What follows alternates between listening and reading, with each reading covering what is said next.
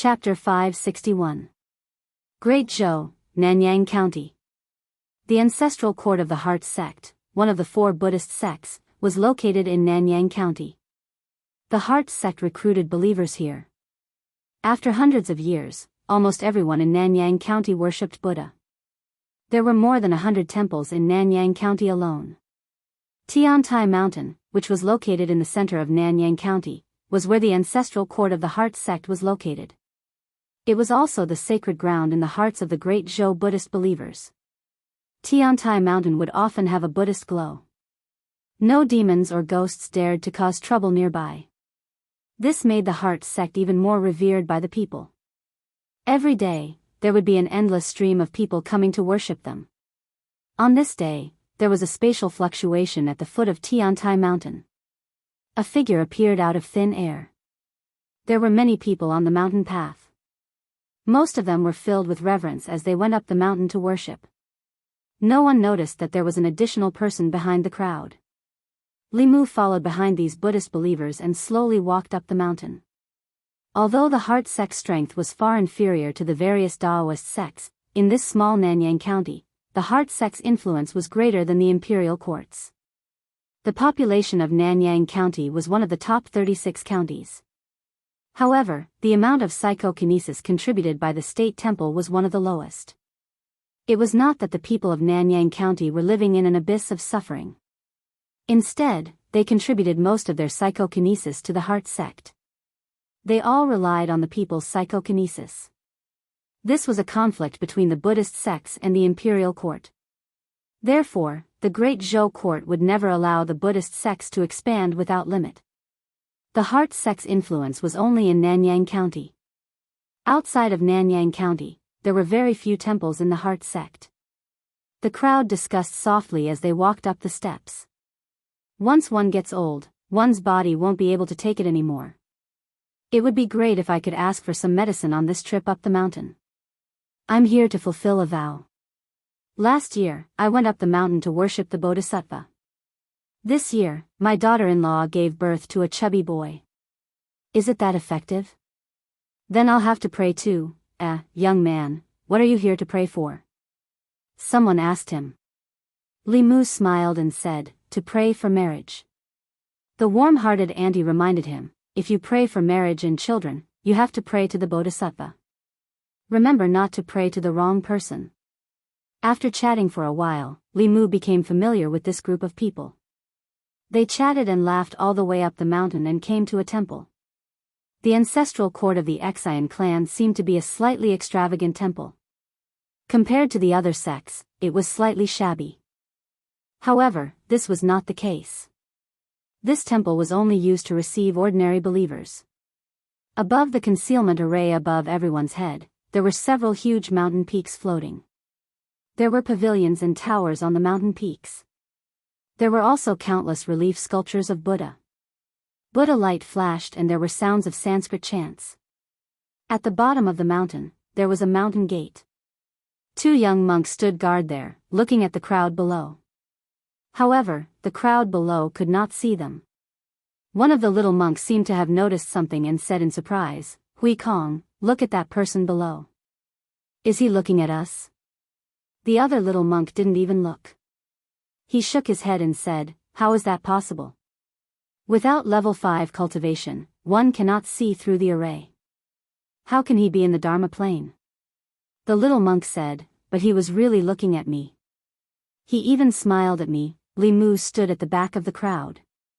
He took a step forward and appeared in front of the 2 little monks. This young man was still below a moment ago. In the next moment, he passed through the array and appeared in front of them. The little monk was shocked and said with a trembling voice, Who are you? What do you want? Limu couldn't help but touch his bald head and said, Don't worry. I'm here to look for someone. Is Master Xuandu here? Uncle Xuandu? Hearing that he was here to look for Uncle Xuandu, the little monk was relieved. He said, Sir, please wait here for a while.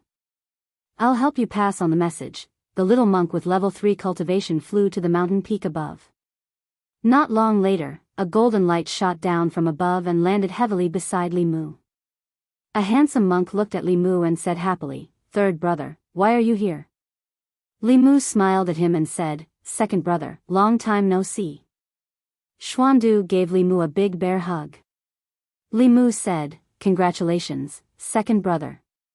After not seeing you for a few years, your cultivation has improved again. You're already at the peak of level 5. Xuandu smiled and said, "Congratulations too, third brother. You've advanced so quickly." He looked at Li Mu with a hint of shock in his eyes. He realized that he couldn't see through Li Mu's cultivation. When they first met, he was still a mortal. A small vengeful spirit could take his life. But after a few years, he couldn't even see through Li Mu's cultivation. For this to happen, it was either that he had a powerful treasure that could hide his aura or that his cultivation was already above his. Xuandu's common sense told him that it was the former. But he still asked, "What's your cultivation now?" Li Mu pinched his thumb and index finger and said, "Just a little higher than you." Xuandu was stunned. After a long time, he muttered, "Even if you had a fortuitous encounter, your cultivation shouldn't have improved so quickly. It seems like you've encountered a great opportunity." Li Mu smiled and said, "Let's not talk about this. I came to the Heart Sect this time not only to see second brother, but also for an important matter." Li Mu came here to get the heavenly book of the Heart Sect. Although he was the future head of the Fulu school and one of the leaders of the Tao sect, it didn't seem good for him to come and interpret the heavenly book for the Buddhists. But there were few free meals in the world. If he didn't pay a price, the Heart Sect wouldn't give him the heavenly book. After Xuandu heard Li Mu's words, he hesitated and said, "The heavenly book is the most important treasure of our sect. It's related to the inheritance of the sect. I can't make the decision on this matter. I need to ask the elders first." Li Mu smiled and said, "It doesn't matter. I can wait for the elders' reply first." To completely interpret the heavenly book, for any sect that possessed the heavenly book, it was a major matter that couldn't be ignored. After Xuandu heard Li Mu's intention, he immediately reported to the elders. Heart Sect, the Great Hall of Light. There were bursts of discussions. Heart of 7 orifices? There is indeed a rumor that those who possess the heart of 7 orifices can understand the entire content of the heavenly book. But rumors are only rumors. I have never seen such a physique. I'm afraid someone is using this as a pretense to deceive the heavenly book. Such a technique is too clumsy. The heavenly book was the most precious treasure of the Heart Sect. Of course, it couldn't be easily given away. A middle-aged monk thought for a while, looked at Xuandu and asked, "Your friend, what is his name?" Xuandu said, "Uncle Puji, his name is Li Mu." Puji's gaze was deep as he said, "According to what I know, the Ling Jizi of the Fulu school of the Tao sect is called Li Mu. Recently, the other 4 sects of the Tao sect, for the sake of the Fulu school, have offended the number 1 sect, Xuanzong. This matter is extremely unusual. It seems that the 4 sects must have received the promise of the Fulu school to interpret the heavenly book. Ling Jizi possessing the heart of 7 orifices, there is a 90% chance that it is true. There is such a thing? If that's the case, then isn't this Xuanzong's opportunity? But he is a person of the Tao sect. Why would he help our Xuanzong? Could there be some conspiracy behind this? A few elders of the Heart sect revealed a hesitant expression. On one hand, this was the Heart sect's opportunity. On the other hand, this matter was very risky. If the heavenly book was lost, it would cause an unbearable loss to the Heart sect. In the end, an old monk stroked his snow-white long beard and said, "Although the Tao sect is not our enemy, the Heart sect's most precious treasure cannot be given to the Tao sect. Our esteemed guest has come from afar. Xuandu, treat him well." There is no need to mention the heavenly book anymore. When the Xuanzong elders heard this, they did not say anything else. The one who spoke was Elder Puxiang. His cultivation had reached the peak of Dongxian. When the Venerable One was in seclusion, Elder Puxiang was in charge of all matters of the Heart sect. Even the heavenly book of the sect was under his control. When everyone was silent, only Elder Puji stood out and said slowly, "I think that this is an opportunity that our Heart sect cannot miss." We cannot give up on the great opportunity of the heart sect's rise just because the person with the heart of 7 orifices has the identity of the Tao sect.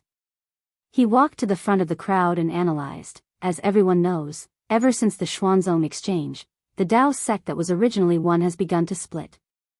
Fulu school has roped in the other 4 sects, most likely through the heavenly book. Xuanzong's strength is too strong. Even if the other 5 sects join forces, they would not be able to shake him. At this time, Fulu school must be anxious to find allies. If not, he would not have come to the heart sect. He came here to gain new allies and has no other intentions. If the heart sect is suspicious and fearful of him, we will miss this great opportunity. Elder Puji did not stop and continued. Now, the reality of the cultivation world is that with Ling Jizi with the heart of 7 orifices, the heavenly books of the 6 sects of the Tao sect will be completely deciphered except for Xuanzong. The 5 sects will usher in a period of rapid development. The battle between the sects is like rowing a boat against the current. If you don't advance, you will fall behind. If the heart sect continues to stick to the old ways, I'm afraid there will be no chance for a comeback. Elder Puji's words made the elders fall into deep thought. He knew the situation of the cultivation world like the back of his hand. His analysis was also reasonable. The heart sect's rejection of the Fulu school's Ling Jizi suggestion would not be wrong in the short term. However, in the long term, it would be destroying the sect's future. Since ancient times, the decline of many sects in the world of cultivation was not because they did something wrong, but because they did nothing. In the cultivation world, there were hundreds of schools of thought contending. When Tao sect and Buddhism flourished, those schools did nothing wrong and gradually disappeared in the long river of history. Once Tao sect flourished again, the space left for Buddhism to develop would become smaller and smaller. Elder Puxiang, who was in charge of the heart sect, was obviously moved by Elder Puji's words. After thinking for a long time, he said, "Xuandu, invite Ling Jizi over." Under Xuandu's lead, Li Mu came to a large hall. The first thing he saw were a few shiny bald heads. The strength of the heart sect could not be compared to the other Tao sects. They only had one person in the 7th realm. At this moment, the 4 monks in front of Li Mu were all in the 6th realm. Li Mu put his palms together and said, "Greetings, elders." When they saw Li Mu, the few elders of the heart sect felt waves in their hearts. Could the gap between Buddhism and Tao be so great? A young disciple of the Fulu school actually had a cultivation level that did not lose to theirs. The young man in front of them not only had unfathomable mana, the few Buddhist powerhouses who specialized in physical cultivation could also feel an incomparably powerful physical strength from him. It was hard to imagine that a cultivator of Tao sect could have a physical body that did not lose to a 6th realm Buddhist powerhouse. Clearly, he was a dual cultivator of energy and body. Moreover, he had cultivated both his mana and body to the 6th realm. Elder Puji put his palms together and praised, "Heroes indeed come from the young." With Ling Jizi, it is only a matter of time before the Fulu school surpasses Xuanzong. Li Mu clasped his fists and said, "Elder Puji, you flatter me, you flatter me." When he came, Xuandu had already told him that the heart sect did not agree with him interpreting the heavenly tomes. It was Elder Puji's strong argument that made them change their mind. Not only was this monk aware of many major events that happened in the cultivation world, but his insight was also very sharp. Even Xuanzong did not know that Li Mu was interpreting the heavenly tomes for the other sections. Yet, he was able to guess the truth of the matter just based on Xuandu's words. At this moment, another old monk walked forward and said, "Ling Jizi is willing to interpret the heavenly tomes for the heart sect." This old monk is extremely grateful. Li Mu was very clear that he had delivered himself to Xianzong's doorstep and let them take advantage of him. Any normal monk would suspect that he had ulterior motives. He did not bother to be courteous with the old monk and said, "To be honest, I came this time to form a good relationship with the heart sect. Xuanzong of Taoism has gone too far. One day, the Fulu school will definitely denounce it. Today, I am helping the heart sect to interpret the heavenly tomes. I hope that one day, the heart sect can join the other sects to denounce this unrighteous sect." Xuanzong and the other elders looked at Puji. Elder Puji had guessed correctly. Ling Jizi's goal was indeed to form an alliance with the Heart sect. Elder Puxiang thought for a moment and said, "You should know that Xuanzong is not only the #1 sect of Taoism, but also the #1 sect in the world. Within Xuanzong, there is an 8th realm powerhouse. If there is no 8th realm powerhouse, there is no way to fight against them." Li Mu said, "Elder, don't worry. If we are not fully prepared, we will not act rashly." Elder Puxiang thought for a long time and finally nodded and said, "I heard that you have the heart of 7 orifices. Can you show it to me?" Since they were here to interpret the heavenly tomes, Li Mu naturally had to show it. Otherwise, these old monks would think that he was taking advantage of the situation. He thought for a moment and said to Taoist priest Puxiang, "Can I take a look at the heavenly tomes of your sect?" Elder Puxiang stretched out his hand and a page appeared in his palm. If Ling Jizi really had the heart of 7 orifices, then the heavenly tomes were meant for him to comprehend. There was no harm in letting him take a look. If Ling Jizi did not have the heart of 7 orifices and came here to find an excuse to comprehend the heavenly tomes, he would not be able to comprehend anything in a short period of time. Moreover, the Heart sect would not suffer any losses. Li Mu closed his eyes and scanned the heavenly tomes with his spiritual sense. After a long time, he opened his eyes. After forming a seal, he slowly extended his finger. In the void, a golden finger condensed. An elder exclaimed, "Great Nirvana finger." This great Nirvana finger was a divine ability from the Heart sect's heavenly tomes. Li Mu changed his hand's seal and pressed down with his palm. Another golden palm appeared in the main hall. Prajna palm. They watched as Li Mu executed the second Buddhist divine ability. This level of divine ability was only passed down to the core disciples of the Heart sect. Normally, outsiders would not be able to understand it. However, this did not exclude the possibility of an accident. However, the divine abilities that Li Mu used afterward were things that even they had never seen before. These divine abilities were very powerful. When executed, there was a Buddhist light that appeared. It was definitely from the heavenly tomes. However, they had never seen it before. If it was not him comprehending it on the spot, then what was it? After executing a few divine abilities consecutively, Li Mu's face turned pale. His body swayed and he shook his head. "No, comprehending the heavenly tomes is too taxing on the mind. I can only comprehend this much this time. I'm afraid I will need half a month before I can recover my mind and comprehend it a second time." Elder Puxiang smiled and said, "There's no hurry. You can stay in the Heart sect for a long time. I'll let Xuandu prepare a room for you."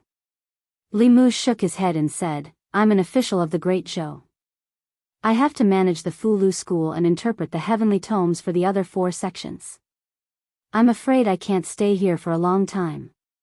If the elders trust me, you can temporarily hand the heavenly tomes to me like the other Dao sections.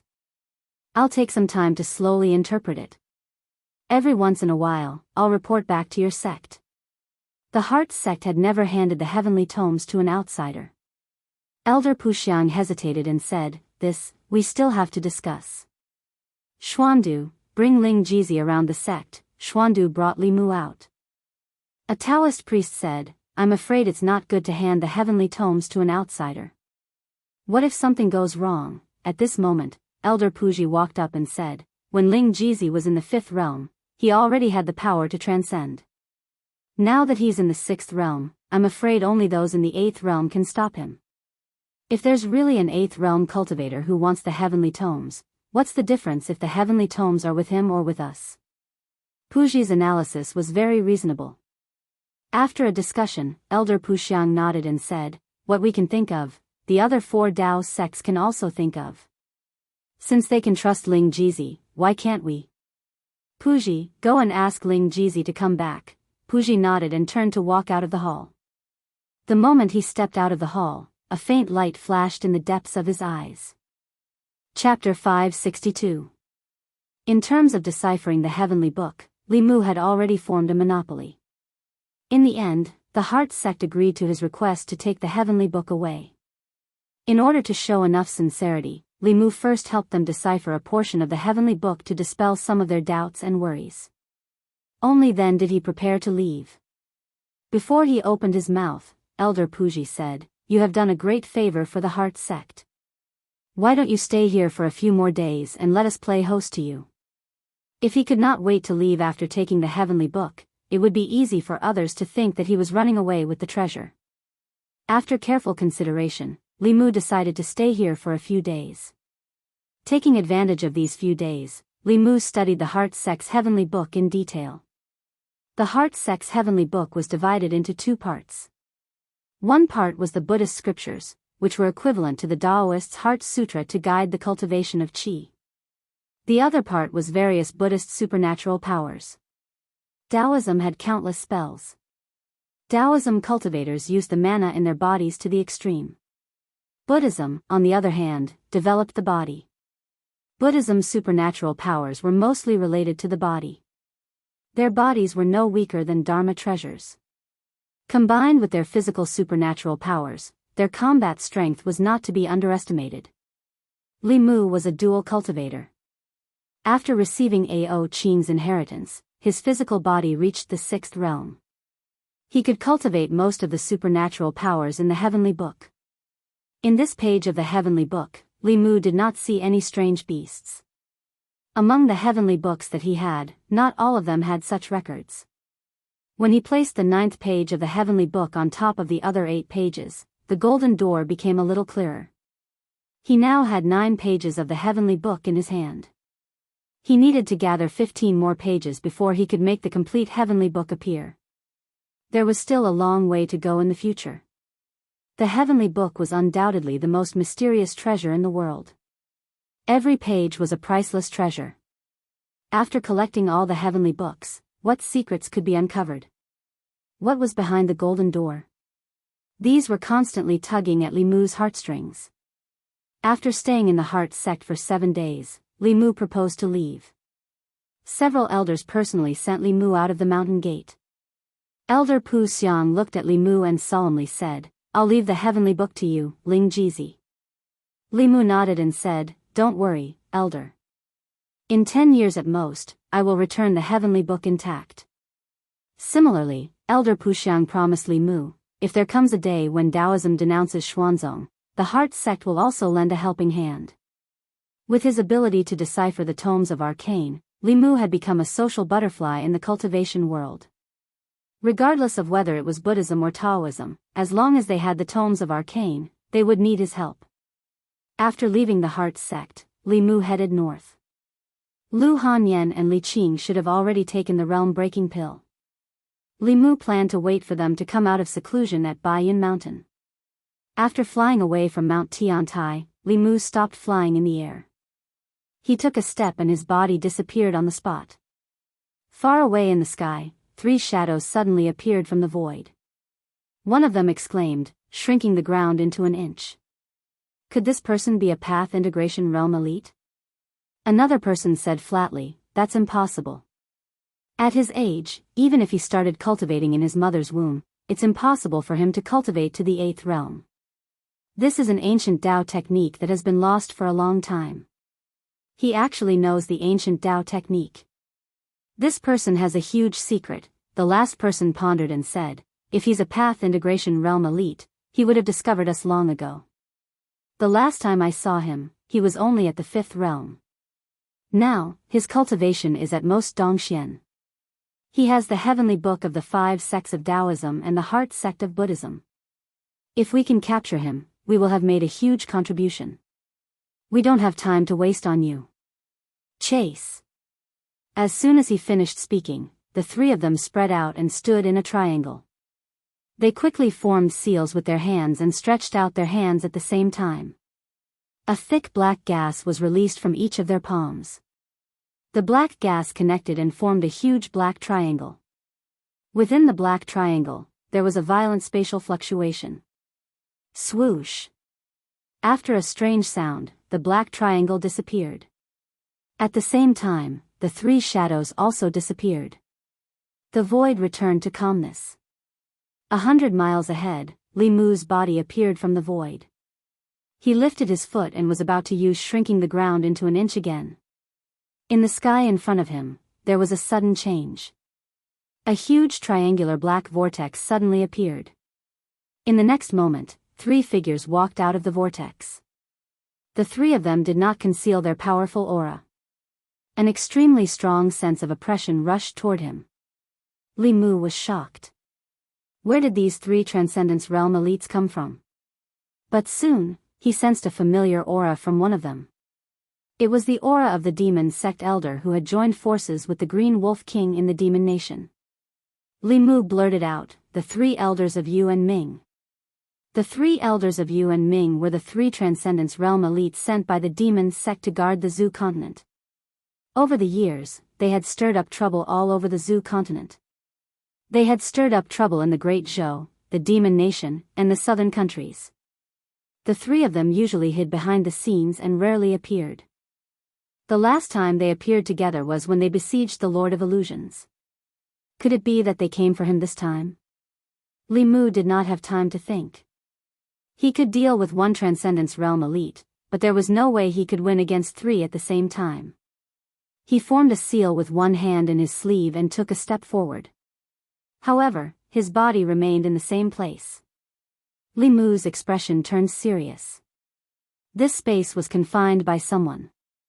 The demon sect elder who had met Li Mu twice looked at him and said indifferently, "For you, the 3 of us have been waiting here for 6 days. How can we let you leave so easily?" Li Mu's expression changed slightly.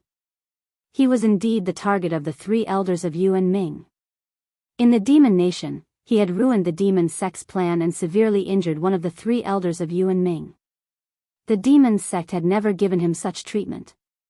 This time, the 3 elders of Yuan Ming must have come for some important reason. The Heavenly Book. In just a moment, Li Mu figured out the crux of the matter. They did not come earlier or later. They just had to come when he obtained the Heart Sect's Heavenly Book. Their target was the Heart Sect's Heavenly Book. Perhaps it was not only the Heart Sect's Heavenly Book, only Xuandu and a few elders of the Heart Sect knew that he had taken the Heart Sect's Heavenly Book. The 3 elders of Yuan Ming were lying in ambush outside Tiantai Mountain 6 days ago. This meant that someone had leaked the news to them immediately. This person could not be Xuandu. In other words, there was a traitor among the 6th realm elders of the Heart Sect. Puji's face flashed across Li Mu's mind. No wonder he had been facilitating the cooperation between Li Mu and the Heart Sect. He also tried his best to persuade the people of the Heart Sect to let him take the Heavenly Book away from the Heart Sect. Only when the Heavenly Book left the Heart Sect would the Demon Sect have a chance to seize it. Li Mu slowly looked at the 3 of them and asked, "Is Puji one of your people?" That Demon Sect elder said faintly, "I still have to thank you." Puji had been hiding in the Heart Sect for 50 years and did not have a chance to take the Heavenly Book away. If it wasn't for you, I don't know when he would be able to control the Heart Sect and obtain the Heavenly Book. Li Mu's heart trembled. For the Heart Sect's Heavenly Book, the Demon Sect actually sent someone to spy in the Heart Sect for 50 years.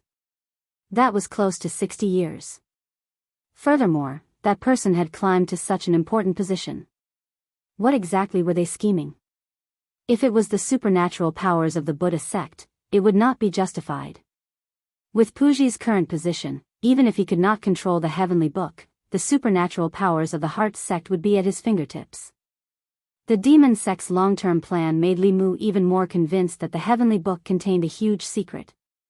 An elder said in a deep voice, "Meng San, why are you talking nonsense with him? Hurry up and kill this person. Take the Heavenly Book and prevent new problems from arising." Just as he was about to move, Meng San stretched out his hand and stopped him. He transmitted his voice, "Have you forgotten what Puji said? This person has the heart of 7 orifices and can decipher the Heavenly Book. It's best if we can use such a person. If we kill him and the higher-ups find out, I'm afraid we will be punished and blamed." After that elder thought about it, he retreated. Meng San was right. If what Puji said was true, then this person's value was more important than 1 or 2 Heavenly Books. It would be a pity to kill such a person. Even if they wanted to kill him, it was not up to them to decide. At this moment, Meng San looked at Li Mu and said slowly, "Today you can't escape even if you have wings. You are a smart person. I'll give you two choices. Either you die, or you hand over all the heavenly books and join us. You have 15 minutes to think about it." Li Mu asked faintly, "What's in it for me to join you?" Meng San raised his eyebrows and asked, "What do you want?" "Strength, status." Li Mu glanced at him and said, "What you said, I already have." Meng San thought for a while and said, "I know you like women. With your ability, join us. You can choose any woman on the continent. Who do you like? The sage sect will capture them for you." Li Mu said coldly, "Women will only affect my cultivation speed. If you want to move me, it's not enough." Meng San thought for a while and said, "What if we can increase your lifespan by 60 years? Li Mu said, "You should know that the seventh realm is not difficult for me." Meng San shook his head and said, "It's not what you think. What I mean is that you can have a maximum lifespan of 30 years as a Dongxian. If you can break through, your lifespan will reach 40 years. He looked at Li Mu and said in a tempting tone, "What do you think? We cultivators fight against the heavens and ourselves. What we seek is immortality. Every year we live is a greater chance of immortality. I don't mind telling you that the real way to immortality is hidden in the tomes of arcane. Join us. With the strength of the devil's doctrine and your ability to decipher the tomes of arcane, perhaps one day, you will be able to decipher the great path of immortality." The expressions of the other two old men changed as they shouted sternly, "Meng San." Meng San stretched out his hand and said, "It's fine. This is not an absolute secret. What can you do if you tell him?" Li Mu was shocked. The demon sect actually had such a heaven-defying technique that could prolong a cultivator's lifespan. And it was not a short one like the Tianji talisman. It could prolong a Dongxian cultivator's lifespan by 60 years.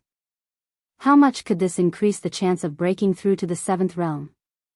If the two elders had 60 more years of lifespan, even if they couldn't reach the eighth realm, they could still protect the Fulu school for another 60 years. This was something Li Mu didn't even dare to think about before. Moreover, the great way of immortality mentioned by the elders of the demon sect. Which cultivator could resist this temptation? Immortality, the ultimate pursuit of human cultivation, was hidden in the heavenly books. Judging from the three elders of Yu and Ming's reaction, his words were most likely true. No wonder the demon sect had dominated the 10 continents for tens of thousands of years. Who knew how many heaven-defying techniques they had and what they were plotting? He had obtained too much information today. Li Mu took a deep breath and said, "Let me think about it." Meng San floated in the air and said indifferently, "You have less than half an hour." Li Mu stood in place, his expression changing. He seemed to be making a difficult choice. Prolong his lifespan by 60 years was a great temptation. Li Mu was even more tempted by eternal life. However, joining the demon sect was impossible. He could only listen to half of what the demon sect said. It was true that they could prolong his lifespan. However, if he joined the demon sect, he would most likely be used as a machine to decipher the heavenly books. He would probably lose his freedom.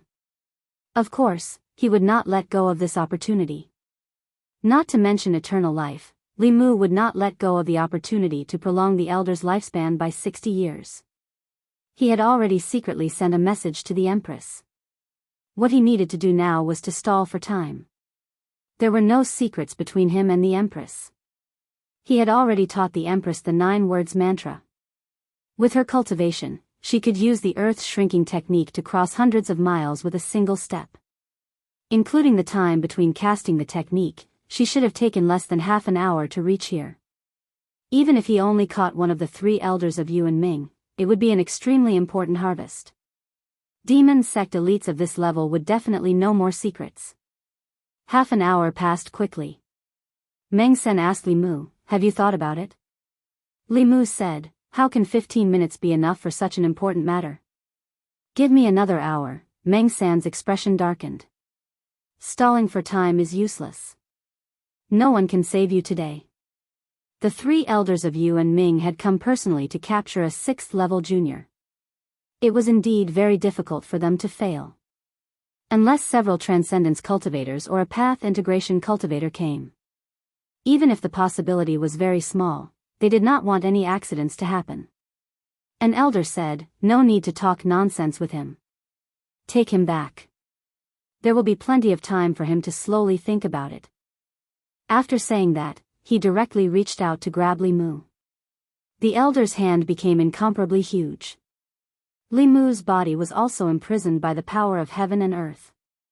He could only watch as the hand reached out to grab him. With a thought, the power of heaven and earth around him dissipated. His body also regained its freedom. Then, he formed a seal with his left hand and pointed forward with his right. A golden finger met the giant hand. When the two collided, the finger directly collapsed. The giant hand only paused for a moment before grabbing Li Mu without losing its momentum. Just as the hand was a few feet away from Li Mu did not retreat. Instead, he advanced and attacked the giant hand. The elder who attacked sneered with disdain. "You overestimate yourself." However, in the next moment, a ray of green light suddenly appeared between heaven and earth. Li Mu held the spear in his hand. The tip of the spear glowed with green light as it viciously stabbed into the giant hand. Boom! After a deafening sound, the elder retreated a few steps. His hand also rapidly shrank. His face was gloomy as he looked at the bloody hole in his palm with a bewildered expression. Chapter 563. As a seventh realm cultivator, Ming Yi was in disbelief. This person was only Dongxian, but he could hurt him. What kind of Dharma treasure was his spear? At this moment, Ming San reminded him, "Be careful. This person's supernatural powers are strange. Even Xuanzong's Dao Qingzi was hurt by him. Don't be careless and treat him like a seventh realm cultivator." Li Mu held the spear in his hand. The weapon of a ninth realm dragon king was indeed extraordinary. If he had used the Qingxian sword just now, he probably wouldn't have been able to break through the demon sect elder's defense. After hitting the target, Li Mu formed another seal. The spear left his hand and pierced towards the elder. With his sixth realm cultivation, he was extremely fast on his weapon. Countless spear shadows appeared in the void. However, as the spear's shadows pierced towards the demon sect elder, his body also became illusory. Countless shadows appeared around him. Li Mu's attack couldn't touch him at all. This person's cultivation was much higher than the Green Wolf King. Every time, he could predict Li Mu's attack and make preparations beforehand. Li Mu couldn't do anything about this. After all, a transcendent realm cultivator was on another level. This kind of supernatural power was almost always effective against cultivators with lower cultivation. To cross the gap between the middle realm and the upper realm, one needed to catch the opponent off guard. Just like the intellectual sword when he hurt Dao Qingzi and the first spear just now, Li Mu reached out. The spear flew back into his hand and he stabbed it in the air. Ming Yi waved his sleeve. A black lotus platform flew out from his sleeve and smashed towards Li Mu. Suddenly, the person in front of him changed. From Li Mu to Ming San. Nightmare 3, who was watching the battle from the side, had just reacted when a black lotus throne came crashing down on him. He hurriedly put up a mana shield, but it only managed to stop the lotus throne for a moment before it shattered into pieces. The lotus platform didn't slow down. It smashed into him. Ming San flew back 100 feet and spat out blood. His aura instantly weakened. Pei San suddenly appeared where that person was and took his attack. Pei Yi's eyes widened in an instant and then his pupils contracted. Behind him, where Ming San had been, a powerful spiritual energy fluctuation suddenly came. He couldn't dodge in time and his waist was pierced by a spear. A blinding green light exploded from the spear, bringing with it a destructive force as it exploded inside his body. Ming Yi's body turned into a cloud of black mist and instantly appeared 1,000 feet away, condensing his body once again. There was a ball of black gas wriggling around his abdomen. His aura was not as strong as before. He stared at Li Mu. Li Mu didn't have it easy either. Earlier, He had expended a small portion of the mana in his body to forcefully perform shadow shift with one of the 3 elders of the netherworld, catching them off guard and injuring them at the same time. At this moment, Li Mu stood in the void with his spear. 2 of the 3 elders of the netherworld were weak, while the others' eyes were filled with disbelief. The 3 of them had roamed the Zhu continent for so many years. When had they ever suffered such a great loss? And it was at the hands of a cultivator from Dongxian. Where did he get such a treasure, and where did he learn such a strange ability? The 3 of them looked at each other. The tacit understanding they had formed over a long time allowed them to connect their minds in an instant.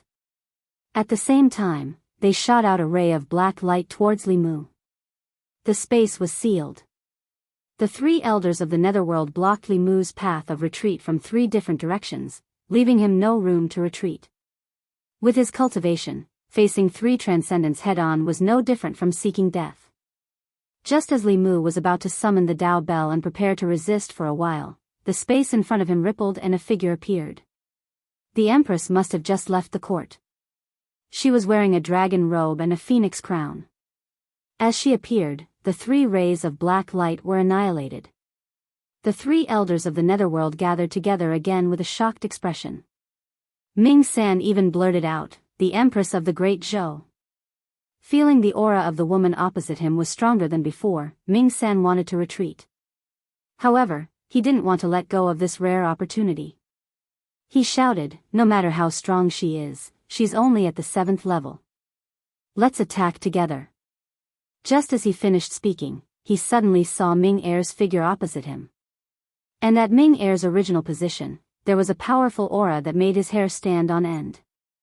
Recalling Li Mu's strange divine ability just now, Ming San's expression changed greatly. He wanted to retreat, but it was already too late. A tyrannical magic power swept across, and his body and primordial spirit were both severely injured. Li Mu didn't miss this opportunity. He stabbed forward with his spear. Ming Er, who was teleported over by the Empress, was pierced through by the spear. The strength of the Empress of the Great Zhou was beyond his imagination. Ming San didn't dare to stay any longer. He immediately said, "Let's go." A ball of black light burst out of the 3's bodies at the same time. Then, they disappeared into thin air. When they reappeared, they were already gathered together. Their palms were connected. A black light flashed and they actually disappeared into thin air. Only a spatial fluctuation was left behind. Li Mu hurriedly said, "Your Majesty, don't let them escape." Zhou Yi appeared beside him. He closed his eyes and opened them again. He said, "It's a long-distance teleportation formation. They're no longer in Zhuzhou. We can't catch up with them." Although Li Mu felt it was a pity, capturing a 7th level alive was already an extremely difficult task. Moreover, there were 3 of them. He didn't delay and immediately said, "I need to go to Xian Zone immediately." At the same time, on Tiantai Mountain. In the concealment formation, a golden light suddenly flew out from one of the meditation rooms. It quickly flew towards Xian Zone's ancestral court. A few elders noticed this and couldn't help but wonder, Junior Puji is in such a hurry. Where are you going? Just as the golden light was about to disappear into the horizon, a green light suddenly appeared. The green light and the golden light collided and exploded with a violent wave of mana. Not long after, a figure flew over from afar. Li Mu carried Puji, who was tied up by the immortal binding rope, and landed on a mountain peak of Xian Zone. A few elders flew over. Elder Pu Xiang looked at Li Mu and then looked at Puji, who was in his hands. He said in shock, "Ling Jizi, this is..." Li Mu casually threw Puji on the ground and said, "Elder Pu Xiang, you should ask him properly." After a while, the few elders of Xian Zone were all shocked and exclaimed, "What? Senior Puji is a spy from the demon sect? How is this possible? Did Ling Jizi make a mistake somewhere?" Li Mu said indifferently, "This is what the elders of the demon sect admitted personally. If you don't believe it, then there must be other traitors in Xian Zone. Otherwise, how could I be attacked by 3 7th realm elders of the demon sect when I just left Xian Zone?" One of the elders said in disbelief, 3 7th Realm Elders of the Demon Sect can already fight Xian Zong. How did Ling Jizi escape from their hands? Li Mu looked at them and said, if I didn't have some ability, how would I dare to carry the heavenly tomes of the various sects and walk around? Pu Xiang looked at Puji and asked in a low voice, Puji, is what Ling Jizi said true? Puji raised his head and looked at Li Mu indifferently. He slowly said, to be able to defeat the 3 elders, no wonder you dared to bring so many tomes with you. This poor monk has underestimated you. This poor monk has nothing to say. After Puji finished speaking, the few elders of Xian Zong were shocked. Senior Puji, you really, I don't believe it. Why did you do this? How can you face our brothers and sisters? How can you face Buddha? Puji put his palms together and said in a low voice, since the mission has failed, you don't have to say any more. I grew up in Xian Zong and returned to Xian Zong. Amitabha, after chanting the name of Buddha, he lowered his head. At the same time, the aura on his body disappeared completely. Elder Pu Xiang looked sad. He put his palms together and said in a low voice, Amitabha. Amitabha. All the elders chanted the name of Buddha at the same time. Soon, the bell rang in the ancestral court of Xian Zong. Li Mu didn't expect Puji to be so decisive and pass away just like that. He gave up his cultivation and life. Maybe 60 years of practicing Buddhism changed his temperament. Or maybe he expected the outcome of his identity being exposed and made him make such a decisive decision. He wanted to get some information about the demon sect from Puji, but now he could only give up. When he left Xian Zong, Li Mu had a lot on his mind. For thousands of years, the demon sect and the righteous sect had been opposing each other. The 6 Taoist sects, including the Fulu school, had all been attacked by the demon sect. Even Xuanzong was no exception. Li Mu used to think that this was just a battle between the righteous and the evil sect. Now it seemed that the demon sect's ultimate goal might be the heavenly book. There were so many sects in the Zhu continent. They didn't pick on the small ones but went against the 6 Taoist sects. To a certain extent, it also confirmed Li Mu's guess. There was no doubt that from now on, he would officially enter the demon sect's sight and become their #1 target. After all, compared to attacking a big sect, it was easier to capture a small 6th realm cultivator. To a certain extent, the demon sect was also Li Mu's #1 target. The demon sect's method of prolonging life and the secret of longevity also deeply attracted him. After leaving Tiantai Mountain, the space around him fluctuated and the Empress appeared. Li Mu pondered for a moment and took out all the heavenly books. He said, Your Majesty, you can keep these heavenly books. Zhou Yi said lightly, I don't need these things. Li Mu explained, the demon sect now knows that I have several pages of the heavenly book. They will probably send experts to find me in the future. You can keep the heavenly books. Even if I fall into the hands of the demon sect in the future, they won't get the heavenly books. Zhou Yi said without thinking, I don't want them. Li Mu was stunned and asked, why? Zhou Yi glanced at him and said, since you know that if you fall into the hands of the demon sect, they will get the heavenly books. Then don't get caught by them. Think before you do anything. Li Mu felt warmth in his heart and didn't insist. The two flew side by side and the back of their hands accidentally touched.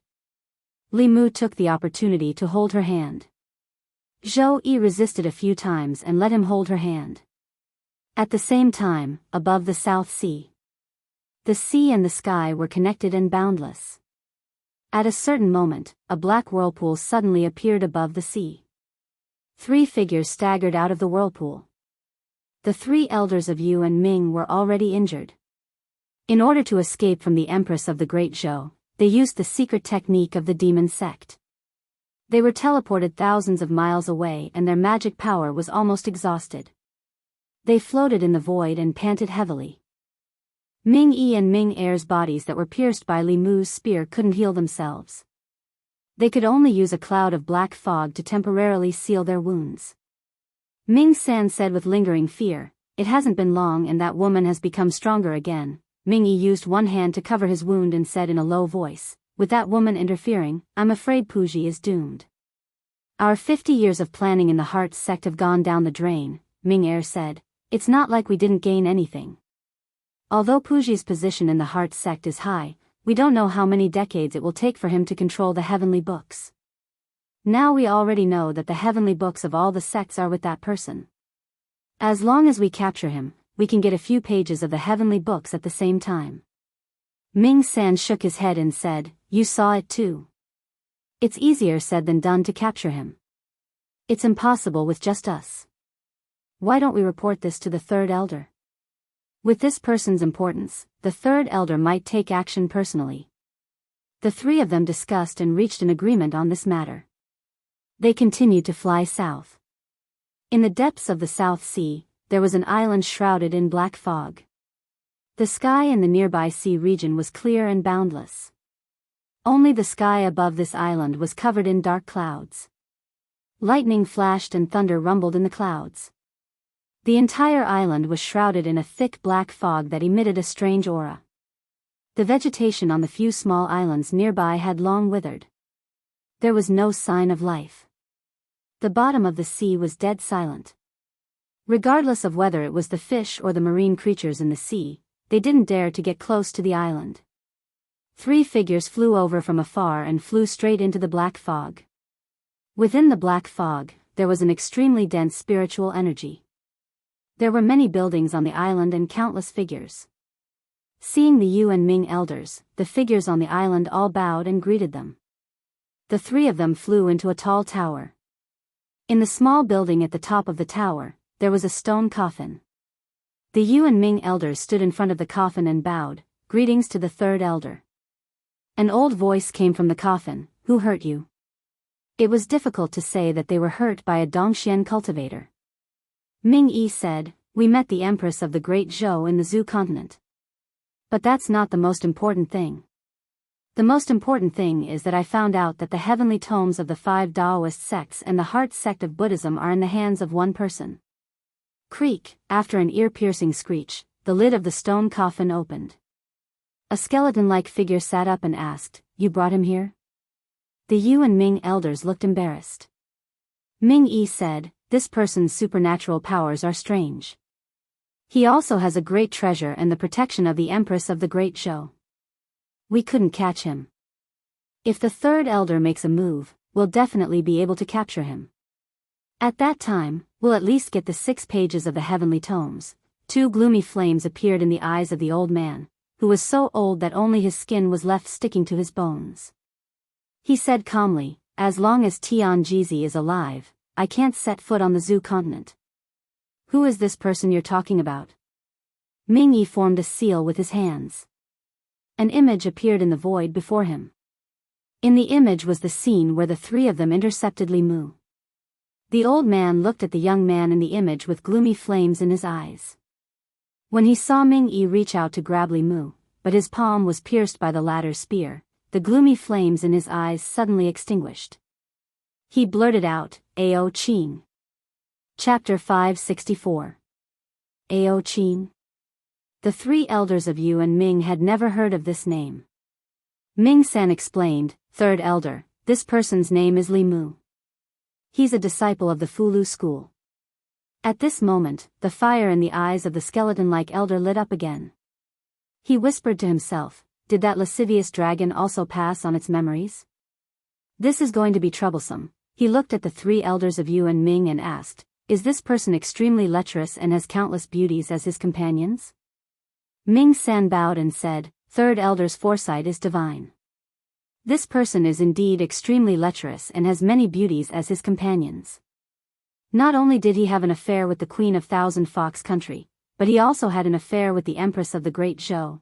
The elder continued to ask, Are there snakes, dragons, foxes, and ghostly cultivators by his side at the same time? Ming-san nodded and said, According to our intelligence, there are 2 fox women and a pair of snake demon sisters who are related to him. As for ghostly cultivators, we haven't found any. The elder in the stone coffin exhaled and whispered, It really is him. No wonder you 3 returned in defeat. That lascivious dragon had already touched that realm. The 3 elders of Yu and Ming were confused by the elder's words. Ming-san asked tentatively, Third elder, what should we do next? The elder was silent for a long time before saying, no matter who it is that has survived until now, they have to start from the beginning every time they reincarnate. His cultivation is only at the 6th realm, but his supernatural powers and battle experience are far superior to yours. If the three of you work together, it won't be difficult to capture him. After another moment of silence, he continued to ask, is there any news of the White Emperor? Ming Yi shook his head and said, no. After the Demon Emperor's cave disappeared, the White Emperor's demonic corpse also seemed to have disappeared into thin air. We can't find it anymore. The elder calculated with his fingers and said, then there's no need to search anymore. You guys are no longer his match. Continue to search for other heavenly tomes and pay attention to Yong. 3 streams of light flew out of the tower. The 3 elders of Yu and Ming looked down at the figures below. The young disciples of the sage sect who had been nurtured from a young age had already entered the 5th realm of cultivation before or after turning 20. Any one of them would be a top genius on the continent. However, in front of this monster-like young man, the light of the genius disciples of the sage sect seemed so dim. At the top of the tower, the old man sat in his coffin and looked into the distance. He said in a low voice, the situation has changed again. He stretched out his hand, and a gray ball of light appeared in his palm. After pondering for a moment, he said, Shuai-yun, come and see me. The voice spread out from the tower. A young man who was cultivating in one of the buildings on the island immediately ended his cultivation and flew towards the tower. Everyone on the island looked at the stream of light with envy. The 3rd ancestor has awakened. 3rd ancestor has summoned Shuai-yun again. I wonder what benefits he'll get this time. The body of blood and Yin is so good. It's only been a few years, but his cultivation has already been pushed to the peak of the 5th level. I'm afraid he'll reach the 6th level soon. The young man flew into the tower and knelt down on both knees. He said respectfully, greetings, 3rd ancestor. The old man sat in the coffin and asked, how is your blood fiend demonic art? The young man said, I've already reached the peak of the 5th level. I encountered a bottleneck a month ago and couldn't break through. I was just about to ask 3rd ancestor. The old man flew out of the coffin and came before him. He said, the blood fiend demonic art is a top cultivation technique. There are 9 levels, and each level corresponds to a realm. You can only begin to cultivate the 6th level when your cultivation has broken through to the Dongxian. He waved his sleeve, and a blood-red pill appeared before the young man. He looked at the young man and said, take this. I'll protect you and help you to reach the 6th level. The young man was pleasantly surprised. Ever since he entered the sect had piled countless resources on him, turning him from a wandering beggar into a powerful cultivator. He could destroy mountains and fill seas with a wave of his hand. He took a deep breath and said, in the future, I'll climb a mountain of swords and dive into a sea of fire for the sage sect. I won't hesitate to die 1,000 times, the old man said calmly, begin. The young man took the pill and slowly put it into his mouth. A powerful spiritual energy surged through his limbs and bones, causing the veins on his exposed skin to bulge. There were even traces of blood slowly seeping out. The old man pressed a hand on his head, and another powerful spiritual energy surged in. The violent spiritual energy suddenly calmed down, and the young man's aura continued to rise. After an unknown period of time, his aura increased several times in an instant, and then it calmed down. The old man slowly withdrew his hand. The young man sat cross-legged on the ground with a dull expression. His eyes were blank. The old man stretched out his hand, and a gray ball of light appeared in his hand. He pressed the ball of light on the young man's head. The ball of light quickly entered, and the young man's eyes gradually lit up. He looked down at his hand, then frowned and asked, who am I? The skinny old man said, you're the 4th ancestor of the sage sect, Blood River. The young man was silent. He closed his eyes, as if digesting the memories. After a while, he opened his eyes again, and there was a hint of vicissitudes in them. He said calmly, this body is only at the 6th realm. It's not time for me to awaken yet. The skinny old man said, it's indeed not the time, but the situation in the zoo continent has changed, and I have to wake you up in advance. Now, at least 6 pages of the heavenly book are in the hands of a 6th realm cultivator. I'm being watched, and I can't set foot on the zoo continent. If you can capture him, you'll succeed. The young man asked, "Who is it?" The old man waved his sleeve, and a figure holding a spear appeared in the void. Ao Ching. The young man's expression changed drastically, and fear came from the depths of his soul. He said in shock, "He's still here too." The old man said, "What are you afraid of? Even if someone inherited his memories, he's only at the 6th realm now. You should quickly advance to the 7th realm, capture him, and take revenge. Won't that be easy?" The young man's expression was uncertain. Ao Ching's terror was still so clear even after countless reincarnations of his memories. Not long after, Shuiyun flew out of the tower while the people on the island waited in confusion. The aura on his body was completely different from before. This aura, Shuiyun, he's already at the 6th realm? He's only been in the sect for a few years. This speed is really enviable. Everyone looked envious. They wanted to reach out and greet Shuiyun, but Shuiyun ignored them and flew straight away from the island. Many people looked indignant, and they thought to themselves, what's there to be proud of? He's just relying on the 3rd patriarch's love. Without the sect's resources, he's nothing. If those resources were given to me, I would have reached the 6th realm long ago, at the bottom of the South Sea. Zhou Yi let Li Mu hold her hand. She looked at the schools of fish swimming among the corals, and the jellyfish of various colors dancing under the waves. It was very dreamy. After bringing Wan Wan and the others to swim in the East Sea, Li Mu realized that the bottom of the sea was an extremely romantic place. He must bring others here in the future. Under Zhou Yi's mature appearance was a young girl's heart. The young girl had no resistance to this dreamy scene at all. In this kind of romantic scene, it was naturally suitable to do some romantic things. Li Mu's hand, which was originally holding her hand, was gently placed on her waist. Zhou Yi was completely unaware of this. It was as if she had also become a fish in the sea, swimming freely with Li Mu at the bottom of the sea. Li Mu used to hate being underwater. Under the situation where his magic power was suppressed, this made him feel very insecure. Now, he had the idea of building a cave abode underwater. Every year, he would bring them here to avoid the summer heat and have a vacation. It would be fun of its own. Speaking of the cave abode, Li Mu suddenly thought of something. He held the Empress's soft and slender waist with one hand, and a jade slip appeared in his other hand. This was a treasure map he got from Sanggu. The location was in the South Sea, but it was in the deeper parts of the sea. Li Mu didn't have the ability to explore in the past. This time, it was a good opportunity to check it out. The two of them traveled all the way to the deep sea. The sea was full of danger, mainly from the water tribe and some sea beasts. The water tribe was the overlords of the water. It was not difficult for them to kill humans in the water. In comparison, the sea beasts were more difficult to deal with. They were some primitive beasts. Their intelligence was not high, but they were very strong. They would attack all creatures that invaded their territory. Even if they were facing beings that were much stronger than them, they would still dare to take the initiative to attack. Li Mu and the Empress swam all the way here, and they saw a giant tortoise that was as large as a mountain, a strange fish with 3 heads, and a cuttlefish that was over 300 meters long.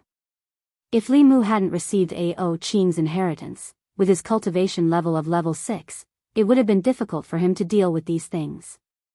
For ordinary human cultivators, the deeper the sea, the greater the suppression on their cultivation.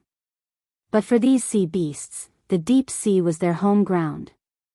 With Sanggu's cultivation, he could still swim freely in the shallow sea. But once he went deep into the sea, there was a high possibility that he would not be able to return. Boom! Li Mu once again raised his spear and repelled a huge squid. That sea beast also knew that the human in front of it was not to be trifled with. After spitting out a mouthful of ink, it fled. Li Mu propped up a water screen beside the Empress and himself. When the ink dissipated, what appeared in front of them was an undulating underwater mountain range. The location recorded on the treasure map was here. Li Mu could tell at a glance that there was a formation set up in this mountain range. The formation was mainly for protection. Generally speaking, cultivators would set up such a protective formation in their cave abodes or sections. In other words, Sangu's treasure map pointed to a cave abode at the bottom of the sea. Humans would not build caverns at the bottom of the sea. The caverns here should belong to the Water Clan or the Dragon Clan. The formations in the mountains were not very powerful. Most of the formations would run out of spiritual chi in a short period of time without the maintenance of cultivators. This formation was no exception. Even if it cleverly used the mountain range as its foundation, the spirit chi contained in the mountain range would dissipate with the passage of time. Even if Li Mu did not do anything, this formation would completely lose its effect in 100 years. Li Mu easily broke the formation that was on the verge of losing its effect. Under the formation, there was a huge palace made of coral. On the coral square in front of the palace, there was a skeleton lying. As the formation was broken, a weak wave of spirit chi swept over, and the dragon skeleton also turned into ashes. This was a cave abode of the dragon tribe, and also his tomb.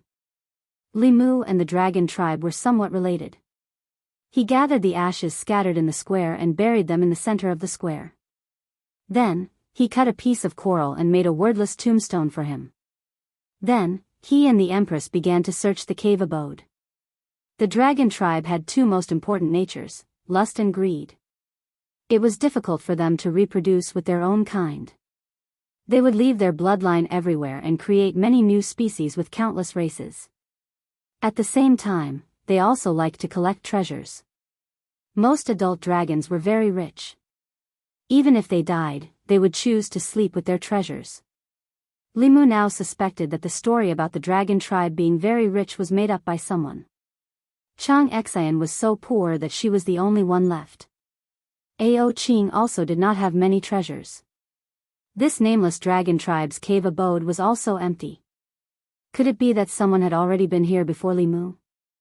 Li Mu looked carefully and did not find any traces of someone having been here. There was also a certain possibility that he had placed the treasures in the flask heaven space. Generally speaking, when a powerhouse of the upper realm died, the flask heaven space opened by them would stay in place and move with the fluctuations of space. Li Mu could take a gamble. He took out the long spear, and after circulating his spirit chi, he stabbed it into the void above his head. Where the tip of the spear passed, a gap appeared in the void. Through the gap, another space could be faintly seen. Li Mu held the Empress' hand, and their figures disappeared. When they reappeared, they were already in a dead silent space. This space was much smaller than the Demon Emperor's space. It was about the same size as the space that Li Mu was pulled into by the old man in Xuanzong. It could be seen that this dragon tribe powerhouse's cultivation was at the 8th realm when he was alive. On the ground of the space, there were piles of spirit jade scattered, but they had all lost their spirit chi. The spirit jades in the flask heaven space could not be preserved for a long time. In order to maintain the vitality of the space, it needed the nourishment of spirit chi. When the owner of the space was alive, they could absorb spirit chi from the outside world. When the owner of the space died, it could only consume the spirit chi inside. Spirit jades, pills, and magic treasures. Without any protective measures, the spirit chi within them would gradually dissipate, and they would become useless. Li Mu looked at the spirit jades and magic treasures that had lost their spirit chi, and his heart was filled with endless regret. The spirit jades would shatter with a touch, and the magic treasures could only be reforged. Li Mu did not waste any of these magic treasures and put them away. The materials used to forge magic treasures were still useful. When he put away a bow, Li Mu's hand movements paused. This bow actually contained a strand of spirit chi, which formed a sharp contrast with the other magic treasures that had lost their spirit chi. Bark-shaped magic treasures were very rare in the cultivation world. Li Mu casually pulled the bowstring, and his expression suddenly changed. At this moment, more than half of the magic power in his body was sucked away by the bow. The bow in his hand shone with a golden light, and an illusory arrow condensed on it. Not only that, but Li Mu's magic power was also continuously being sucked into the bow. Zhou Yi felt the destructive power in the arrow, and immediately said, "Let go." Li Mu let go of the bowstring, and a golden light shot out, directly penetrating the barrier of the flask heaven space. A black hole appeared on the spatial barrier, and it was still expanding rapidly. Zhou Yi grabbed Li Mu's wrist and said, "This space is about to collapse, let's go." In the next moment, the two of them teleported out and appeared in the sky above the sea. Li Mu heaved a sigh of relief. The collapse of the flask heaven space was no small matter. If they were swept into the spatial turbulence, he and the Empress would be a pair of miserable lovebirds today. He looked down, and a huge whirlpool appeared on the originally calm sea. The whirlpool was dozens of miles in diameter, and countless fish and prawns were swallowed up. The magic power in his body was less than 10%, and he felt a deep emptiness. Li Mu looked at the bow in his hand. The bow was no longer shining with golden light, and it had returned to its original state. There were 2 words carved on it in the dragon language, and it seemed to be the name of the bow. Li Mu identified it, and whispered, "Shooting the sun." Chapter 565. Li Mu had never seen such a powerful magic weapon in the sky before. This was definitely not something that could be created with the current level of refining. It was not even recorded in the heavenly book of the North sect. The power of this magic treasure was even above Ao Qing's spear. Of course, this bow also consumed a lot of magic power. With Li Mu's magic power, he could not draw the bow a second time. Even the arrow just now was not at full power. Under the Empress's reminder, Li Mu cut off his magic power in advance. The bow was named Sun Shooting. The power of this bow lived up to its name.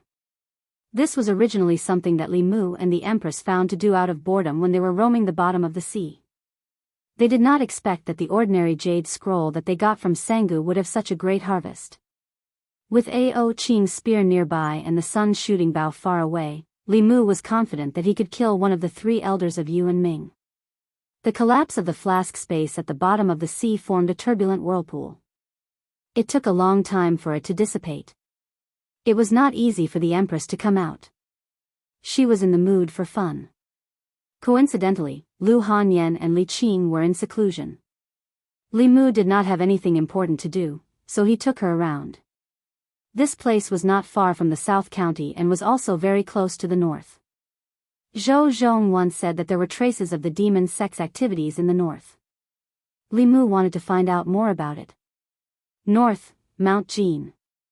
As soon as the 2 figures landed, a figure flew out from one of the halls.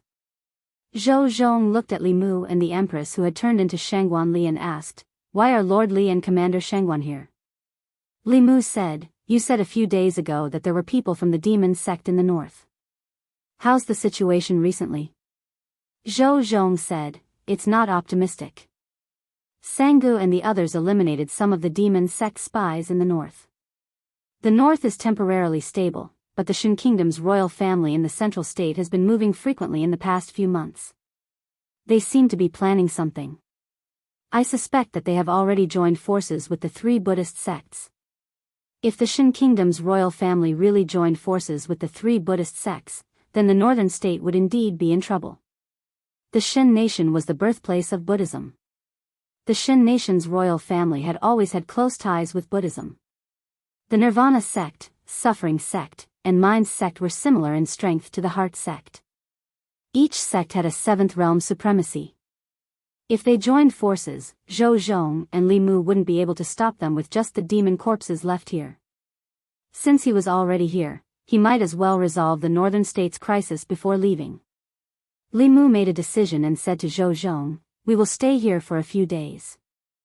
Zhou Zhong nodded and said to Sangu, who had followed them out, "Prepare a room for Lord Li and Commander Shangguan." Li Mu coughed and said, "There are 2 of us." Zhou Zhong looked at him and asked, "Do you need 2 rooms?" Li Mu said, "Of course, we're not in that kind of relationship. However, it's best if the 2 rooms are connected. I still have something important to discuss with Commander Shangguan." After all, he and the Empress had just broken through a thin layer of window paper. Their relationship had progressed from holding hands with great difficulty to hugging each other's waist. They were still far from living in the same room. After staying in his room for a while, Li Mu went to the Empress's room. The Empress was cultivating cross-legged on the bed. Li Mu sat at the table and looked at her with one hand propping up his cheek. Zhou Yi's face gradually turned red. Then, she opened her eyes and asked angrily, "Have you seen enough?" Li Mu smiled at her and said, "I'll never see enough." Zhou Yi glanced at him and asked, "Did you often use such words to deceive other women in the past?" Li Mu said, "I swear, this is the first time." Li Mu really hadn't experienced much about love. With Lu Hanyan, it was like yin and yang attracting each other. Before they had even expressed their feelings, they were already inseparable from each other and wanted nothing more than to accompany each other day and night. With Li Qing, he had gone through many trials and tribulations. Everything was understood without words. With Phantom Princess, this was a shame that Li Mu didn't want to mention. His experience with the Empress was something he had never experienced before.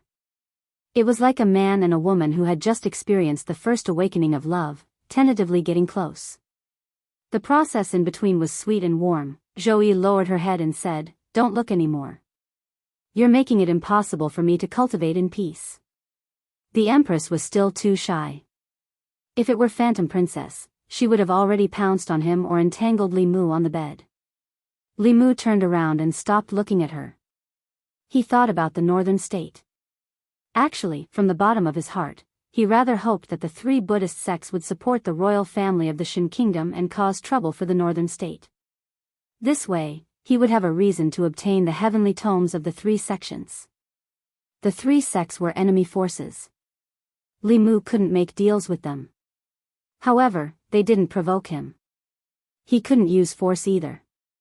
This was bullying. In the next few days, Li Mu first did some research. Although the northern state was already independent, the thoughts and habits of the people at the bottom of the Shin Kingdom couldn't be changed overnight. Until now, there were still riots at the bottom of the northern state. The division of ranks and the ideology of men being superior to women were deeply engraved in their genes. This was a good thing for Zhou Zhong. In such a country, re-establishing order could maximize the benefits of legalism. Li Mu saw Zhou Zhong once and felt that he had become stronger. If the entire Shin Kingdom was under his control, transcendence might not be the end of his cultivation. Although legalism was a small group, if they had a suitable cultivation environment, their cultivation speed would be very shocking. At the entrance of a palace in Mount Jin, Wei Peng stood behind Zhou Zhong. He looked at the two rooms opposite him and shook his head. Why bother? Just prepare one room for them.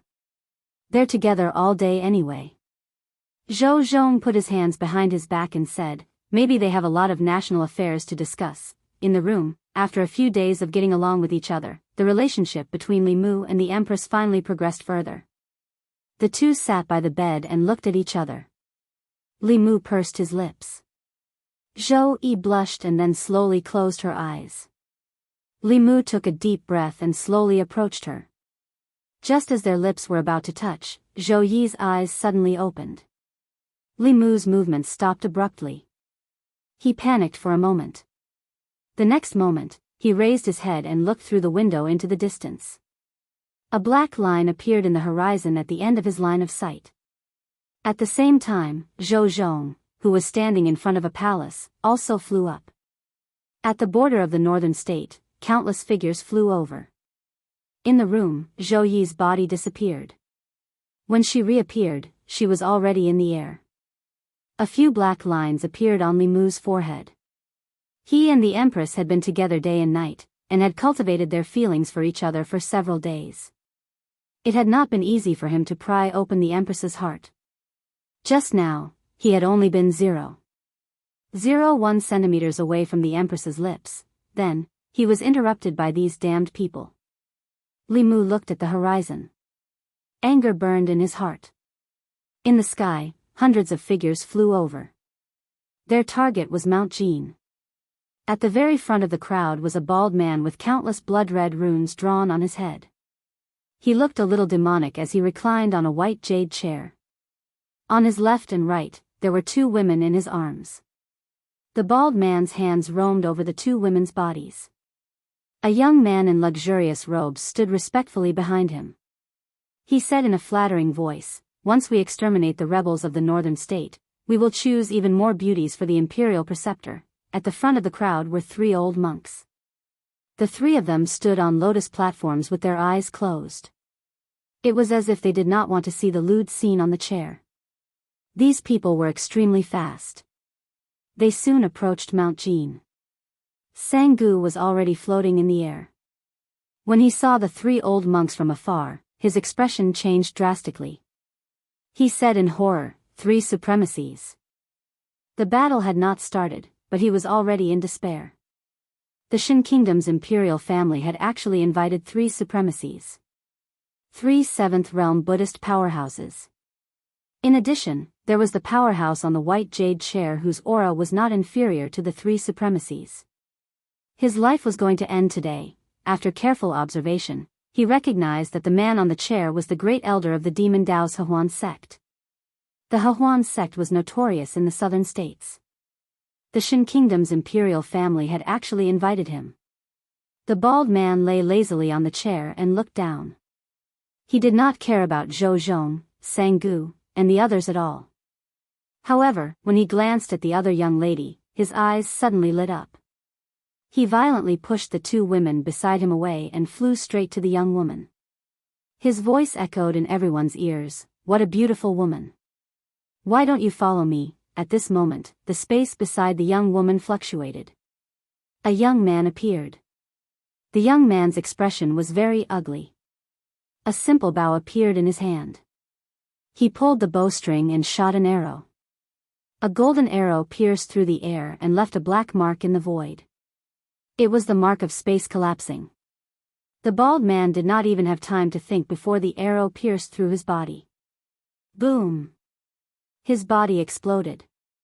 His limbs flew everywhere and were swallowed by a black hole that appeared where he was. An extremely illusory shadow tried to break free from the black hole but was still mercilessly swallowed. No! In the void, only an extremely unwilling roar was left. The black hole gradually disappeared.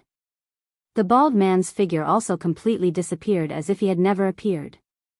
After killing the enemy with one arrow, Li Mu's magic power was completely drained. Even his physical strength was exhausted. He fell powerlessly into the void and landed in a soft and fragrant embrace. Chapter 566. Heaven and earth suddenly fell silent. Not long ago, the northern state declared independence. The Shin Emperor ignored the objections of his ministers and appointed the Hehuan sect's Grand Elder as the Shin nation's state advisor. After that, this person personally went to the ancestral court of the three sections. Although no one knew what happened, the three sects that watched the northern state declare independence suddenly agreed to help the royal family suppress the rebellion, and the three supremacies came together. They thought that this was a battle without suspense. Who would have thought that before the battle officially started, the Hehuan sect's Grand Elder was killed by an arrow? Even his essence spirit was not left behind. On the lotus platform, the three supremacies' faces were full of shock. The Shin Emperor's eyes were wide open. He couldn't believe what he just saw. Someone as strong as the state advisor was gone just like that. After a brief moment of silence, a monstrous uproar broke out. The state advisor was killed? What Dharma treasure is that? Retreat, retreat quickly. The first to react were the three supremacies. Although they didn't say a word, a golden light appeared under their feet. They drove the lotus platform and shot into the distance. If that bow could kill the Hehuan sect's Grand Elder, it could also kill them. But someone didn't want them to do so. Zhou Zhong took a step forward and appeared in front of one of the supremacies. He said calmly, "Since you're already here, don't be in a hurry to leave." The other supremacies was just about to escape when a strong suction force burst out from behind and sucked his body back. At the end of the suction force was a figure emitting demonic aura and corpse aura. No one stopped the last supremacies. He disappeared into the sky in an instant. Li Mu wasn't in a hurry. The monk can run away, but the temple can't. Unless he left the Shin nation, Li Mu would find him sooner or later. He lay in the Empress' arms and the scene from his dream reappeared. At this moment, he could use the mantra to recover his Dharma power, but there was no need to. Zhou Yi knew that Li Mu could quickly recover his Dharma power, but she pretended to forget. The two of them hugged quietly like this, completely ignoring the anxious battle around them. Although Zhou Zhong was strong, he wasn't at the seventh realm. It was already rare for him to be able to fight a Buddhist supremacies to a standstill with his unique skills. That demonic corpse's opponent was a similarly powerful seventh realm cultivator. It did not gain any advantage at all. When the imperial advisor was shot to death, the cultivators of the Shin kingdom behind him panicked. Now that even the venerables had fled without fighting, there was no point for them to stay here. After coming to their senses, they immediately scattered in all directions. But at this moment, a giant bell descended from the sky, enveloping all of them.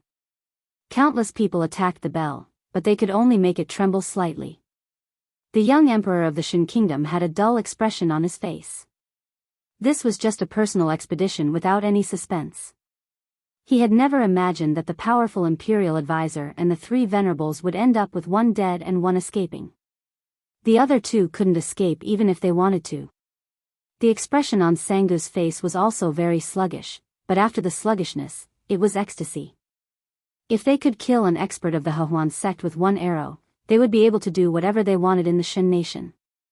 Li Mu's expression was calm. He didn't feel proud because of such a battle result. His opponent was never the Shin nation, nor was it the Hehuan sect of the demonic way. It was Xuanzong.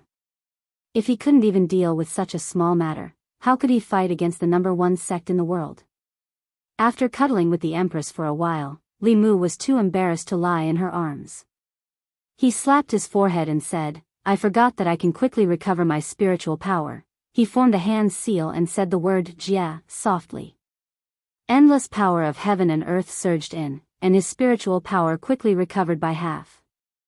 With the Jia mantra, Li Mu only needed a short time to recover his spiritual power to shoot arrow after arrow. The power of the sun's shooting bow was stronger than he imagined. The Hehuan sect's great elder was a level 7 cultivator just like the Lord of Illusions. Yet, he was unable to defend against an arrow shot with all his might. Although this arrow would have drained the spiritual energy of a normal level 6 cultivator and caused them to lose their ability to fight, it was not a loss to exchange for the death of a high-level cultivator. The demonic corpse that was fighting against a venerable was already showing signs of defeat.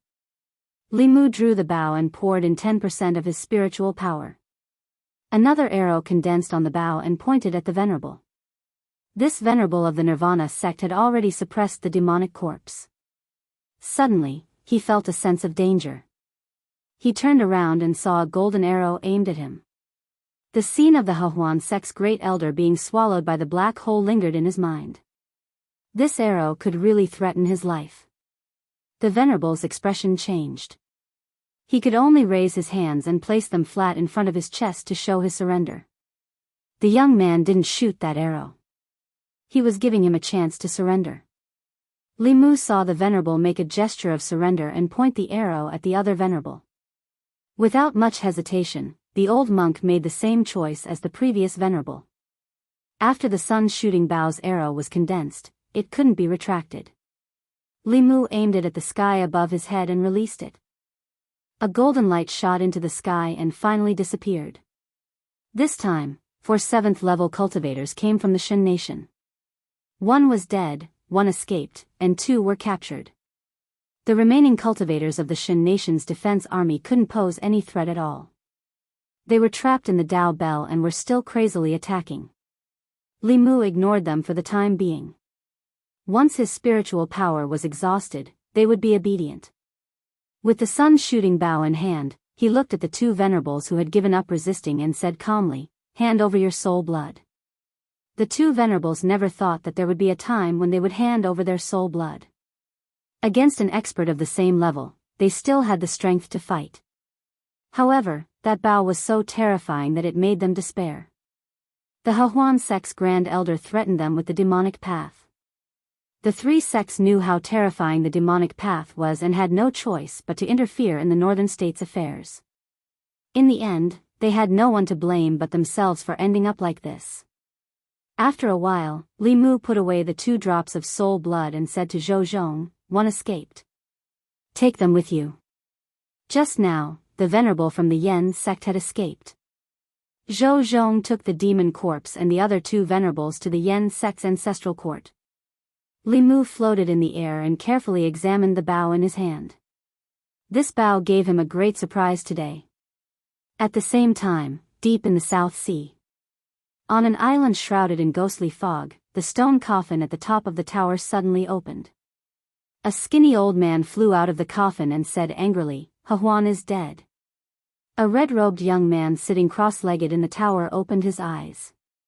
His eyes were blood-red. He said in a low voice, "Who is it that can make even his essence spirit unable to escape?" The skinny old man said coldly, "I'll go and see for myself."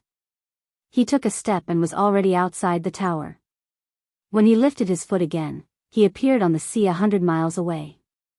Not long after, the space on the shore of the South Sea fluctuated and the skinny old man's figure appeared. He had just lifted his foot but was unable to take a step forward. On the beach not far ahead stood an old man. The old man was stooped and his face was full of spots. He did not have many strands of hair and looked like he was about to die.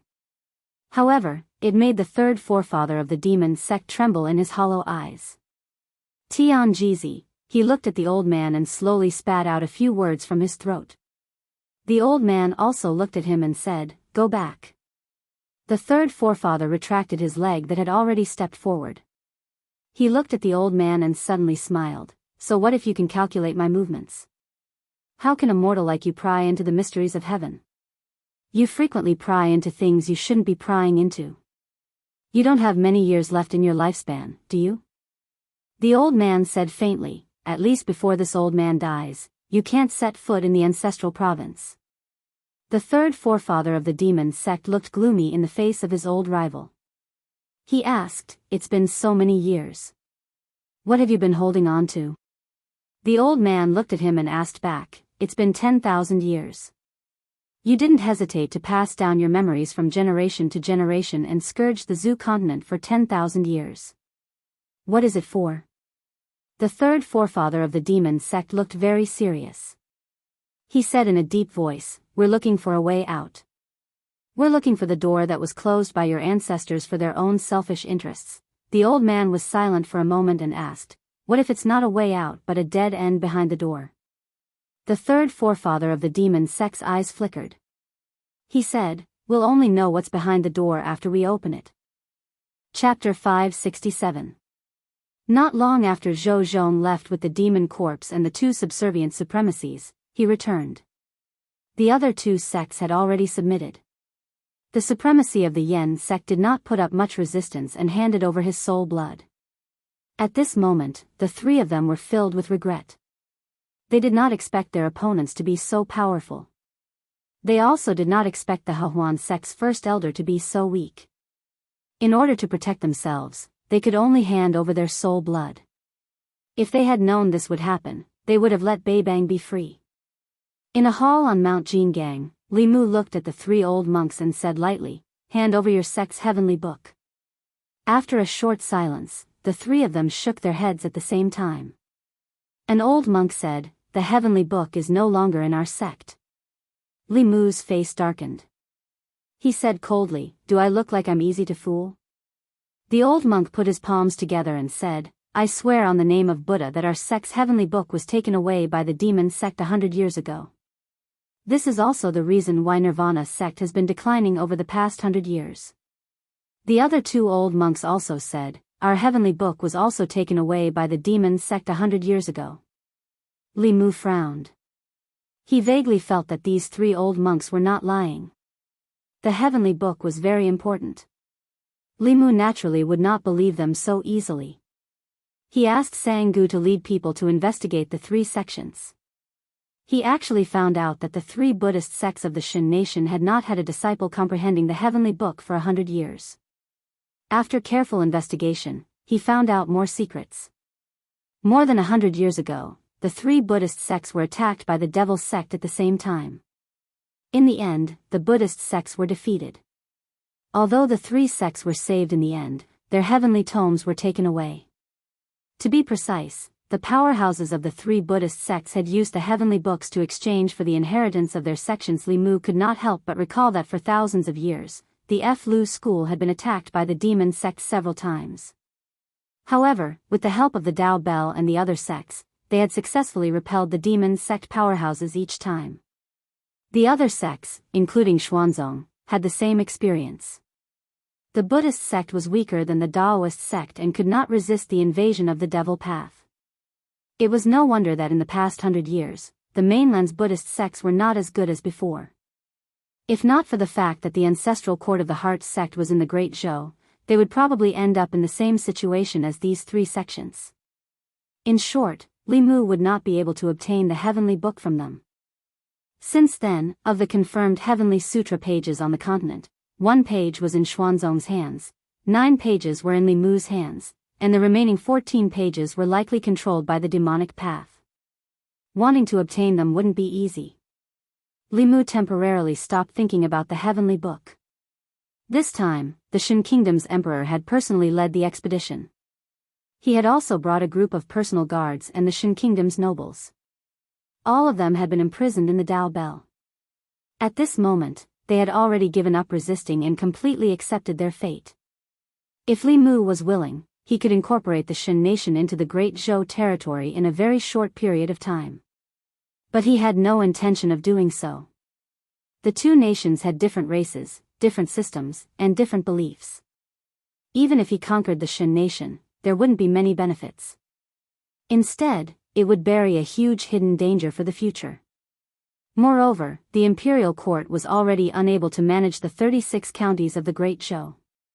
If they added the Shan nation, they might not be able to manage it. Yesterday, a tsunami had occurred in the South Sea without warning. Several states near the sea had suffered varying degrees of flooding. If the Shan nation became a part of the Great Zhou, such matters of comforting the people and providing disaster relief would become part of the Great Zhou's responsibility. If the Shan nation was in trouble, the Great Zhou would have to waste money and manpower. Even if the imperial court agreed, the people might not agree.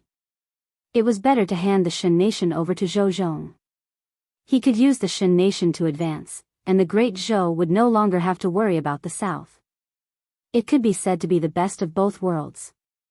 Li Mu also planned to build state temples in the various states of the Shan nation. There were many people in the Shan nation.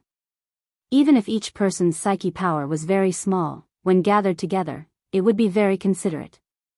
Connecting these state temples with the Great Zhou's ancestral temple could accelerate the formation of the emperor's qi. However, the more than 20 states of the Shan nation had always been independent. It would not be easy to complete this plan. For a long time to come, what they needed to do was to subdue the various states. With Zhou Zhong's current power, it was only a matter of time before he completely integrated the Shan nation.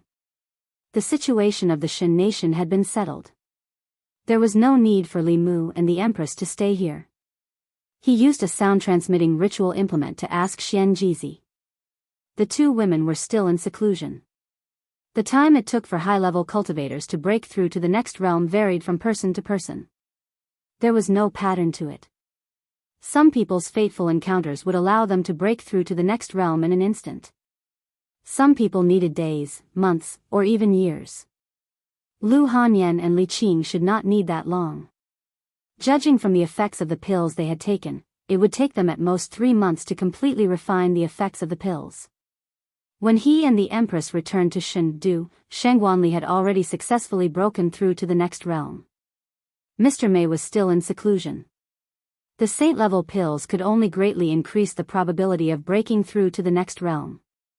Whether or not the cultivator could break through to the next realm depended on themselves. Without Mr. Mei, Li Mu, and the Empress were of course more at ease. They could draw together in Changle Palace. In the name of discussing state affairs, they could dismiss the guards and maids, stroll in the imperial garden and admire the flowers. Or they could change their appearances and eat a bowl of noodles at a roadside noodle stall, fly a kite together, and watch the sunrise and sunset together, However, Shangguan Li's existence often disturbed their plans to spend time together. Because Qing Xian was always with the Empress, she had already been sent to a few dry counties to make rain. She would not be back for at least half a month.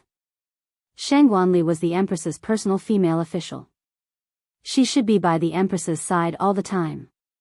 Once or twice was enough to send her away, but if it happened too many times, it was inevitable that the Empress would become suspicious. Li Mu was already regretting it. If he had known earlier, he would have cut corners in her pill. If the effect of the pill was not so good, she might still be in seclusion now instead of being the third wheel between the two of them. In Changle Palace, Li Mu was reading a booklet. Zhou Yi was drawing. Shangguan Li stood behind her, waiting for orders. Li Mu and Zhou Yi looked at each other and instantly understood each other's intentions. Zhou Yi coughed softly and said, "Ali, go to the National Treasury and check if there are any more pills, fulu, and the like.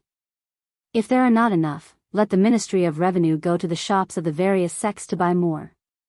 A trace of doubt appeared in Shangguan Li's eyes. These small matters were all handled by specialized officials. There was no need for her to go at all.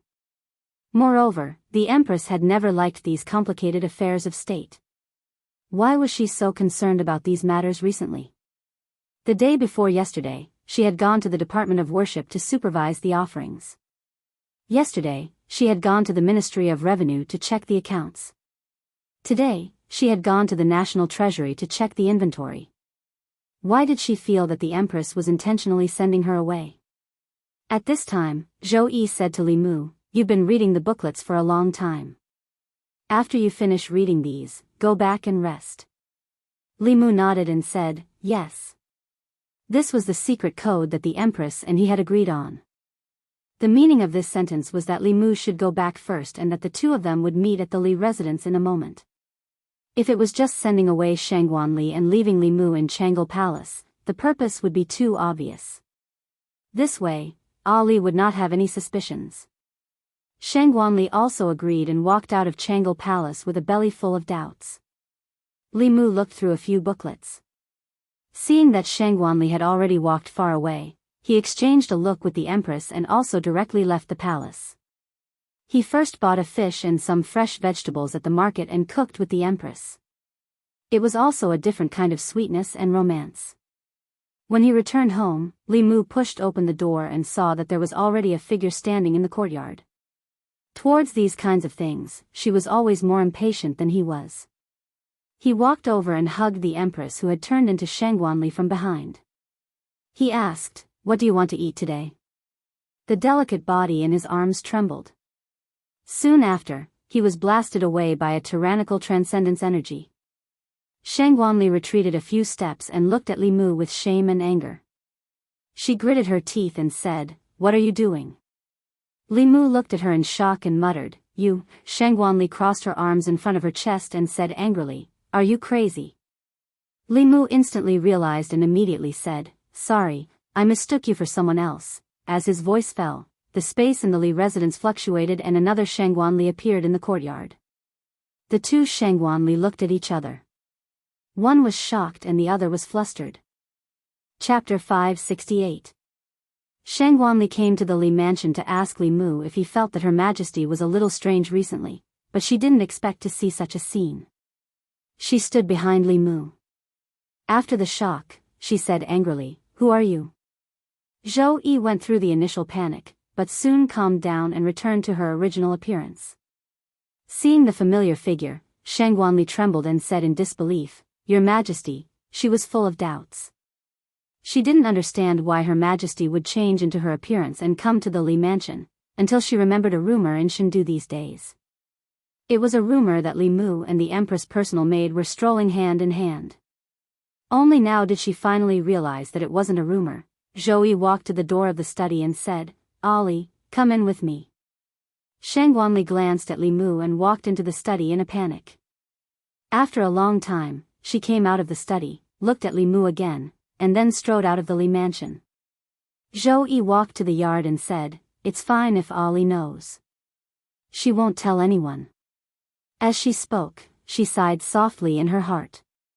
In the past, she always hid it, worried that it would be discovered. Out of helplessness, she felt a little better after telling Ali about it. In the future, she didn't have to hide these things in her heart, but could share them with someone. Limu also felt that this was a good thing. At least he didn't have to hide from Ali in the future. However, he always felt that since Limu knew about this, the way Ali looked at him was a little strange, as if Limu had stolen something important from her. Limu could understand her on this point. After all, as the Empress' personal maid, she was the only one who was favored. Now that the Empress's favor was given to him, it was inevitable that she felt disappointed. Just like Limu didn't want her to compete with him for favor in the past. Since leaving the Zhou family, the Empress had no relatives. Ali and Mr. Mei were the closest people to her, just like her family. And the Empress's family was his family. Limu also didn't want Ali to be sad because she was neglected, so when he brought breakfast of love for the Empress, he would also bring a portion for her. Occasionally, he would prepare a small gift for the Empress so that he wouldn't forget her. Finally, one day, Shangguanli no longer looked at Limu as if something important had been taken away. However, her gaze became very vigilant. She gritted her teeth and said to Limu, "Let me tell you, don't even think about having any ideas about me. I don't like men." Limu understood what she meant and frowned. "What are you thinking? Am I that kind of person?" Shangguanli looked at him indifferently and asked, "Isn't that so?" Limu couldn't refute. In order to show that he didn't have any other thoughts about her, he stretched out his hand and said, "Then give me back what I gave you." Shangguanli was stunned and asked, "How can there be someone like you?" Limu shrugged and said, "I'm just proving to you that I don't have any other thoughts about you." Shangguanli gritted her teeth and took off a hairpin from her hair. She also took off 2 delicate earrings and put them heavily in Limu's hand. She asked, "Is this enough?" These women's accessories were given to her by Limu when he gave the Empress gifts. Limu put them away and said, "You also ate my breakfast many times." Shangguanli's face darkened and said, "I will give it back to you." Limu continued, "You also took my breakthrough pill." Shangguanli said angrily, "That was given to me by Her Majesty." Limu waved his hand and said, "All right, that doesn't count." Shangguanli left in a huff. Not far away, Zhang Chun and Prince Shou, who were leaning on the white jade railing in front of the square, shook their heads at the same time. Zhang Chun said with a face full of indignation, "How can someone like Lord Li be surrounded by beauties?" King Shou glanced at him and said, "You don't understand. This is called doing the opposite. It's an even more brilliant method." "I think Commander Shangguan will fall soon." Zhang Chun shook his head again and sighed, "He is still too young. He doesn't know how good a woman is and mistook a girl for a treasure." "Isn't Commander Mei more charming than Commander Shangguan?" Early in the morning when he was reading through the reports, Limu didn't see Shangguanli. Some women were beautiful and had beautiful thoughts. Limu couldn't even take care of his own family matters, so how could he have any thoughts about her? He was reading a few reports when suddenly, footsteps came from outside the hall. Shangguanli walked in with a bowl in her hand. She put the bowl in front of Limu and said, "This is back to you." Limu looked at the black thing in the bowl and raised his head to look at her and asked, "Is this what I gave you?" "Even if I gave it to Qing Xian wouldn't eat it." Shangguanli took a look at the bowl, picked it up and left silently. Not long after, a busy figure appeared in the imperial kitchen. The imperial chefs didn't know what was going on. Commander Shangguan, who was of noble status, actually began to practice her cooking skills. This caused countless people to speculate. Many people thought that she should have someone she liked. A gentleman would die for someone who understood him, and a woman would dress up for someone who liked her. It made sense that Commander Shangguan, who only knew how to fight and kill, would practice the skills that ordinary women should have for someone she liked. In the Changle Palace, Limu put down the report in his hand. He breathed out a mouthful of turbid air and stretched his body. Recently, all kinds of things were developing according to his plan. With the participation of the 5 Taoist sects and the aristocratic families of the southern countries, the operation of the Wishing Lane was completely on the right track. It became the largest cultivation market on the Zhou continent, attracting cultivators from all over the world. The imperial court profited greatly from the market. The treasury was quickly filled, and they could attract more and more powerful worshippers. There was also good news from Yingzhou. The southern army found several mineral veins in the miasma of Yingzhou, including a small spiritual jade mine. They didn't need much help from the imperial court. They could be self-sufficient and even subsidize the imperial court. In the Shin Kingdom, Zhou Zhong replaced the royal family of the Shin Kingdom with iron and blood. Aragu, who was born a pariah, became the nominal emperor of the Shin Kingdom. Although there was fierce opposition from the nobles, under the strong suppression of Sangu and the three sects, the voices of opposition in the country disappeared without a trace. As for the sects that actually controlled the various states, there were no top-level powerhouses in them. After several transcendent powerhouses came to visit, they could only choose to submit. In the imperial palace, in the ancestral temple of the Great Zhou, there was a bronze cauldron. Inside the cauldron, there was a thick golden line that extended to the giant cauldron in the center of the ancestral temple. The golden dragon in the giant cauldron was much stronger than when Li Mu first saw it.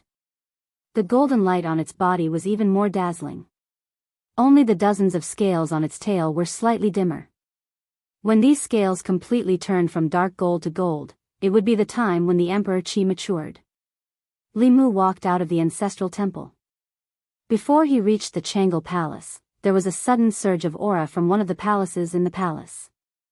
Li Mu looked at the palace, and a trace of joy appeared on his face. His figure flashed, and he was already in front of the palace. Mr. Mei walked out of the palace. His aura was restrained, and he looked a few years younger. Li Mu clasped his hands and said with a smile, "Congratulations, Sister Mei." The Empress and Shang Guanli appeared at the same time. Shang Guanli looked at Mr. Mei and couldn't help but walk forward. She pinched his face and exclaimed, "Why can you become younger after breaking through?" Chapter 569. It wasn't that Mr. Mei became younger when he broke through the realm. It was just that every time he broke through the realm, his body and primordial spirit would undergo a sublimation. In the process of breaking through, her skin became more delicate, so she looked younger. When Shang Guanli broke through, her body also underwent such changes. However, she was young, so the changes didn't seem to be big. Even Mr. Mei had broken through. He wondered how Lu Hanyan and Li Qing were doing in Mount Baiyun. Li Mu planned to ask Xian Jizi, but the sound transmission magic instrument from Fulu's school vibrated on its own. In the imperial kitchen, Shang Guanli was carefully boiling a bowl of soup. Mr. Mei walked in and asked, "Ali, what are you doing?" Shang Guanli added some spices and said angrily, "Can't you see? I'm spooning." Mr. Mei asked curiously, "When did you become interested in these things?" Shang Guanli said lightly, "Recently." Mr. Mei picked up a spoon and reached for the bowl. Shang Guanli hit the back of his hand. Shanghai Li said, "If you want to eat, make it yourself. It's not for you." Mr. Mei asked curiously, "Then who is it for?" "Is it for His Majesty?" Then she denied this conjecture. If it was given to His Majesty, Ali would definitely be happy, and not have this expression of someone who owed her a huge debt, as if she wanted to spit in the soup. She thought for a moment and asked suspiciously, "Is it for Li Mu?" Shang Guanli hated Li Mu so much that her teeth itched. Not only did he take His Majesty away from her, but he also treated her like that. However, she couldn't tell Sister Mei about this, even if she was one of the closest people to her. Her expression was calm as she said indifferently, "It's nothing. The reason why we were able to break through was because of him. I originally wanted to return the favor and thank him, but he didn't seem to lack anything, so I cooked for him as a token of my appreciation." Lord Mei thought for a moment before nodding. "That makes sense. Then shouldn't I thank him as well?" "But how should I thank him?" By the time Shang Guanli finished preparing the soup and arrived at Changle Palace with Mr. Mei, Li Mu had already left. Mr. Mei looked around, walked to the front of the hall, and whispered to Zhou Yi, "Your Majesty, where is Li Mu?" Zhou Yi's tone was somewhat resentful as he said, "His wife has made a breakthrough in her cultivation and returned to Mount Baiyun." Mr. Mei looked at Queen in surprise. When Li Mu left Fairy's capital in the past, she was not happy, but she was more reluctant to part with him. This time, however, she was more upset. She was sure that something must have happened while she was in seclusion. When she was patrolling the palace with Shangguanli, she asked, "Did something happen between your majesty and Li Mu?" Shangguanli raised her eyebrows. She pretended to be calm and asked, "What happened?" Mr. May thought for a moment and said, "I don't know why, but I feel that your majesty is a bit strange." "Not only your majesty, but you are also very strange." Shangguanli shook her head and said, "You're being paranoid. You're overthinking it, Mount Baiyun." Li Mu had just received the news from Xian Jizi and rushed back as soon as possible. Lu Hanyan and Li Qing successfully made a breakthrough in their cultivation on the same day and entered the Dongxian realm. Within 10 years, the ancestral temple had produced 2 strands of Emperor's Qi. They had hopes of reaching the Transcendence realm. During this time, thanks to the endless supply of pills, many low-level disciples of the school had made breakthroughs in their cultivation. The overall strength of the Fulu school had quietly risen to a new level. Li Mu took them back to his ancestral home in Yangqiu County to stay for a few days and reminisce about the past. Then, he took them to various parts of the Zhou continent. They left their traces in each of the 36 counties of the Great Zhou. They watched the sunrise in Yuntai County, watched the sunset in Hanyang County, skied on the snowy mountains in Jiangyin County, and rode horses on the grasslands in Yantai County. They experienced all the infinite sceneries of the Great Zhou. Eastern Sea, Yingzhou. On the east coast of Yingzhou, 3 streaks of light slowly flew over from the sea. These days, Li Mu took the 2 girls to experience the underwater world. They happened to be in Yingzhou, so they decided to go to Yingzhou to have a look. Although Yingzhou was large, it was not suitable for humans to live in. There were many monsters and poisonous insects. Apart from a few natives, there were no countries here. The headquarters of the Corpse sect and the research organization of the School of Moism led by Mo Li were both in the hinterland of Yingzhou. Li Mu and the other 2 descended from the sky. When they approached a seemingly ordinary mountain, a few thick pillars of white light suddenly flew out from the mountain. The white light was extremely fast and carried with it a destructive force. If a transcendent realm cultivator was hit by this attack, they would probably die on the spot. Li Mu waved his hand to dispel these attacks. A few people flew out from the mountain. "Lord Li! Stop the attack, it's Lord Li!" They flew to Li Mu and bowed. "Greetings, Lord Li." Li Mu landed in the middle of the mountain and saw a row of cannons extending outwards.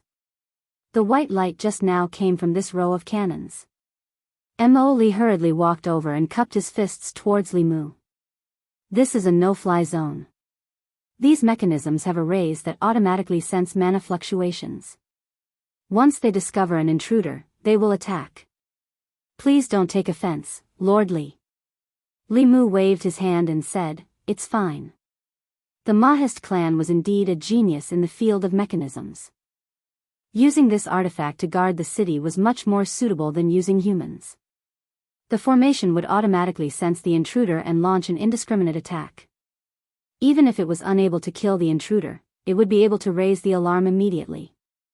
Although they could not threaten cultivators of the 5th realm and above, killing a 4th realm cultivator was only a matter of 1 cannon. If the army was equipped with these things on a large scale, they would become a nightmare for the low-level cultivators of the enemy forces. Li Mu said to Mo Li, "What other mechanisms do you have? Let me see them." As the successor of the School of Moism, Mo Li knew the complete art of mechanisms. In the past, because he lacked manpower and financial resources, he could not display the School of Moism's mechanisms. Now that he had the support of the Great Zhou, he could turn many powerful mechanisms from blueprints into reality in a short time. The self-defense cannon that Li Mu had seen was only one of them. Referring to Li Mu's suggestion, he had also successfully developed another mechanism. This mechanism was very similar to modern tanks in appearance. There was a formation carved at the bottom and it could be used on land and in the air. The entire mechanism was made from the hard materials used to forge artifacts. Although the cost of production was high, its defense was extremely strong. Even a 6th realm cultivator would not be able to break through it in a short time. As long as a third realm cultivator controlled it simply and filled it with spiritual jades, it could become a killing machine. It only required one spiritual jade to kill low-level cultivators. It was also a fatal threat to fifth realm cultivators. Just from the price, the materials of a single mechanical tank could be used to forge many artifacts. If it were not for the Great Zhou's wealth, they would not be able to afford to mass-produce it. However, the advantages of this mechanism were also irreplaceable. It had the attack power of the fifth realm and above. As long as it had spiritual jades, it would never run out of mana. Its defense was extremely strong and its attack power was extremely high. If there were tens of thousands of these mechanisms, they could raze a small country to the ground in an instant. They could also make Xuanzong disappear from the East Sea. Other than this kind of attack mechanism, the Mahist sect also had some small auxiliary mechanisms. Their voice transmission Dharma artifacts were unique. A mother box could have countless child boxes. The mother box could establish a connection with the child boxes. This way, Li Mu did not need to bring so many voice transmission Dharma artifacts. He only needed to hold a mother box and he could easily communicate with the person who had the child boxes. Li Mu asked Immerse to prepare dozens of child boxes for him. He gave one to Lu Hanyan and one to Li Qing.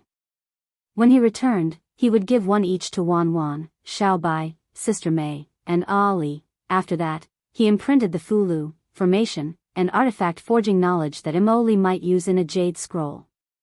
If he could comprehend it, there was still the possibility of improvement in the Mahist sect's mechanical arts. After leaving Yingzhou, Li Mu went to the fairies' capital with them. At the same time, in the demon nation of Life State, Hu Jiu led a few subordinates and floated on top of a mountain. She could not help but shiver when she saw the tragic situation below. In a cave abode on the mountain, a small demon clan was slaughtered. The demon nation was a place where the strong preyed on the weak. This kind of thing happened from time to time. However, since these small demon clans submitted to the Thousand Fox Nation, no matter how powerful the demon clans in the demon nation were, they did not dare to do anything to them. What was even more frightening was that this demon clan had died in a very strange way. There were no wounds on their bodies, but the blood in their bodies had been sucked dry. There was not a single drop left. They had all turned into dried corpses. There was still a look of horror on their faces. That was not all. Not only this small demon clan, there was not a single living thing within a 10-mile radius of the mountain. Whether it was the birds, the beasts, or the small demons in the mountain, they all seemed to have turned into mummified corpses at the same time. The mountain was dead silent. Hu Jiu and the other demons could even hear their own breathing. An extremely strange atmosphere was spreading among them. Chapter 570. In the past month, the entire Yao nation was shrouded in a horrifying atmosphere. In the territories of Qianhu Nation, Tianlang Nation, Xian Snake Tribe, and Flying Bear Tribe, a number of shocking incidents happened. More than a dozen small and medium-sized Yao tribes were slaughtered overnight. These demon clan members had died a horrible death. All the blood in their bodies had been sucked dry, leaving behind only withered demon clan corpses. What was even more terrifying was that not only were the demon clan members slaughtered, but even the demon clan members nearby that did not have any intelligence were also sucked dry. This incident caused the entire Yao nation to panic. Qianhu Nation, in the cave abode on the highest peak. The Blue Wolf King's face was pale as he muttered, "Demonic path, it must be the demonic path. This is the method of the demonic path." That elder of the demonic path did the same to heal himself. The Lord of Illusions narrowed his eyes and said in a low voice, "The elders of the sage sect are inhumane. We can't let this go on. Absorbing so much blood essence at once, I'm afraid someone is using it to cultivate the demonic art. If we let him go, he will become stronger and more difficult to deal with," the Blue Wolf King said. "If it's really those people, we're no match for them. If we want to kill an elder of the sage sect, I'm afraid we'll have to call that bear and that snake together." The Lord of Illusions looked out of the cave abode and said, "Looks like it's time to go to Tianshan Mountain and the Snake Swamp. In the extreme north of the Yao Nation, on an ice field. The vast northern territory of the Qing continent was the territory of the Tianshan bear tribe. The climate here was extremely cold, and the land was covered in snow all year round. Stepping into the northern ice field, all one could see was white. At this moment, there was a glaring red on one of the ice fields. A few white bears fell on the ice, their blood soaking a large area of the ice beneath them. The blood was still spreading in all directions, and the few white bears had long lost their vitality. A sinister human youth in a red robe floated in the air. Looking at the blood on the ice, he licked the blood at the corner of his mouth and whispered, "The blood of a familiar expert." He took a deep breath, and the blood under the ice gathered toward him, forming a river of blood that merged into his body. The young man shuddered. His aura grew stronger, and his face regained some color. The white bears on the ice had all turned into shriveled corpses. The young man looked at the abnormally strong corpse of a giant bear. With a wave of his hand, the bear corpse disappeared. He muttered, "When old Five wakes up, it wouldn't be a bad idea to refine her into a demonic corpse." After collecting the bear carcass, he was about to leave when a white light suddenly whizzed towards him from the north. The white light carried a powerful aura. Before it even arrived, an earth-shattering roar could be heard. "Who killed my son?" The young man looked in that direction, and the corners of his mouth curled up. "After killing the little one, the big one has come." He was only at the 6th level of cultivation, but he showed no fear in the face of an aura that was much more powerful than his own. A foul river of blood surged out from his body once more, blotting out the sky as it rushed towards the figure in the distance. The river of blood and the white light collided, and a powerful wave of mana exploded. The ice plains within a radius of dozens of miles immediately collapsed, forming countless icicles that pierced towards the red-robed young man. The icicles almost filled the void, and the young man had nowhere to hide. His body suddenly turned into a pool of blood, allowing the icicles to pass through him. Then, he turned into a streak of blood light and merged into the river of blood in the distance. As the young man's body merged into the river of blood began to surge violently, as if it was boiling. In an instant, it enveloped the giant in the white light, forming a constantly shrinking ball of blood. The ball of blood scurried around in the air above the ice plains, and at the same time, it was also constantly shrinking. The surface of the ball of blood surged even more violently, and from within came roars of shock and panic. "What the hell are you?"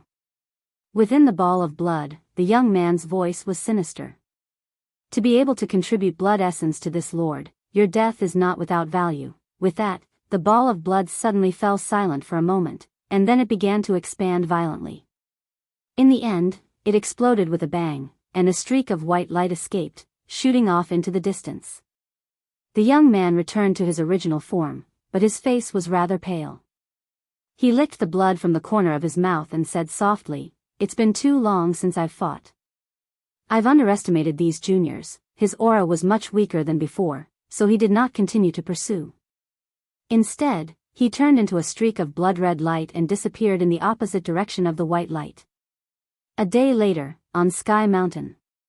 Within a huge ice cave, the Nine-Heaven Snake King stared at a burly man with a withered aura. He said in shock, "What? Even you were no match for that person?" The White Bear King still had lingering fear. He said, "If I hadn't self-destructed the artifact I'd nurtured for 60 years to escape, I probably would have died at the hands of that human." The Blue Wolf Demon King asked, "Which demonic Tao transcending elder injured you?" The White Bear King shook his head. He said, "Not a demonic elder. That person was only at the 6th level." The Blue Wolf King was in disbelief.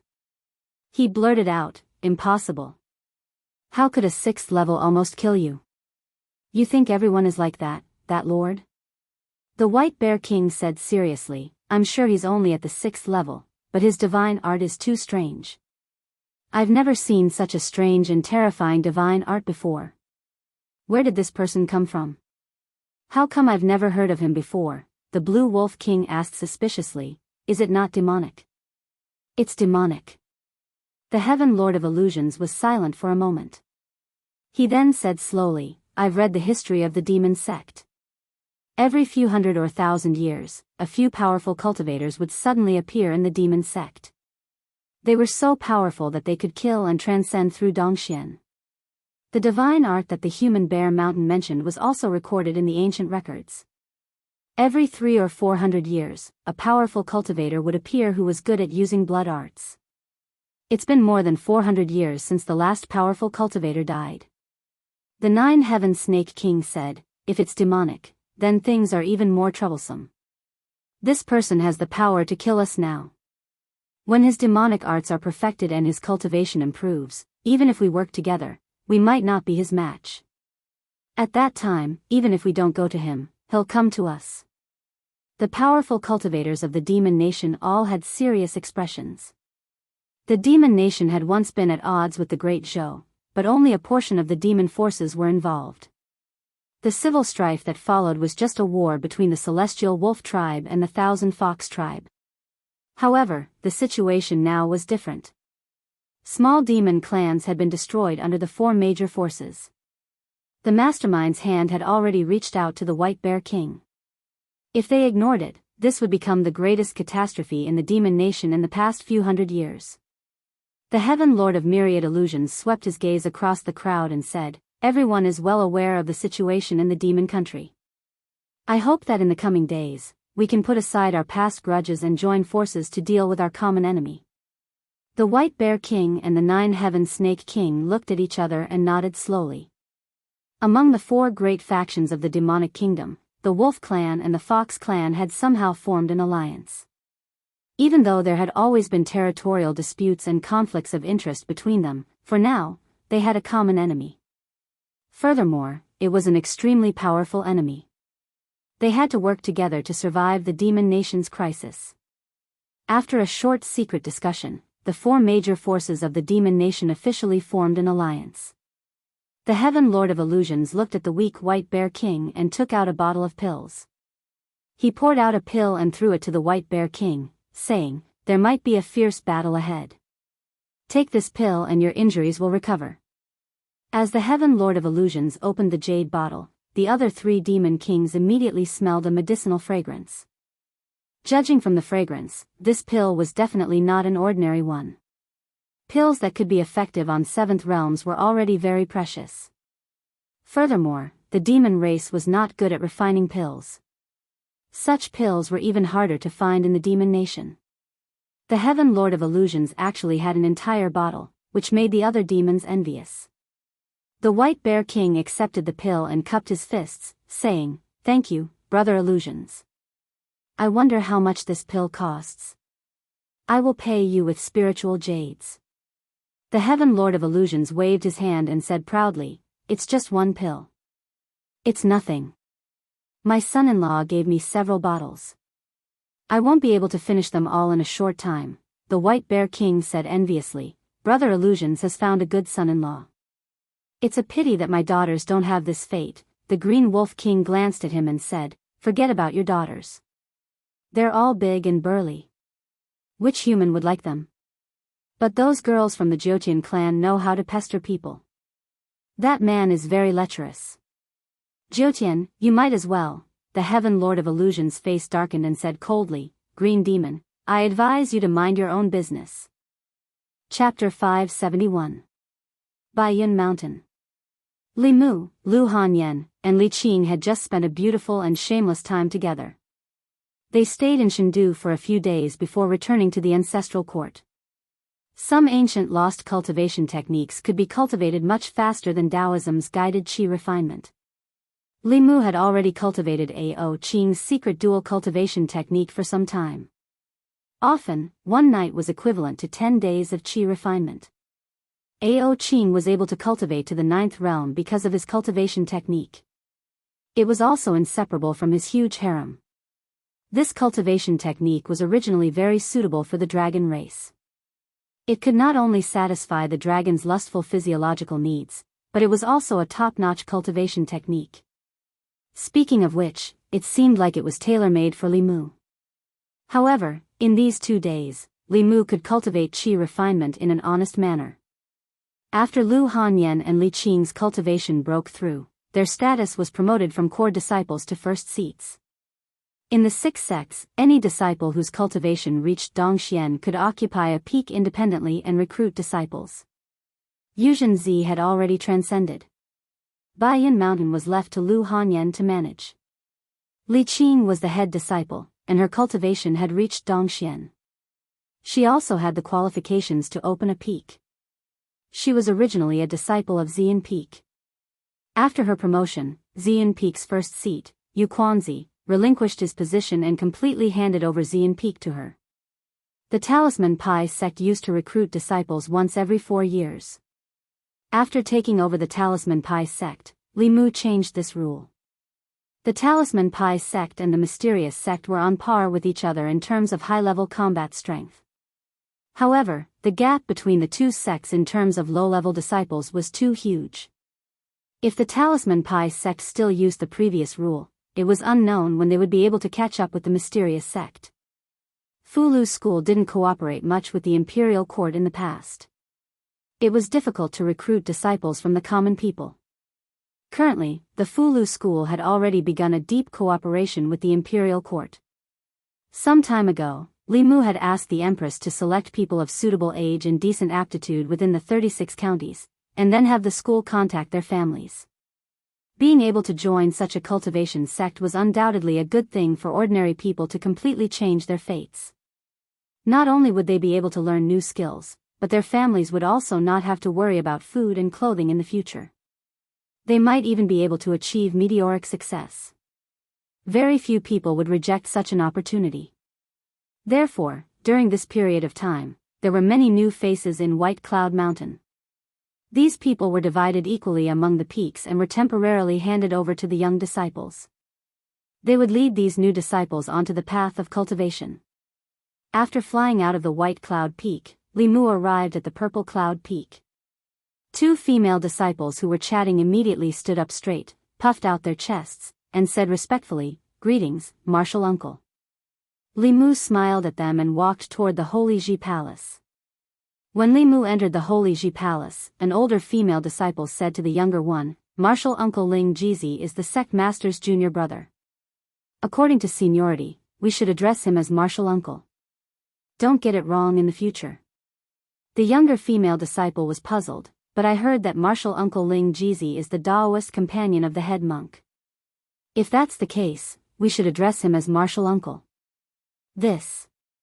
The older female disciple was stunned for a moment. Then, she shook her head and said, "You don't have to worry about that. This is the sect. If you see him in the future, just address him as Martial Uncle." The female disciple who had just joined the sect thought for a moment and mumbled, "If that's the case, wouldn't the head monk have to address his Taoist companion as Martial Uncle? That's too strange." Before she could finish, her senior sister knocked her on the head. The older female disciple reprimanded her, "This is White Cloud Mountain, not the secular world. You have to treat the elders of the sect with respect. Don't talk about them casually." The younger female disciple nodded and walked away as if she had been taught a lesson. The older female disciple then mumbled softly, "It's a little strange to not talk about them." 3 days later, a figure flew out of White Cloud Mountain and headed towards the Life Continent's Fey Nation. Li Mu, who had changed his appearance, flew through the air at a steady pace. The current him was definitely a thorn in the side of the fiends. Even though his cultivation had reached Dongxian, he was still far from being invincible. Ignoring the fact that the fiends might have 8th realms, if the Yu and Ming elders were to block his path again, it would be difficult for him to deal with them alone. Therefore, before leaving the Fulu school, he changed his appearance and used a heaven-ranked Fulu to conceal his heavenly secrets. Even high-level experts would not be able to divine his whereabouts. It had been a long time since he saw Huan Ji. Li Qing and Lu Hanyan were busy with the sect's matters and did not have the time to bother with him. He decided to stay in the Fey Nation for a few days to prevent Huan Ji from feeling upset. After returning to the Fey Nation, Li Mu acutely sensed that the atmosphere was a little off. In the past, the Fey Nation was filled with demonic energy. Some greater demons did not even bother to conceal their auras. Their auras soared into the sky and could be sensed from far away. However, at this time, Li Mu was flying above the Fey Nation. All he could feel was a deathly stillness. There was not a single strand of demonic energy that soared into the sky. Some lesser demons were doing their best to conceal their demonic energy and were hiding in their caves. The atmosphere was very strange. If there was only one place, then it would be fine. But after flying for 1,000 miles, he had encountered such strange situations all the way. He could not help but feel suspicious. A few hundred miles ahead was the Thousand Fox Nation. Li Mu wanted to increase his speed, but he suddenly sensed an abnormal aura. He sniffed and smelled a faint scent of blood. This blood aura was extremely faint, but it gave Li Mu a very uncomfortable feeling. He was bewildered as he followed the blood aura and finally came to a valley. In the valley, there was a blood lake. The blood lake was surging and countless dead demons were drowning in it. The water and blood in their bodies seemed to have been sucked dry, leaving only withered corpses floating in the blood lake. A young man in a blood-red robe sat cross-legged in the center of the blood lake.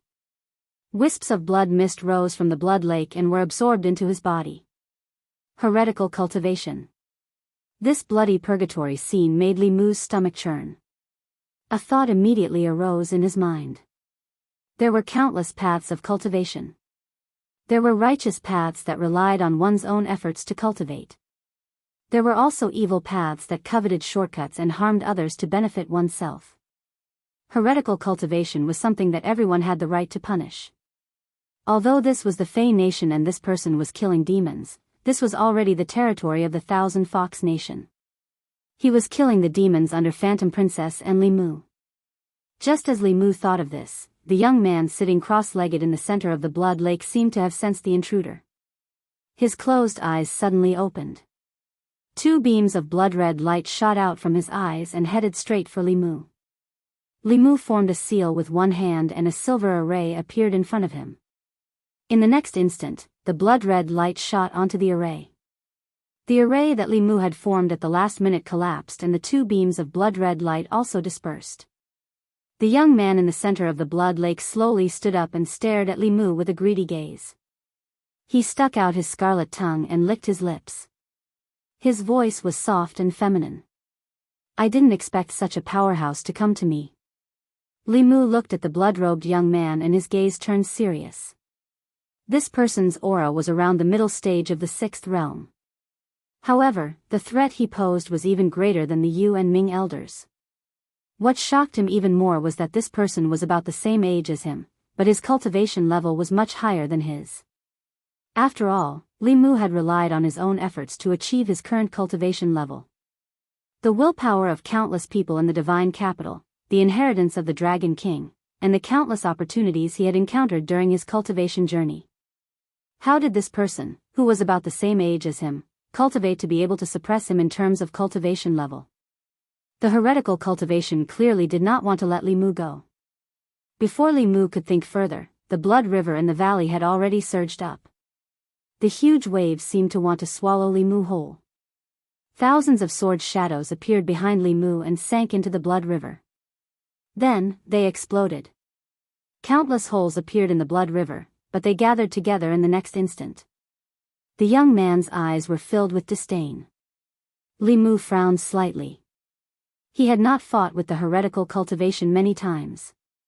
These heretical supernatural powers were more difficult to deal with than he had imagined.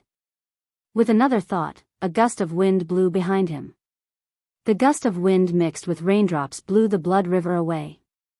This time, it was the young man's turn to frown.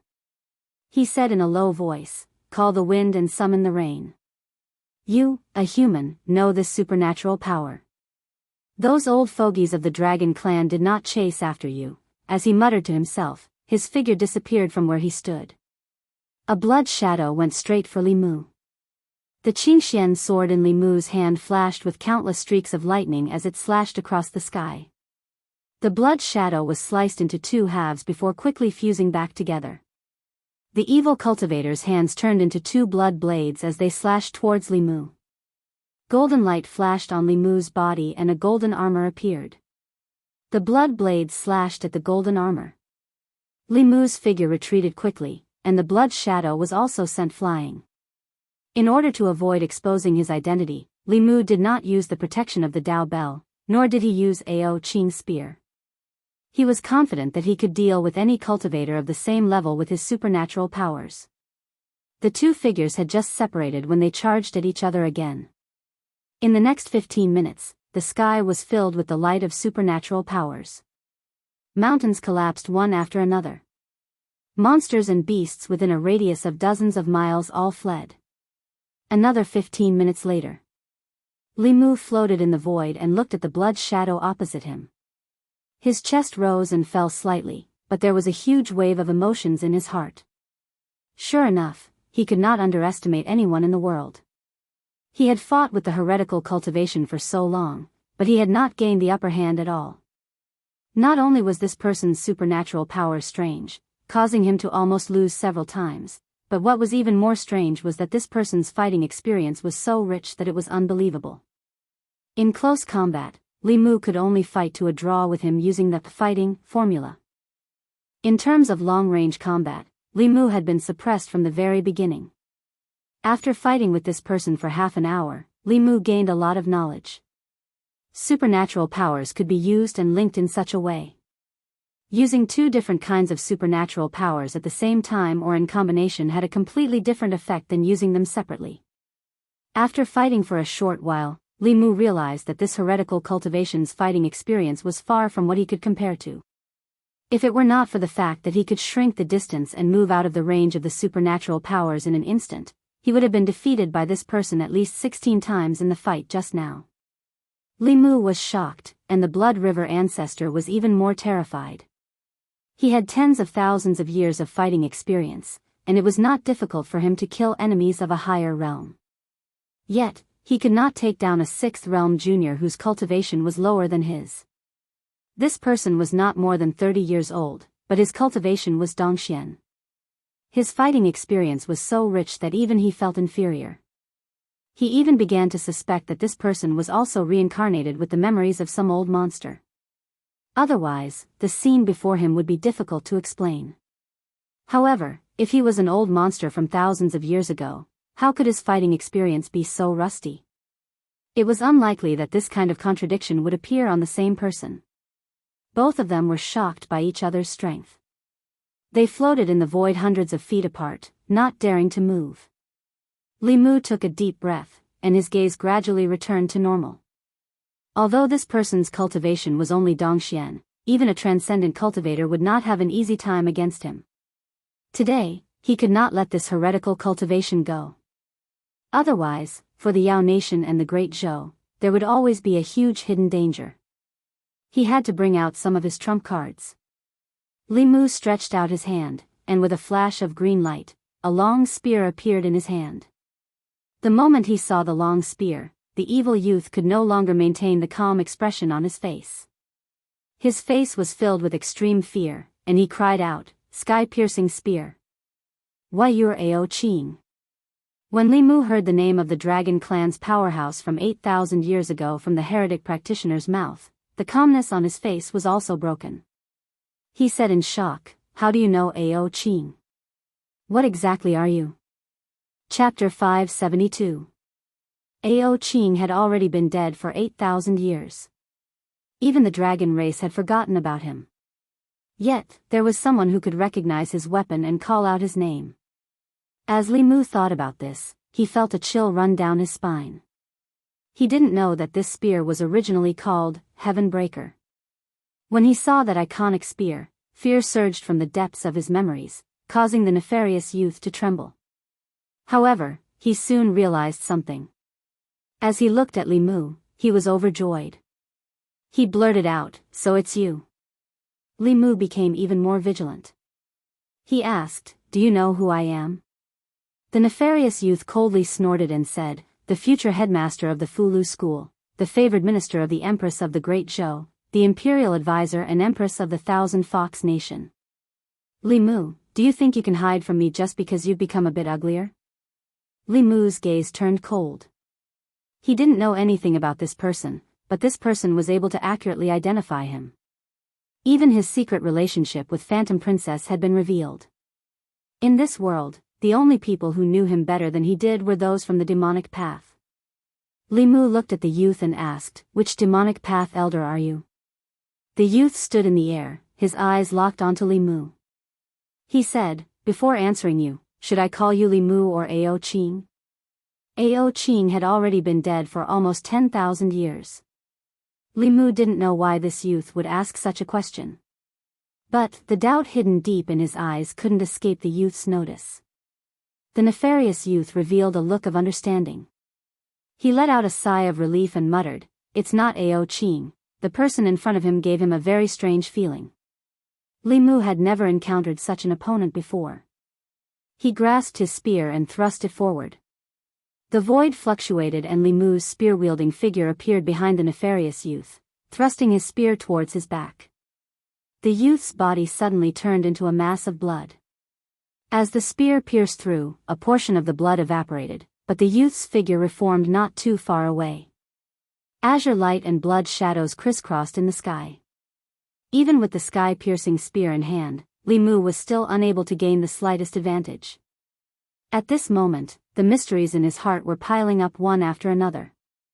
Although the young man in front of him was young, his fighting experience was frighteningly rich. Moreover, he could recognize the powerhouse of the dragon clan from 8,000 years ago. Could he be an old monster from the ancient times? As soon as this idea appeared, it was rejected by Li Mu. No matter how strong a cultivator was, they couldn't escape the ravages of time and the sanctions of their lifespans. The old monsters of that time couldn't have lived until now. Furthermore, if this person was really an old monster that had lived since the antiquity age, he would not only have the cultivation of Dongxian. At this moment, Li Mu's first thought was Emperor Bai. Before his lifespan ended, he had extracted his memories and passed them on for 3,000 years. To a certain extent, his life had also been extended. If this person was a powerhouse from the same era as Ao Qing, he had extracted his memories and left them to fuse with another person or pass them on again and again, then everything that happened today could be explained. Including the fact that he recognized the sky-piercing spear. His fighting experience was unbelievably rich. With nearly 10,000 years of accumulation, how could he not be rich? The sinister young man's hands turned into two blood blades and easily neutralized Li Mu's attack. With a faint smile on his face, he said, "I've searched high and low for something, only to find it without any effort. The successor of Ao Qing, it's fate that you'll die in my hands today. Hand over the tomes of arcane on you as soon as possible, and I'll give you a dignified death." Li Mu looked at him and said indifferently, "Even if you're an old monster from 10,000 years ago, you're only in the Dongxian realm now. You're not qualified to kill me now." The sinister young man grinned and said slowly, "Junior, you'll soon know whether I'm qualified or not." He threw out 4 black lotuses. The black lotuses flew in 4 directions and connected to each other with a black light, confining this space. Li Mu knew that this was to prevent him from escaping. This old monster was too strong and had too much experience. He was more difficult to deal with than anyone Li Mu had ever fought. By confining the space in advance, it meant that he was not afraid of any of Li Mu's trump cards. This was just to prevent him from escaping. Following the imprisonment of space, a curtain of blood rose from behind the evil-looking youth. The thick smell of blood was nauseating. At the same time, Li Mu discovered that the blood in the youth's body was showing signs of leaking out of his body. Li Mu originally thought that with his current strength, it would be easy for him to deal with a 6th realm heretical cultivation cultivator. However, there was a slight change in the situation now. If he really fought with him to the death, even if he could get rid of him, Li Mu would definitely be seriously injured, or even die together with him. He looked at the blood shadow that was attacking him again. Without hesitation, an ancient bow appeared in his hand. With the appearance of the sun shooting bow, the blood shadow that was attacking him stopped abruptly. Then, he heard a voice that was even more shocked and terrified than when he saw the sky splitter spear. "Sun shooting bow. Why is Ao Xian's sun shooting bow in your hands too?" The blood shadow quickly retreated when he saw the sun shooting bow. However, before he could escape, he had to break free from the confinement of this space, which slowed him down for a moment. In just a moment, a golden arrow suddenly arrived, stirring up a burst of spatial turbulence. South Sea. on an island shrouded in black fog. At the top of the tower, a soul kneeled in front of a stone coffin and said respectfully, "Third ancestor, a month ago, for some reason, the soul page enshrined in the Hall of Souls suddenly vibrated non-stop. I felt that there might be a reason behind it, so I immediately came here to report." The ghostly fire in the eyes of the skinny old man that was as thin as a skeleton trembled. He immediately said, "Feng Yi." An old man that was waiting at the side immediately went forward and said, "Third ancestor, please give your orders." The skeletal old man said, "The soul page is a copy of the Ghost Dao Heavenly Book. The vibration of the soul page means that the Ghost Dao Heavenly Book is in the ghost realm of Yudu. I order you to immediately head to the ghost realm and bring that heavenly book back." Feng Yi bowed and said, "Yes." After saying that, he looked at the soul shadow beside him and said, "King Qingguang, let's go." After they left, the lid of another stone coffin beside the skeletal old man suddenly opened, and a woman's voice came from within. "After 500 years, the Ghost Dao Heavenly Book has finally appeared. Aren't you going to make a trip personally?" The skeletal old man clutched his chest and said, "Tian Jizi won't allow me to set foot on the continent. Although this person's Dao skills aren't strong, his arithmetic is one of the most difficult opponents I've met in the past few thousand years." The woman said leisurely, "All these years, many ninth realm cultivators have died in our hands.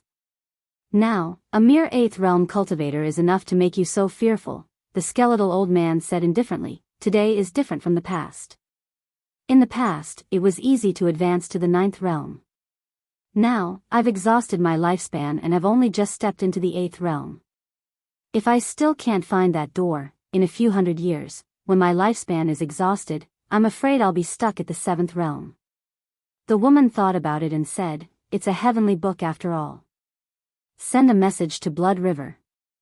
The skeletal old man said, "Blood River is in the demon country. He needs to transcend as soon as possible.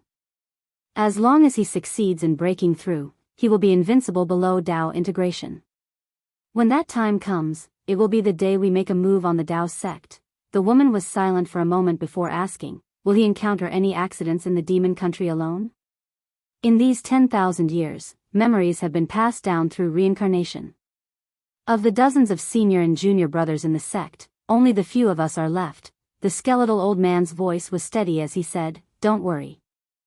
With his current abilities, as long as he doesn't meet Tian Jizi, he can deal with any situation. It won't be a big problem for him to be alone in the demon country." As his voice fell, a jade talisman hanging on the wall of the pagoda suddenly shattered. Chapter 573. In the demon nation, the nameless mountain range was silent. Li Mu held the sun's shooting bow in one hand and the sky-splitting spear in the other. He slowly descended from the void and frantically absorbed the surrounding spiritual energy to recover his spiritual power. The sun's shooting bow had once killed the 7th realm Hehuan sect Grand Elder with a single arrow, causing his body and soul to be unable to escape. However, it was still unable to kill the evil youth with a single arrow. Of course, the price of receiving the arrow was the destruction of his physical body. His primordial spirit was severely injured and on the verge of dissipating. It was directly destroyed by Li Mu's next spear. In the void, countless light spots were slowly dissipating. Those were the primordial spirit and memory fragments of this person. Li Mu's palm released a suction force that sucked in the light spots. Eventually, they formed a light ball the size of a thumb. He scanned it with his spiritual consciousness and then fell into a long period of contemplation. For ancestors of diabolism, Blood River, his guess was not wrong. The youth was indeed a 10,000-year-old monster. What was different from Emperor Bai was that he had passed down his memories over and over again. He had already passed down his memories dozens of times. Not only him, but there were also a few ancestors of diabolism who were using the same method to pass down their memories. 10,000 years ago, their cultivation had reached the 9th realm. When they started cultivating again, everything was familiar. As long as they had enough resources, they could cultivate to the upper 3 realms in a short period of time, or even return to the peak. Although Li Mu had always felt that such a reincarnation was actually not the original life, and that ancestor Blood River had already died 10,000 years ago, to the youth who only had Blood River's memories, he was Blood River. This philosophical question could not be answered in a short period of time. Of course, such a legacy was not without its risks. If one of the inheritors of their memories died unexpectedly and their memories dissipated, they would no longer have the chance to pass down their memories. Just like Blood River today, he died under the sun's shooting bow and the sky-splitting spear.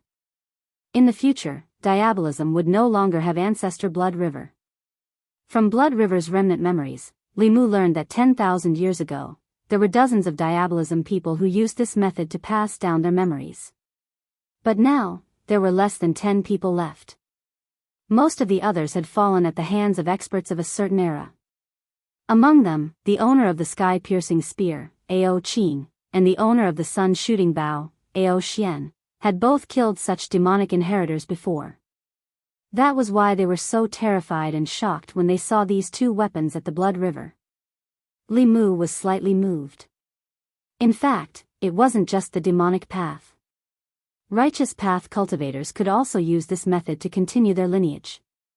But on the other hand, in order to find the owner of the memories, one would have to erase their original memories. This was not something that the righteous path would do. On the other hand, memories could be passed on, but cultivation could not. Even if the previous owner was a cultivator at the 9th realm and placed his memories on an infant, he would still have to start cultivating as a mortal. The process of cultivation was extremely dry and tedious. No matter how strong a person's mind was, it would still be very difficult for them to endure the torment over and over again. In Blood River's memories, there were several demonic path powerhouses who were unable to endure this endless torment and committed suicide in the process of passing down their legacies. Thus, the powerhouses of the demonic path that were a step ahead of the others would look for some special physique suitable for cultivation. They would spend a massive amount of resources to raise them to a certain level of cultivation and then erase their memories. At this time, they were the best memory hosts. Blood River's body was a genius with a special physique. It was very suitable for him to cultivate an ancient demonic art. Compared to the demonic path, the seniors of the righteous path would also choose to leave behind their memories before they died. But this was not for the sake of seizing the bodies of their juniors, but for them to comprehend and cultivate. Li Mu let out a light breath. Before Blood River died, his memories were already fragmented and fragmented. What he could gather wasn't much. Besides this, he only knew that the demonic path had been willing to endure the loneliness of 10,000 years ago. Generation after generation of great perseverance powerhouses had reincarnated. The reason they did this was because they were looking for a door. A door. Li Mu recalled the illusory door that appeared after he overlapped the heavenly books. For the past 10,000 years, the demonic path had never stopped searching for the heavenly books. Could it be for this door? They had dominated the 10 continents for 10,000 years. The number of heavenly books in their hands was probably no less than Li Mu's. At this time, Li Mu was also certain that the demonic path did indeed have an 8th realm powerhouse. The demonic path Holy Sect's headquarters was in the depths of the South Sea. Although he wanted to attack the demonic path's headquarters and snatch back the heavenly books to see what was behind the door, he obviously didn't have the strength to do so. In this world, the only two known 8th realm powerhouses were his enemies. Li Mu sighed inwardly. He collected his thoughts and flew in the direction of the Thousand Fox Nation. At this time, above the South Sea, two old figures stood in the air. The flames in the skeletal old man's eyes flickered violently. He gritted his teeth and asked, "Divine Predictor, I won't set foot on the Zoo continent this time, but you still want to stop me." Divine Predictor looked at him and calmly said, "If this old man doesn't die, don't even think about leaving the South Sea to harm the world." Not long after, huge waves rolled up above the South Sea. The fishermen on the coast all climbed up the mountains to hide. The aquatic creatures in the sea also swam deeper with all their might. Li Mu was completely unaware of all this. He descended from the sky and landed on the square in front of the Thousand Fox Nation's imperial palace. Then, he couldn't help but raise his eyebrows. He sensed several extremely powerful demonic auras in the imperial palace. One of them was the Myriad Illusion Lord, another was the Blue Wolf King, and the other 2 were also 7th realm powerhouses. Moreover, the auras of these 4 demons were somewhat unstable. They were obviously injured. Li Mu didn't have time to pay attention to them. He looked ahead and saw a familiar aura quickly approaching him. In the Imperial Palace's main hall, the Blue Wolf King's face was still a little frightened. He said in a trembling voice, "What the hell is he?" Ever since the 4 great factions formed an alliance, the 4 7th realm demons worked together to patrol the Yao Nation. They wanted to find the culprit behind the annihilation of countless demon tribes. However, they didn't expect that person to be able to play the 4 7th realm demons like a fool with his 6th realm cultivation. Once the 4 of them separated, he would definitely find them and defeat them one by one.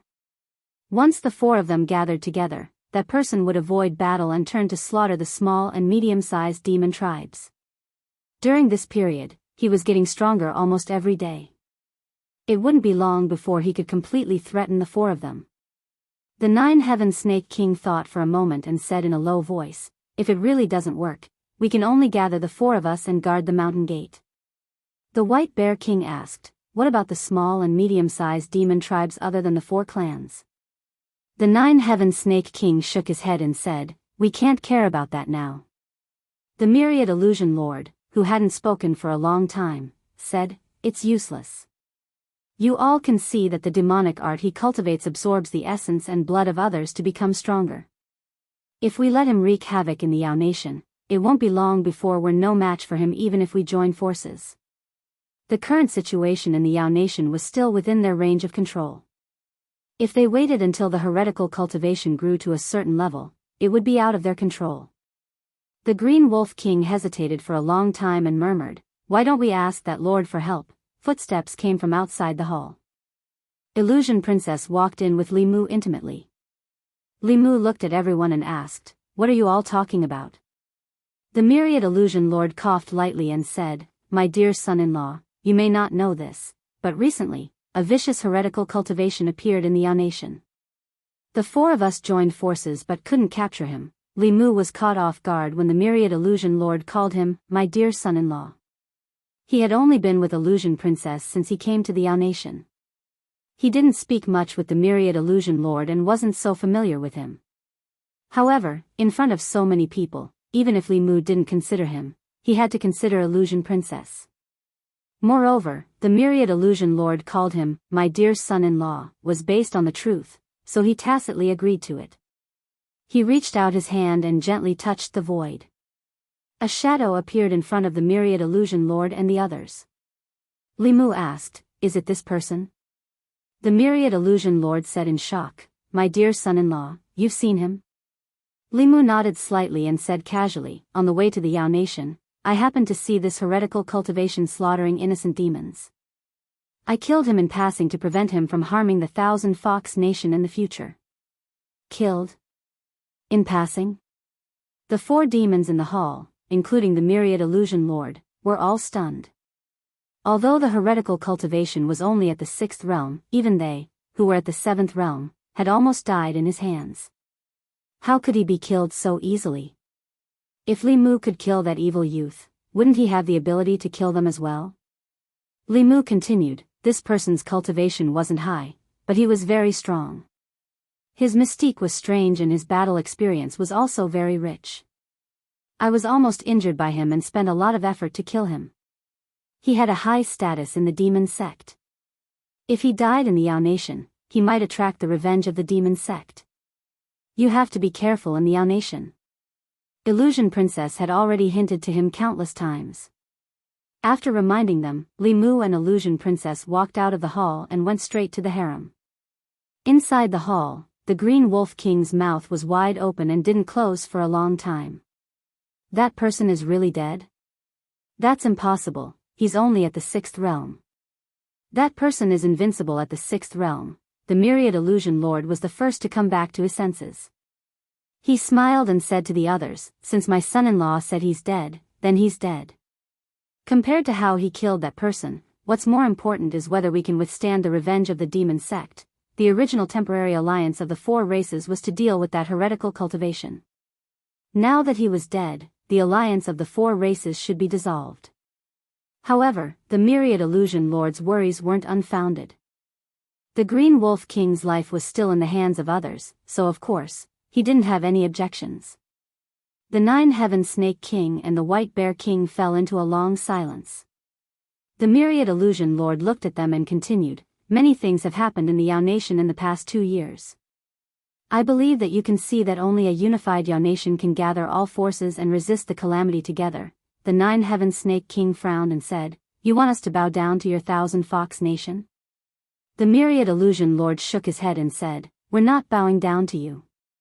The 4 races will unite, and our territories will remain unchanged. We'll use the power of the 4 races to unify the power of the entire Yao Nation. In the future, we'll discuss the matters of the Yao Nation together. Only the Black Snake Tribe and the Flying Bear Tribe couldn't fight against the Demon Sect." A complete unification of the Yao Nation's races was a good thing for everyone, especially with the Thousand Fox Nation behind them. Relying on that man was equivalent to relying on the Great Zhou Court. The various Dao sects would instantly gain countless powerful allies. The Nine-Heaven Snake King and the White Bear King looked at each other and quickly came to a decision. The Nine-Heaven Snake King nodded and said, "The myriad illusion lord's words make sense. With the enemy before us, it's time for the Yao Nation to be unified." The White Bear King also said, "I also agree with the unification." The myriad illusion lord said meaningfully, "Since the Yao Nation is to be unified, we must choose a ruler. Who do you think is the most suitable person to take this position?" Although the myriad illusion lord asked in a questioning tone, there was no choice in this matter. The Thousand Fox Nation was currently the dominant power in the Yao Nation. Even if the Black Snake Tribe and the Flying Bear Tribe controlled the Yao Nation, they didn't have the strength to protect the Yao Nation. The entire Yao Nation was now tied to the Thousand Fox Nation. To be more precise, it was tied to the man behind the Queen of the Thousand Fox Nation, Phantom Princess. The Nine-Heaven Snake King took a deep breath and said helplessly, "I think that niece Phantom Princess can take on this heavy responsibility." The myriad illusion lord shook his head and said, "Her cultivation is too low. I'm afraid she can't take on this responsibility." The Nine-Heaven Snake King cursed in his heart. The myriad illusion lord had clearly dug a hole and was waiting for them to jump into it. However, they had no choice but to jump into it. He could only harden his heart and grit his teeth and said, "With the accumulation of our 4 tribes over the years, it shouldn't be difficult to push her to the 7th realm." The myriad illusion lord looked troubled and said, "I'm sorry." The White Bear King also understood the meaning behind their words and said with a pained heart, "It should be so. The Queen of the Yao Nation can't lose to the Queen of the Great Zhou. I suggest that we merge the psychic spirits of the 4 tribes to help the Queen break through." Chapter 574. Thousand Fox Nation's Main Hall. A golden fox spirit floated above the 10,000 illusions lord's head. A golden snake coiled around the Nine-Heaven Snake King's arm. A golden wolf and a golden bear each crawled under the feet of the Blue Wolf King and the White Bear King. They weren't big, but they exuded a strange aura. The 4 psychokinesis spirits were quiet on the surface, but they were all looking at each other with greed in their eyes. The 4 demons left behind their psychokinesis spirits, looked at each other, and left the palace hall. The moment they stepped out of the hall, the 4 spirits finally couldn't hold back and pounced on each other. In the past, he spent most of his time with the Empress, Lu Hanyan, and Li Qing. This was a little unfair to Illusion Princess, so Li Mu stayed in Thousand Fox Nation for a while this time. Some strange things happened these days. In the past, Thousand Fox Nation was mostly made up of foxes and small demon tribes that relied on the Fox tribe. It was rare to see the Wolf tribe, Snake tribe, Bear tribe, and other demon tribes. These tribes generally relied on the other 3 major demon tribes. However, in recent days, Li Mu often saw the Snake tribe, Bear tribe, and Wolf tribe wandering around the city. To be precise, it was the banshees of these tribes. When Li Mu accompanied Illusion Princess to play in the city, they would encounter a banshee every once in a while. They winked at him and made eyes at him. The beautiful snakes were fine, but the banshees of the Bear tribe were all as strong as mountains. When they twisted their bodies, Li Mu was traumatized. Therefore, he simply didn't go out now. When he had nothing to do, he would study the Tao of dual cultivation with Illusion Princess and drink with Fox 6 and Fox 9. Life in the Yao Nation was so pleasant and comfortable. From Fox 6, Li Mu just learned that the Celestial Wolf Nation, the Black Snake Tribe, and the Flying Bear Tribe had decided to form a complete alliance with Thousand Fox Nation. In the future, Thousand Fox Nation would lead and the four tribes would discuss important matters together. In other words, Illusion Princess would not only be the queen of Thousand Fox Nation in the future, but also the queen of the Yao Nation.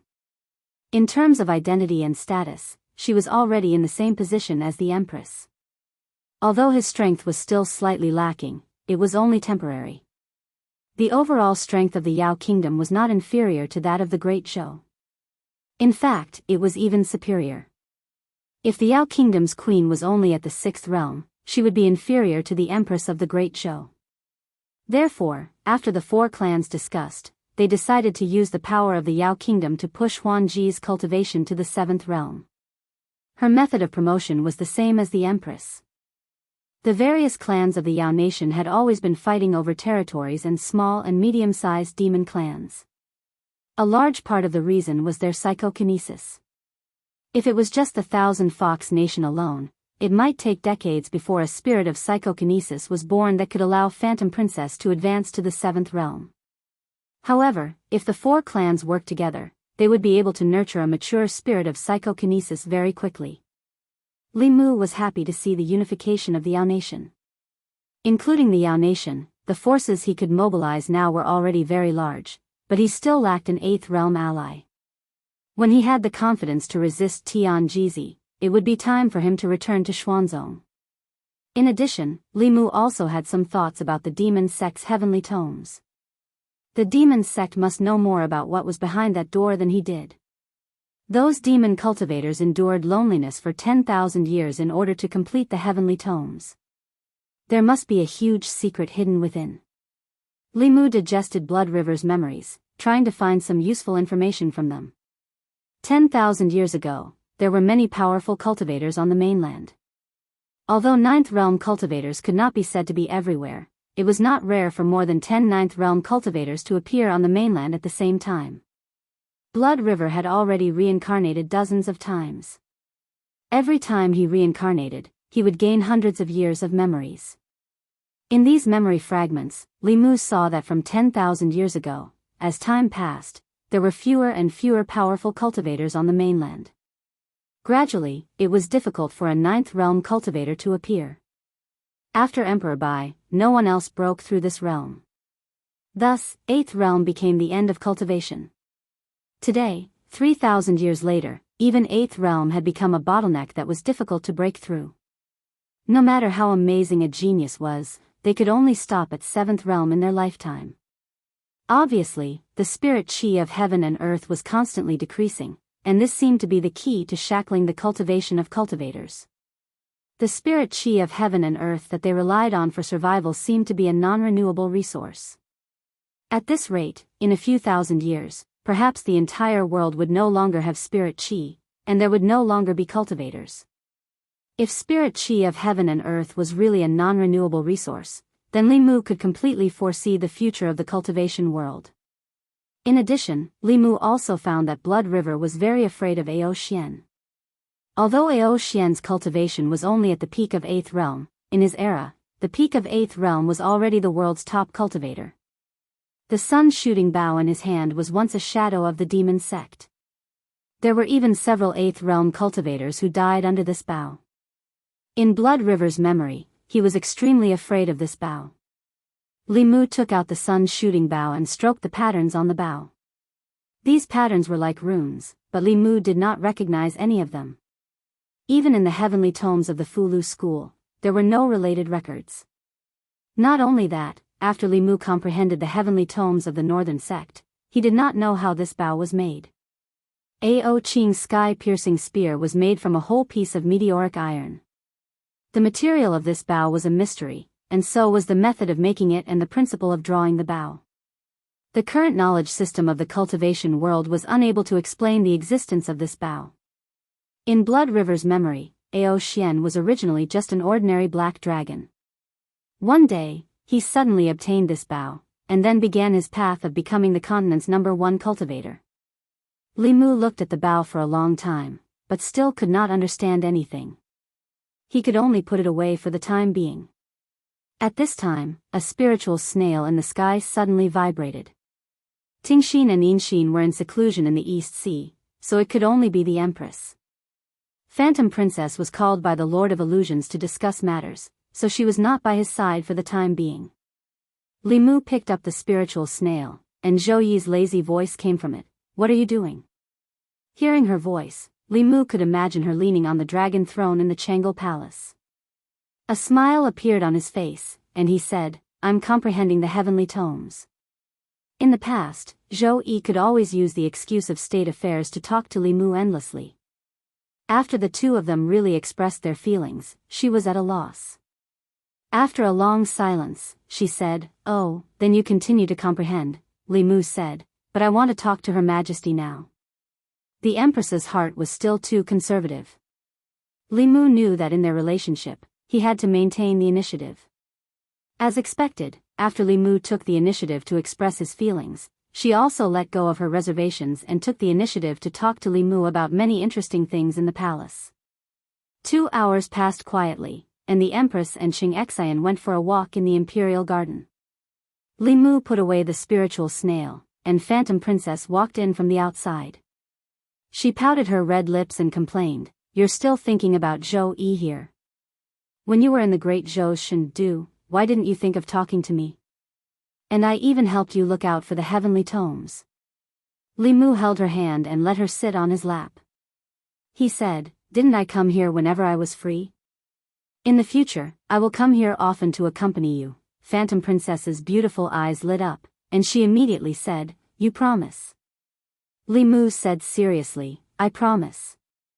Although traveling between the Shen, Du and the Yao Kingdom was a bit tiring, for the sake of his own family's harmony, no matter how tiring it was nothing. After making Phantom Princess happy, Li Mu asked, "What did you say about the heavenly tomes?"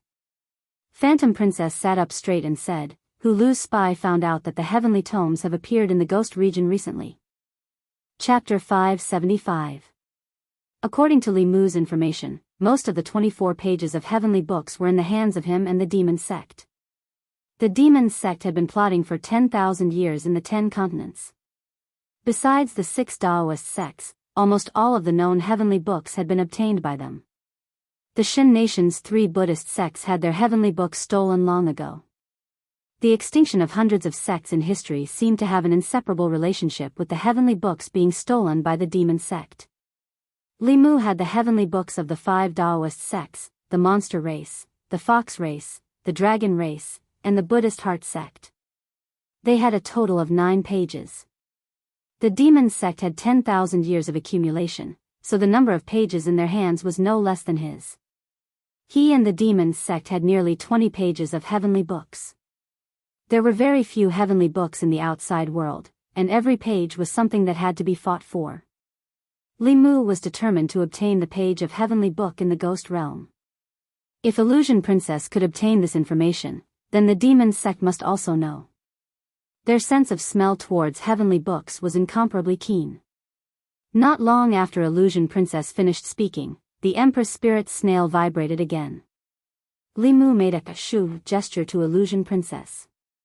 After injecting magic power into the Spirit Snail, the Empress voice immediately sounded, "The Ju Wei just sent back news that a heavenly book has appeared in the ghost realm.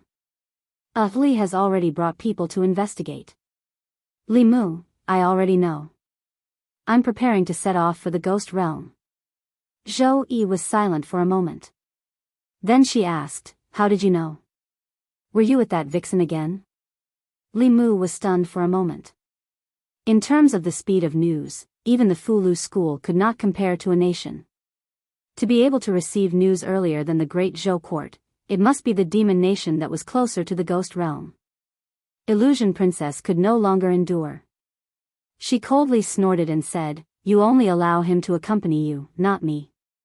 You're so overbearing. If you have the ability, then make him stay by your side forever, you seducing vixen." I admit that I am a vixen. Someone is clearly the same as me, but she always thinks of herself as the Empress. You. Am I wrong? Seeing Phantom Princess and Queen quarrel with each other, Li Mu tried to talk them out of it several times but to no avail. He could only put on a serious face and shouted, "Are you guys done?" Huan Ji secretly looked at Li Mu. Seeing that he was really angry, she immediately lowered her head and stopped talking. On the other side of the spirit snail, the Empress also fell silent. Li Mu continued, "One is the Empress of the Great Zhou, and the other is the Queen of the 10,000 Demons. They don't even see each other, yet they're arguing with each other across the spiritual snail. What a scandal. Phantom Princess is not allowed to stir up trouble, and His Majesty is not allowed to target her. Otherwise, I'll return to Mount Baiyun and cultivate in seclusion." The first to admit defeat was Phantom Princess. She pulled Li Mu's sleeve and said in a low voice, "I was wrong. I won't talk about her like that in the future." Zhou Yi was silent for a while and also said in a low voice, at most, I won't call her a vixen anymore." The two of them, one was stronger than the other, and one had a higher status than the other. If Li Mu didn't show some of his authority as the head of the family, when Phantom Princess broke through, he wouldn't be able to control the family anymore. When the two of them were here, he had to be fair and impartial. After putting away the spiritual snail, he hugged Phantom Princess again and said, "I didn't mean to scold you. It's just that you're making things difficult for me. I never thought that the two of you could be like sisters, but don't always be at each other's throats and not give in." Phantom Princess snorted and said, "She was the one who said that to me first." Li Mu said, "She's petty. It's not the first time you know that. Just give in to her." Phantom Princess felt much better. She raised her head and asked, "Then tell me, am I more sensible than Zhou Yi?" Li Mu hurriedly said, Yes, you're the most sensible." Half a day later, after comforting Phantom Princess, Li Mu flew out of the Thousand Fox country. He took out the spiritual snail and injected his power into it. Soon, the Empress's voice came from the other side. "Go accompany your 1,000 Demon Queen. Don't worry about me." Li Mu asked, "Your Majesty, are you still angry?" Zhou Yi said, "I'm not angry." Li Mu smiled and said, "I knew that your Majesty is the most open-minded. I just scolded Phantom Princess and told her to learn from your Majesty. Don't throw a tantrum and think about the big picture." Zhou Yi's tone became gentler. "You saw it too. She's the one who always goes against me." Li Mu said, "She grew up in the mountains and doesn't know the rules."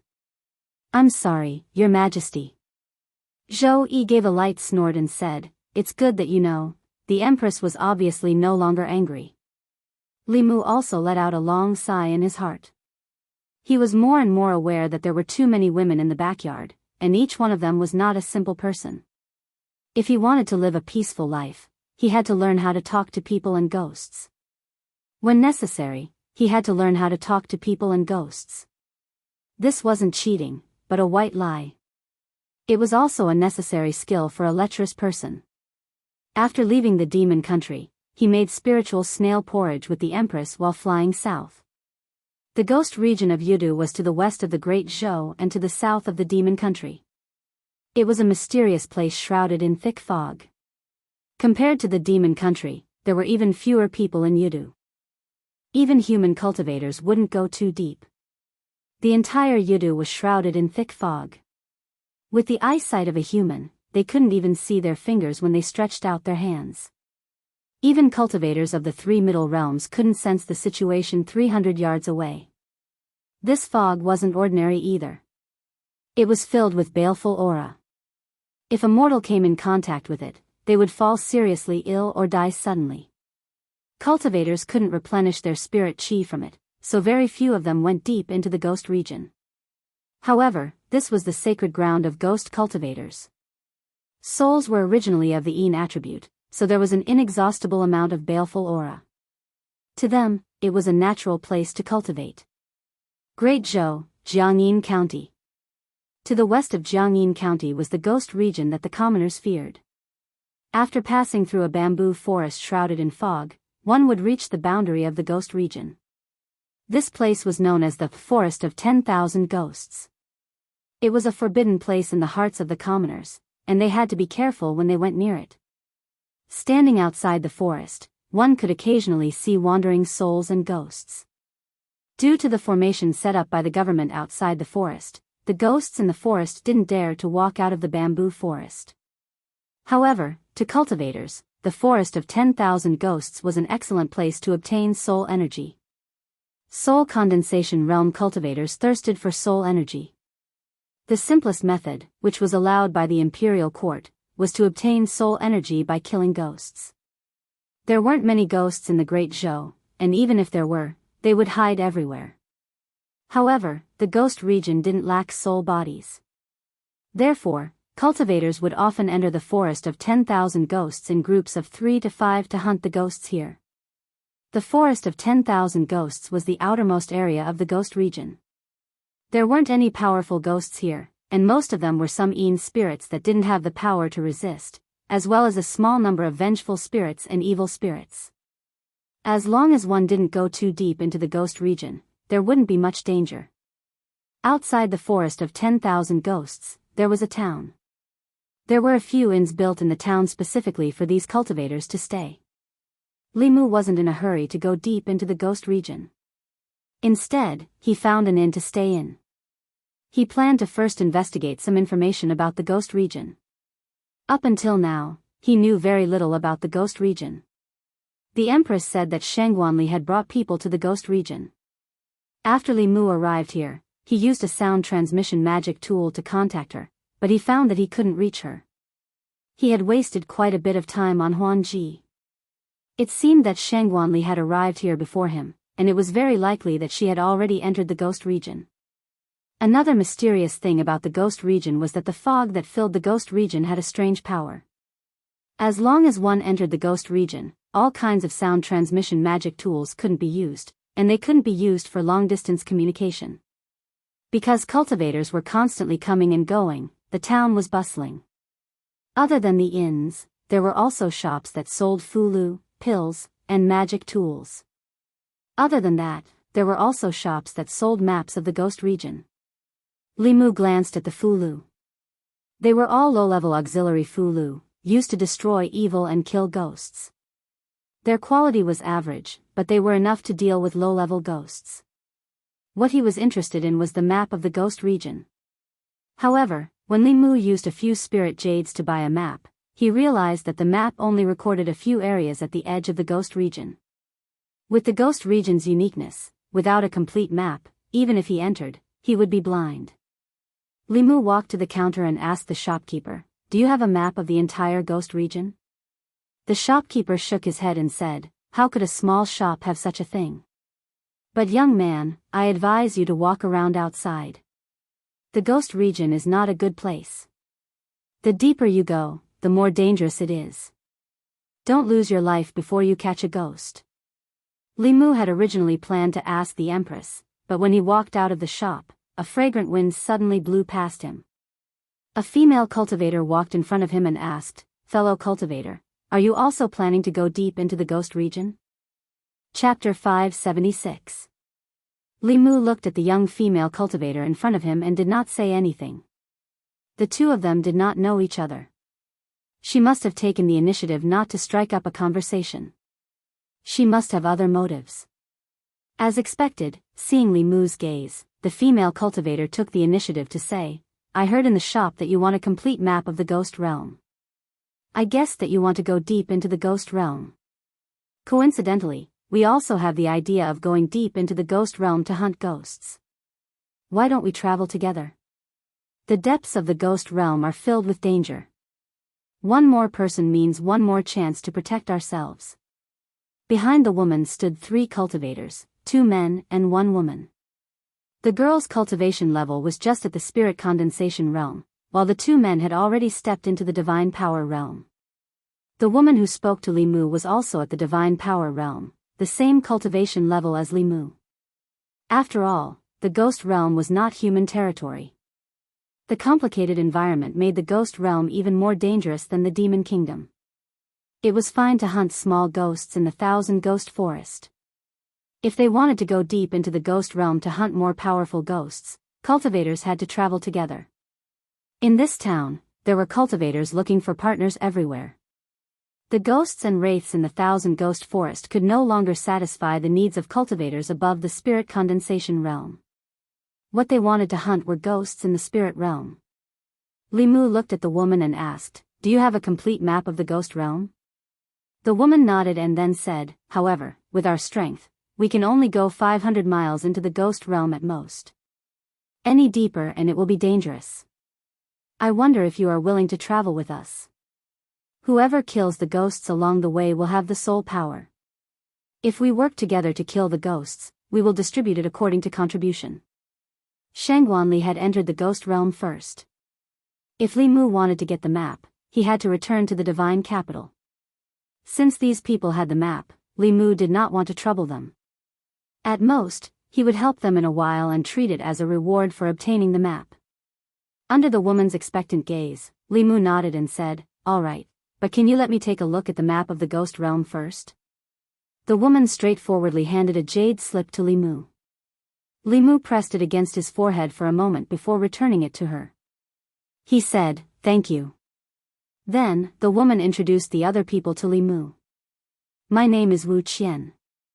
This is fellow Daoist Zhang Man, fellow Daoist Ding Liang, and this is fellow Daoist Chen Yingying. How should I address you?" Li Mu. Although he hadn't shown his true face yet, there were many people with the same name in the world, so he wasn't worried that others would suspect him. When the two male cultivators heard Li Mu's name, they didn't feel anything strange. However, the girl named Chen Yingying's beautiful eyes suddenly lit up as she said, "It's the same name as my martial ancestor." Li Mu smiled and asked casually, "Little girl, which sect are you from?" The girl said, "I'm from the Divine Talisman sect." "What sect are you from?" When the girl reported her sect, Li Mu couldn't help but look at her twice. In addition to the ancestral court, the Fulu school had many outer sects, and the Divine Talisman sect was one of them. In this way, he could barely be considered a disciple of the Fulu school. Of course, Li Mu wouldn't reveal his identity. He said, "I don't belong to any sect. I'm just a rogue cultivator." After introducing themselves, Li Mu knew that among the four people, except for Chen Yingying, who could barely be considered an outer sect disciple of the Fulu school, the other three were rogue cultivators. Therefore, they needed to take the risk and go to the ghost realm to obtain soul power resources. As for Chen Yingying, she went down the mountain to gain experience. To have the cultivation of the spirit condensation realm at the age of 18 or 19, she could be considered a little talented. However, for such a young disciple, after breaking through, it was necessary to enter the world to temper herself. The five of them walked into the 100 Ghosts bamboo forest together. Wu Qian reminded them, "Everyone, stay together. Don't get separated. It's fine here, but after going deep into the ghost realm, once you get separated, it'll be difficult to meet again." After walking into the bamboo forest, the surroundings began to be filled with a faint mist. This mist contained a strange power that even divine senses couldn't probe too far. For cultivators, divine senses were their eyes. With their divine senses suppressed, everyone lost their sense of security and became very vigilant. Occasionally, soul bodies would fly out of the mist. These souls were full of ruthlessness and didn't have intelligence. They only instinctively thirsted for human essence, blood and yang qi. They were the targets of cultivators. As for those soul cultivators with intelligence, the cultivators who entered the ghost realm couldn't wait to avoid them. In a place like this, the strength that soul cultivators could unleash was far beyond their own strength. If they encountered soul cultivators, the prey and the hunter would often switch identities. Li Mu didn't really do anything along the way. The souls that pounced on them from the fog and attacked them were all dealt with by the other four people. In the beginning, the group only encountered wraiths and evil spirits. As they continued to go deeper into the fog, fourth realm vile souls gradually began to appear. At this time, everyone would often work together to kill them and divide the soul power equally. At a certain moment, the mist in front of them fluctuated again. Except for Li Mu, the others immediately raised their spirits. Soon, a few figures walked out of the mist. But this time, it wasn't ghosts that appeared from the mist, but humans. There were also 5 people on the opposite side. When Wu Qian and the others saw this, not only did they not relax, their expressions became even more nervous. The faces of the people on the opposite side also appeared vigilant at the same time. A few of them even held their weapons. The atmosphere between the two sides was very tense. Not long after, the 5 people walked to the left side of the mist and their figures quickly disappeared. The 4 people beside Li Mu also breathed a sigh of relief. Wu Qian looked at Li Mu and asked, "Fellow Taoist Li, is this your first time in the ghost realm?" Li Mu nodded and said, "I've never been here before." "No wonder."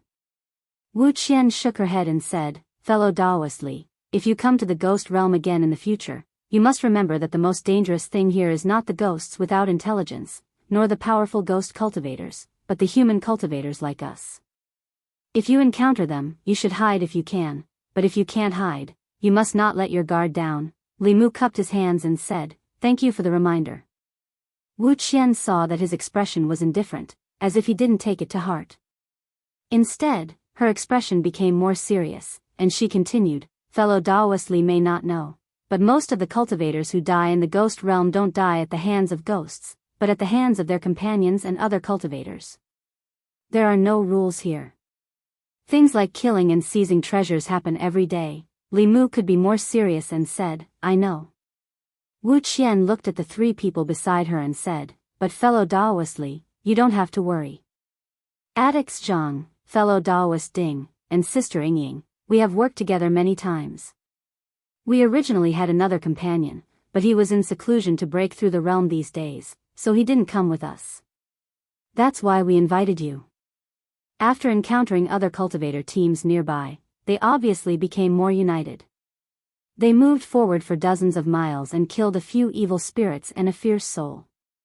When the 4 of them were happily splitting the soul power, Li Mu's eyebrows suddenly raised, and he inadvertently glanced in a certain direction. There was only thick fog in that direction, and nothing unusual. After a dozen breaths, Wu Qian and the other 2 male cultivators' expressions suddenly changed, and they looked in the direction Li Mu had just looked. A phantom rushed out of the thick fog and rushed straight at them. Feeling the powerful aura fluctuations on the phantom, their expressions changed at the same time. Not good. It's a 5th realm ghost. This is still the periphery, how can there be a ghost? Along the way, the most they had encountered were 4th realm vile souls. Ghosts were equivalent to 5th realm human cultivators. Although they did not have intelligence and could only move based on instinct, they were still not something a 4th realm cultivator could fight against. Wu Qian made a prompt decision and said immediately, "Everyone, stay calm and attack together. Take care of each other and don't get separated." At this moment, the importance of a team was reflected. A divinity realm cultivator would not be a match for a 5th realm ghost. However, for divinity realm cultivators and a spirit conduit realm cultivator could fight against a ghost without intelligence. Of course, the most important thing was that they had Li Mu. If not for Li Mu's secret methods, this ghost that suddenly appeared would have been a battle of life and death for them. They had never encountered a ghost since entering the ghost domain. The 4 of them were already extremely nervous, but as they fought, they realized that this ghost did not seem to be that powerful. Its attack power was not high, but its defense was very weak. It was beaten by their dermic arts until it roared non-stop. That's it? A 5th realm ghost is only a so-so. If we take its soul energy, we'll have struck it big this time. After realizing that this ghost's strength was only a so-so and that it had been suppressed from the start, the 4 of them were no longer nervous like before. Instead, they were excited and expectant. The light of dermic arts and dermic treasures intertwined even more intensely. If they could harvest this ghost, each of them would be able to get a huge amount of soul energy. Whether it was for cultivation or exchanging it for spiritual jades, this trip would not have been in vain.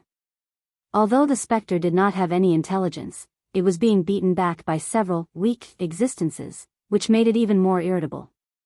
It roared and sucked in all the yin qi within a radius of several miles into its mouth. Its body grew several times larger, and its aura immediately increased dramatically. The ghost's sudden change caused the smiles on their faces to disappear. Under that powerful aura, their hearts trembled with fear. At this moment, the ghost let out a wild roar and swooped down on the four of them. Li Mu stood behind the four of them and calmly glanced at the ghost. With just a glance, the ghost's body trembled and it suddenly ran back as if its life depended on it. Li Mu threw out a fulu. With a flash of lightning, the ghost was immediately heavily injured and fell to the ground, unable to float up again. Li Mu walked in front of them and said with a look of pity, "It's a pity that this high-grade fulu was gifted by Elder Zhang. He still has the strength to resist. Everyone, let's attack together." The four of them reacted and were about to attack to completely disperse the ghost's soul body. Xiao! A green light flew out from the fog and pierced through the ghost's body. The ghost's soul body collapsed, leaving only pure soul energy. The figures that walked out of the fog condensed it into a soul ball. The face of the male cultivator named Zhang Man immediately darkened. He shouted, "What are you doing?" Among them, a young man glanced at him and said, "This ghost was killed by us. Why can't we take its soul energy?" Chen Yingying took a step forward and said angrily, "We were the ones who injured it first. You stole our prey." The young man sneered and said, "What a joke. The ghosts of the ghost realm don't have a master. They belong to whoever killed them. Do you think you can kill a ghost with just the few of you?"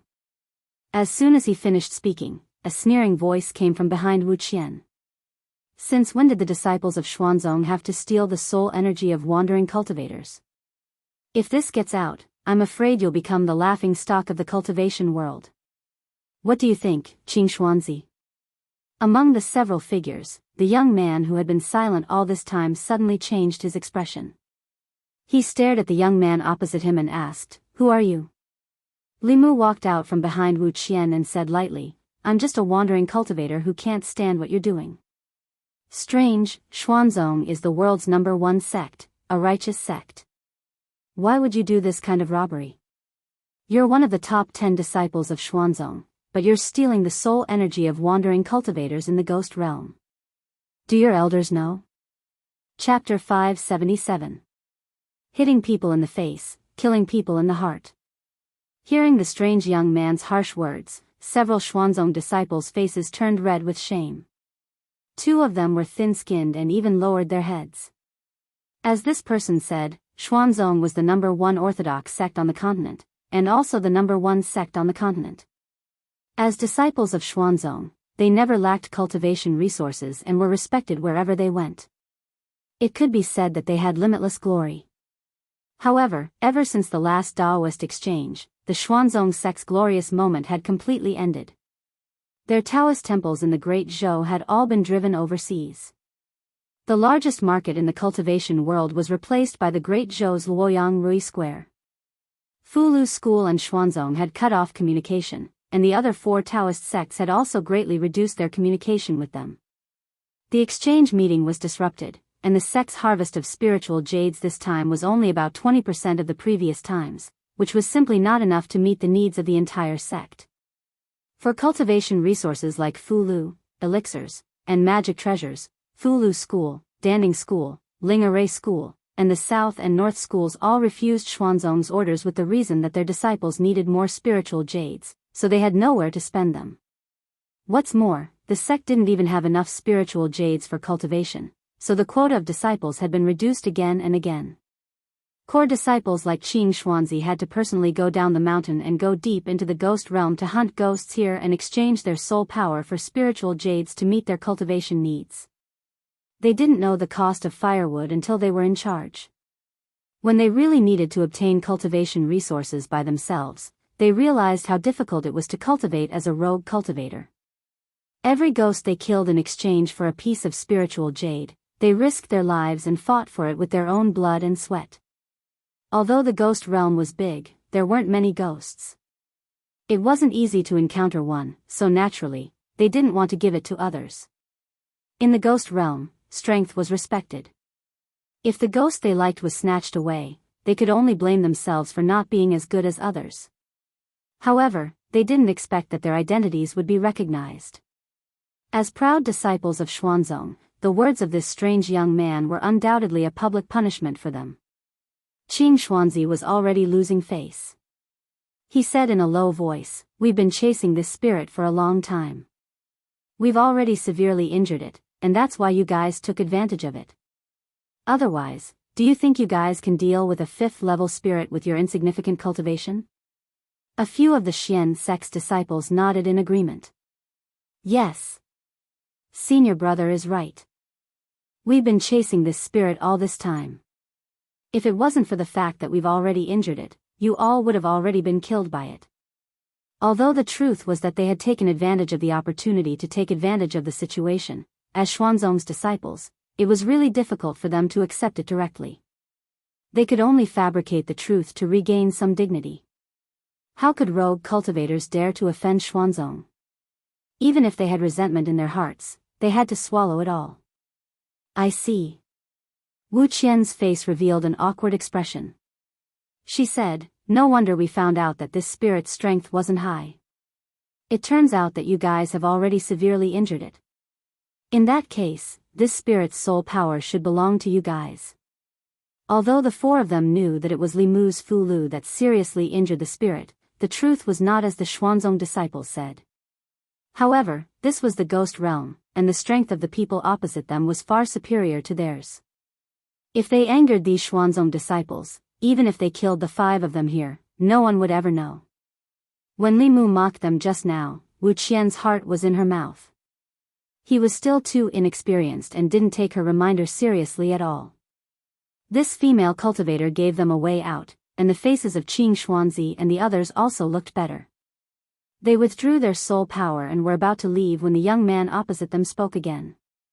Li Mu sized up Qing Xuanzi and the others, and seemed to have thought of something. He revealed a look of realization and said, "Oh, sorry, I almost forgot. Xuanzong's days aren't good right now. They lost their business, and they're not liked by other sections. No wonder even the core disciples have to go out to hunt ghosts by themselves. We all come out to make a living, and no one has it easy.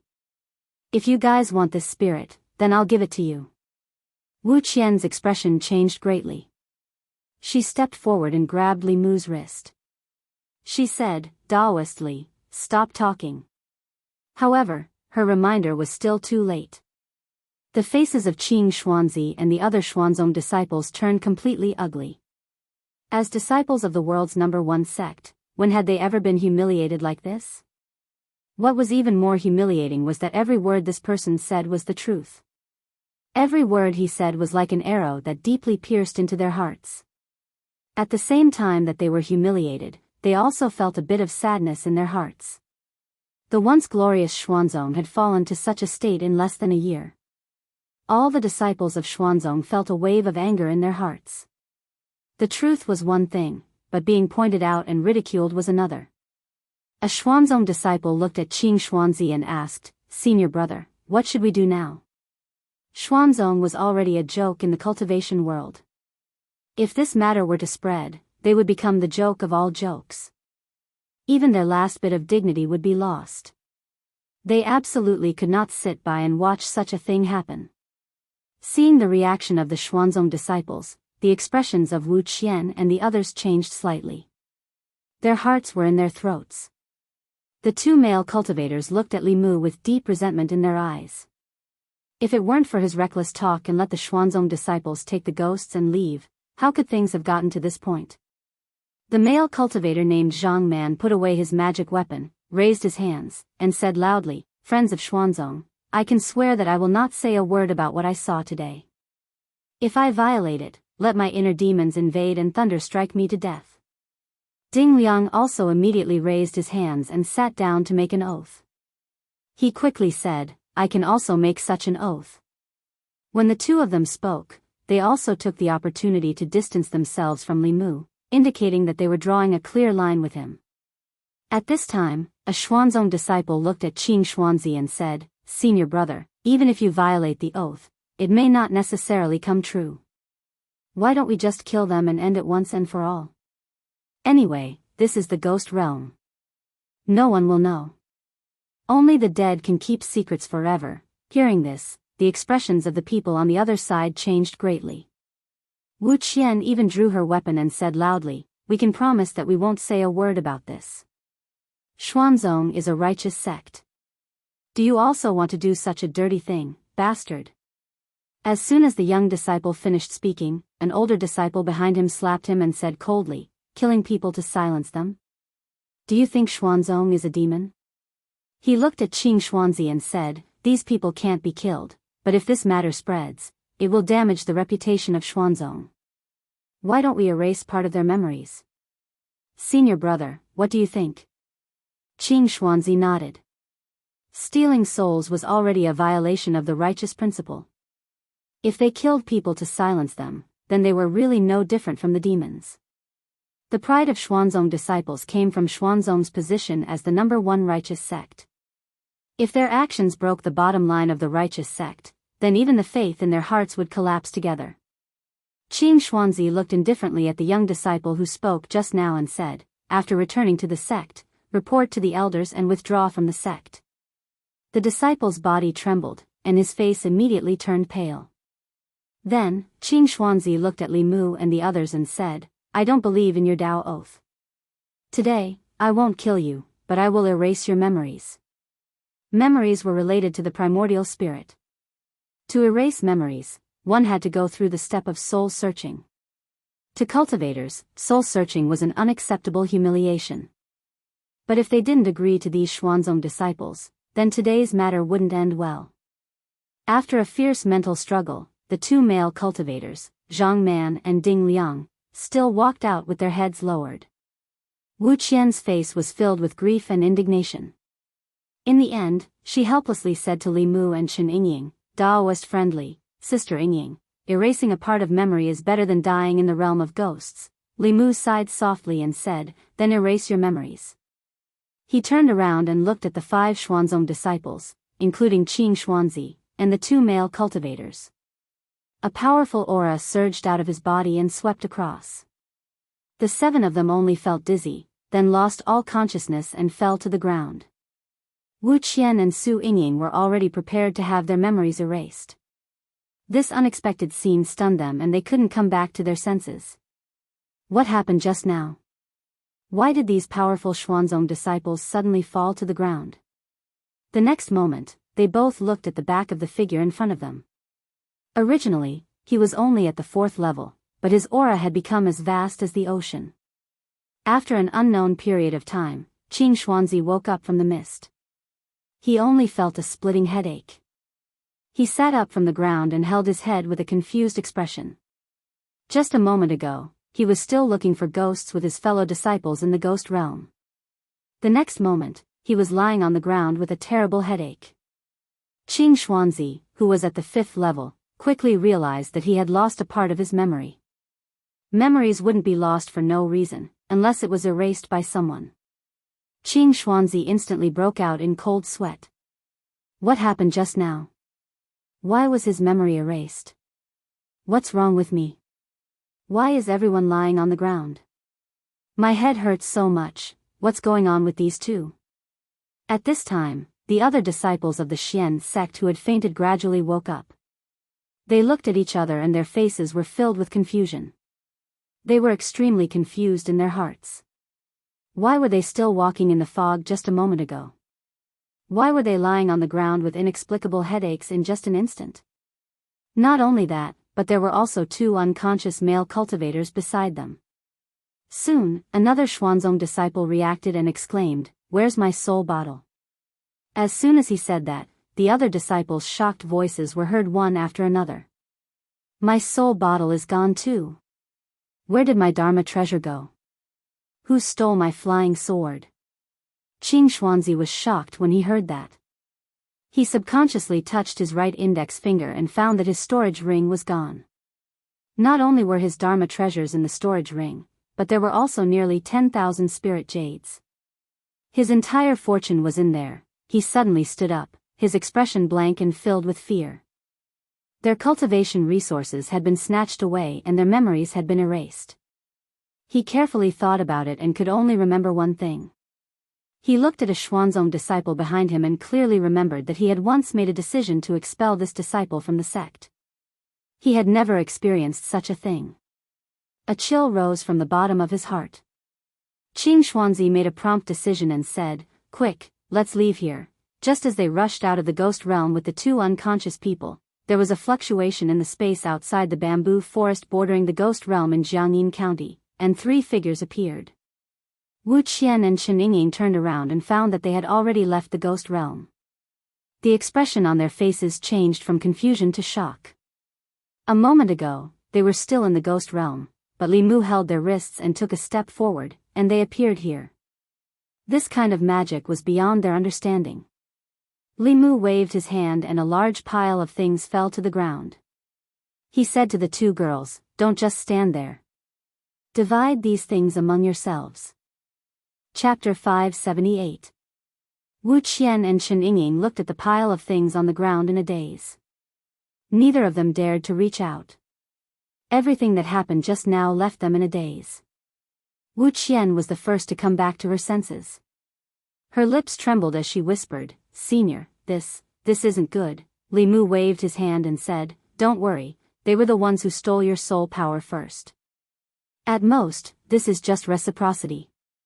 You don't have to worry about them taking revenge. I've already erased part of their memories." Li Mu had a good impression of these two female cultivators. As women, they had more backbone than the two male cultivators. They didn't betray their teammates at the critical moment, so Li Mu didn't mind giving them an opportunity. At this time, Li Mu noticed that Chen Yingying was looking at him. There seemed to be a guess in her eyes, but she didn't dare to confirm it. When Li Mu looked at her, she looked away in panic. Li Mu didn't say much. He just smiled and said, "Okay, I still have something to do in the ghost realm. This soul power should be enough for you to use for a while. There will be a big change in the ghost realm, so it's best if you don't come in and take risks." Before leaving, he gently patted Chen Yingying's head and said, "Work hard and strive to cultivate in the ancestral court as soon as possible." As soon as he finished speaking, he walked into the ghost fog again. Wu Qian looked at the things scattered on the ground. Her throat moved with difficulty, and then she said to Chen Yingying, "Sister Yingying, you choose first." Chen Yingying said embarrassedly, "Let's choose together." After the two of them finished dividing the cultivation resources, Wu Qian suddenly asked, "Sister Yingying, do you know that senior?" Chen Yingying pondered for a moment and nodded. "He's so young, and his cultivation is so high. Moreover, he doesn't like Xuanzong. Even his name is the same. I can't think of anyone else other than Martial Granduncle." Wu Qian said in surprise, He's Senior Ling Jizi from Fulu School." Few people in the cultivation world knew about Li Mu, but everyone knew about Ling Jizi.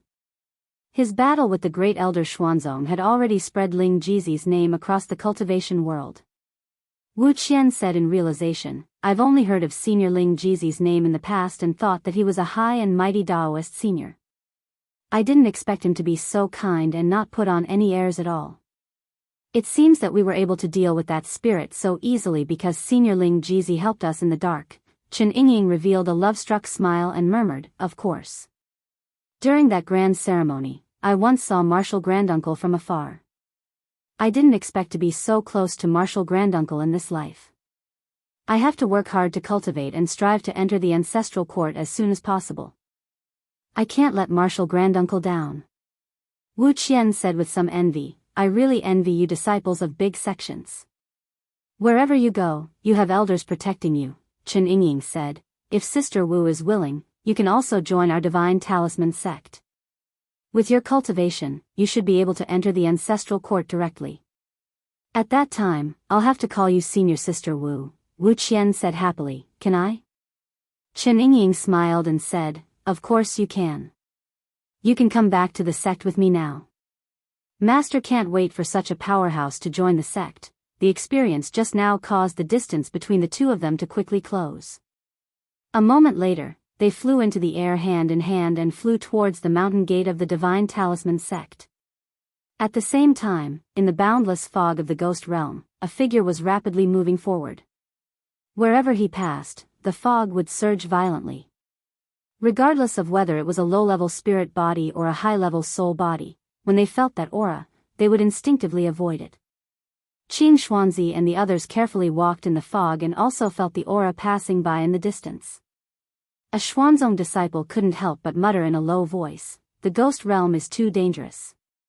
Let's not come here in the future." Compared to the Yao nation, the ghost realm that was shrouded in fog was much more mysterious. No one knew how many secrets were hidden in the fog of the ghost realm.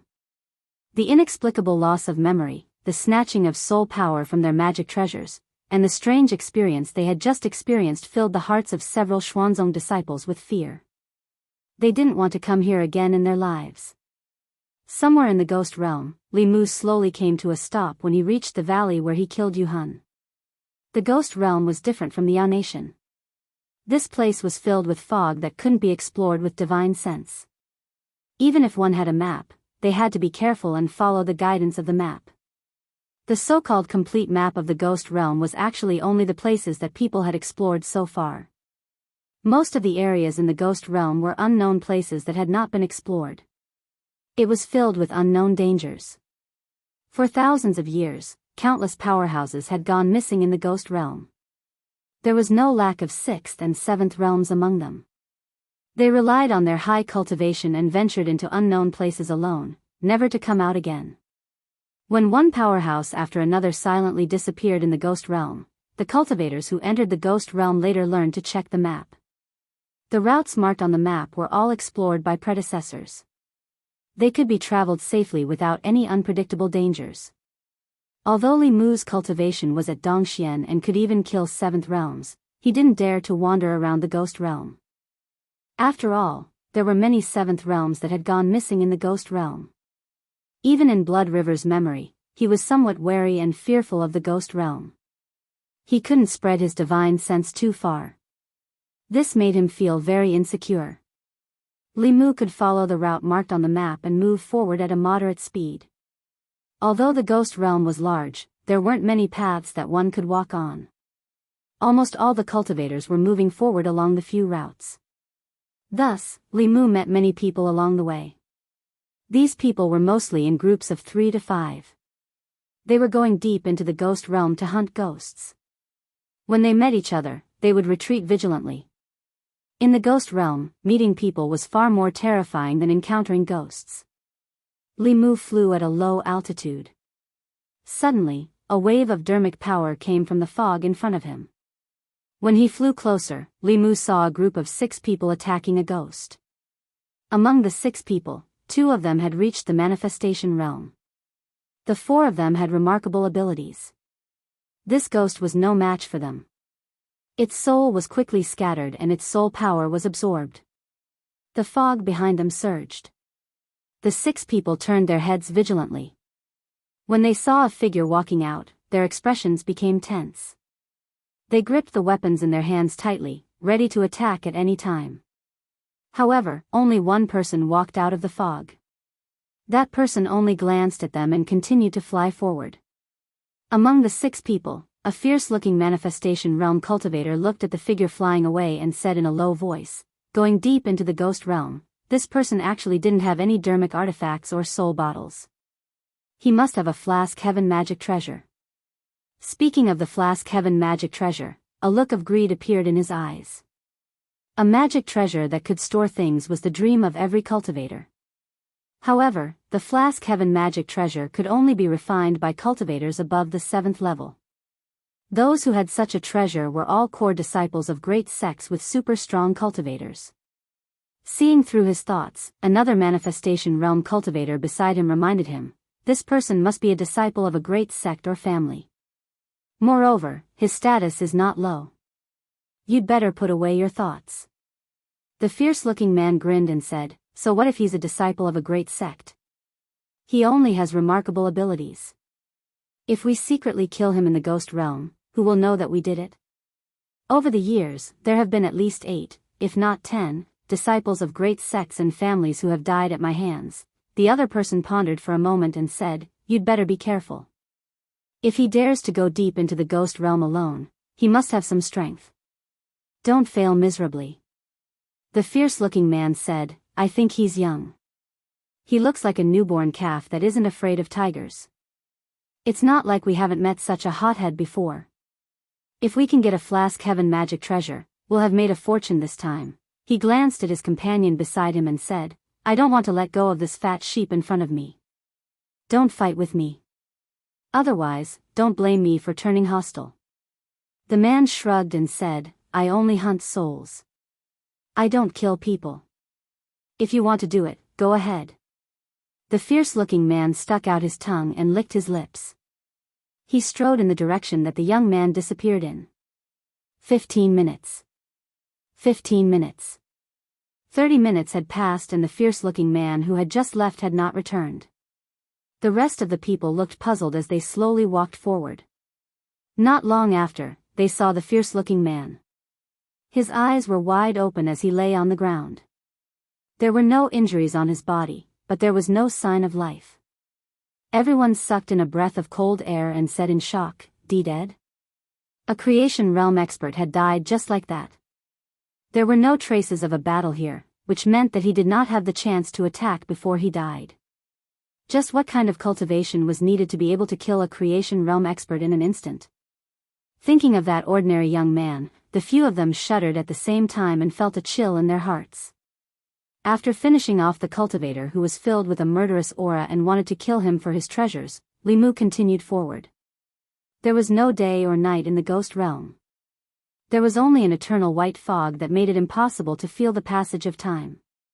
After walking for an unknown period of time, a faintly discernible city suddenly appeared in the fog ahead. At the city gate, the words Fengdu were as red as blood under the light of the lanterns. Chapter 579. The ghost realm was not like the Yao Nation, where one could casually occupy a mountain and use it as a cultivation cave.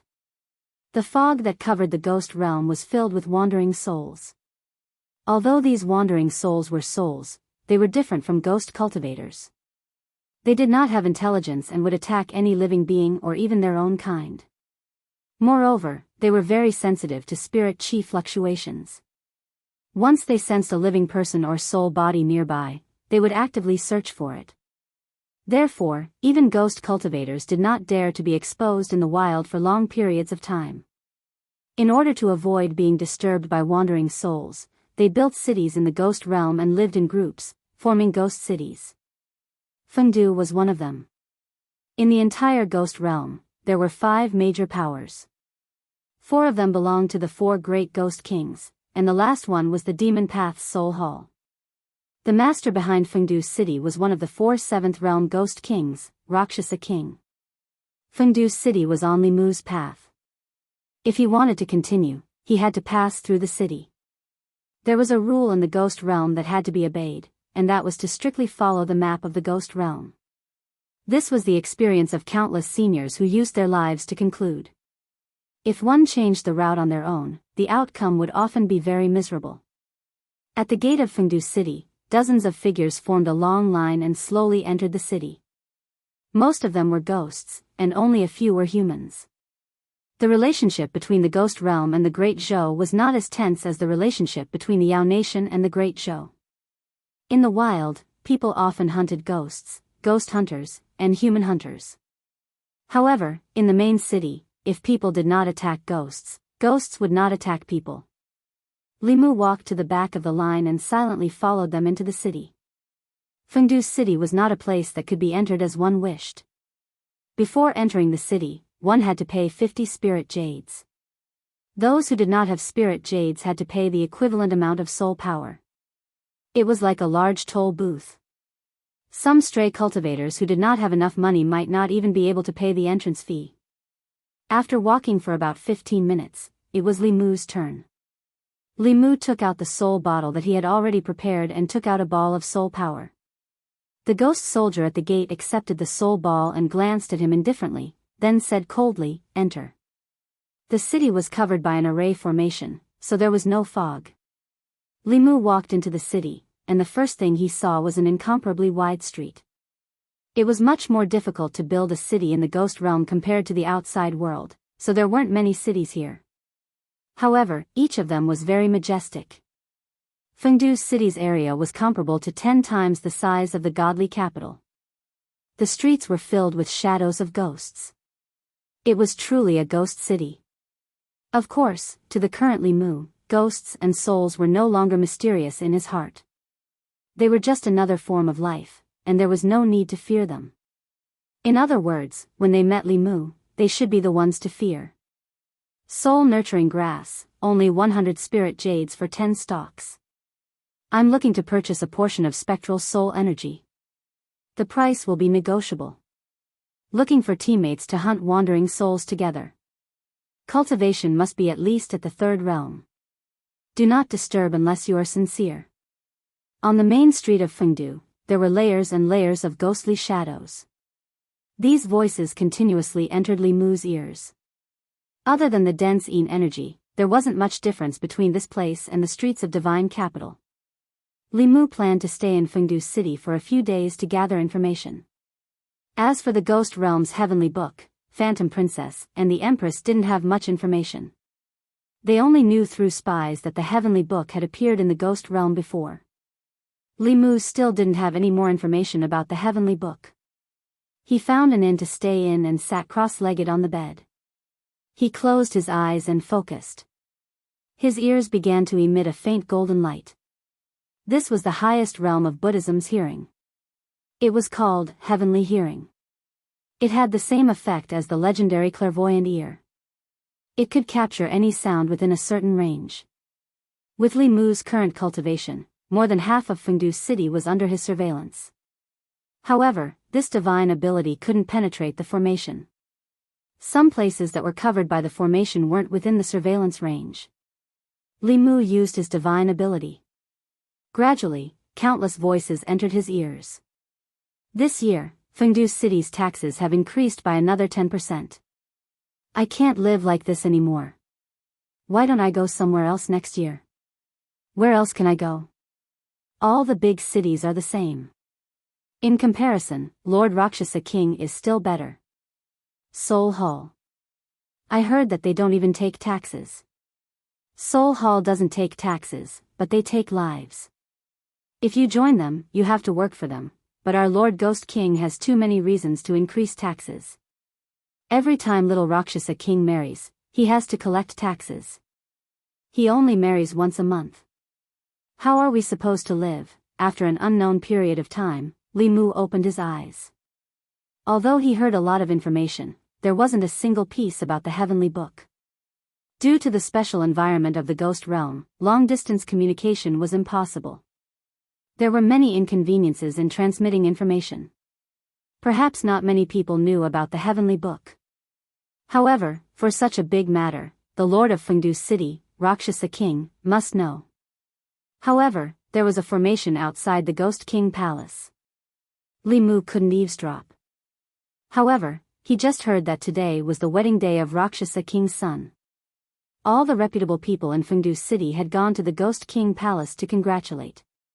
Perhaps there was a chance to sneak in. Li Mu walked out of his room and came to the street. He walked in a certain direction. He had never been to Fengdu City before, but the place with the most powerful formation in the city must be the Ghost King Palace. The entire Fengdu City was filled with ghost chi.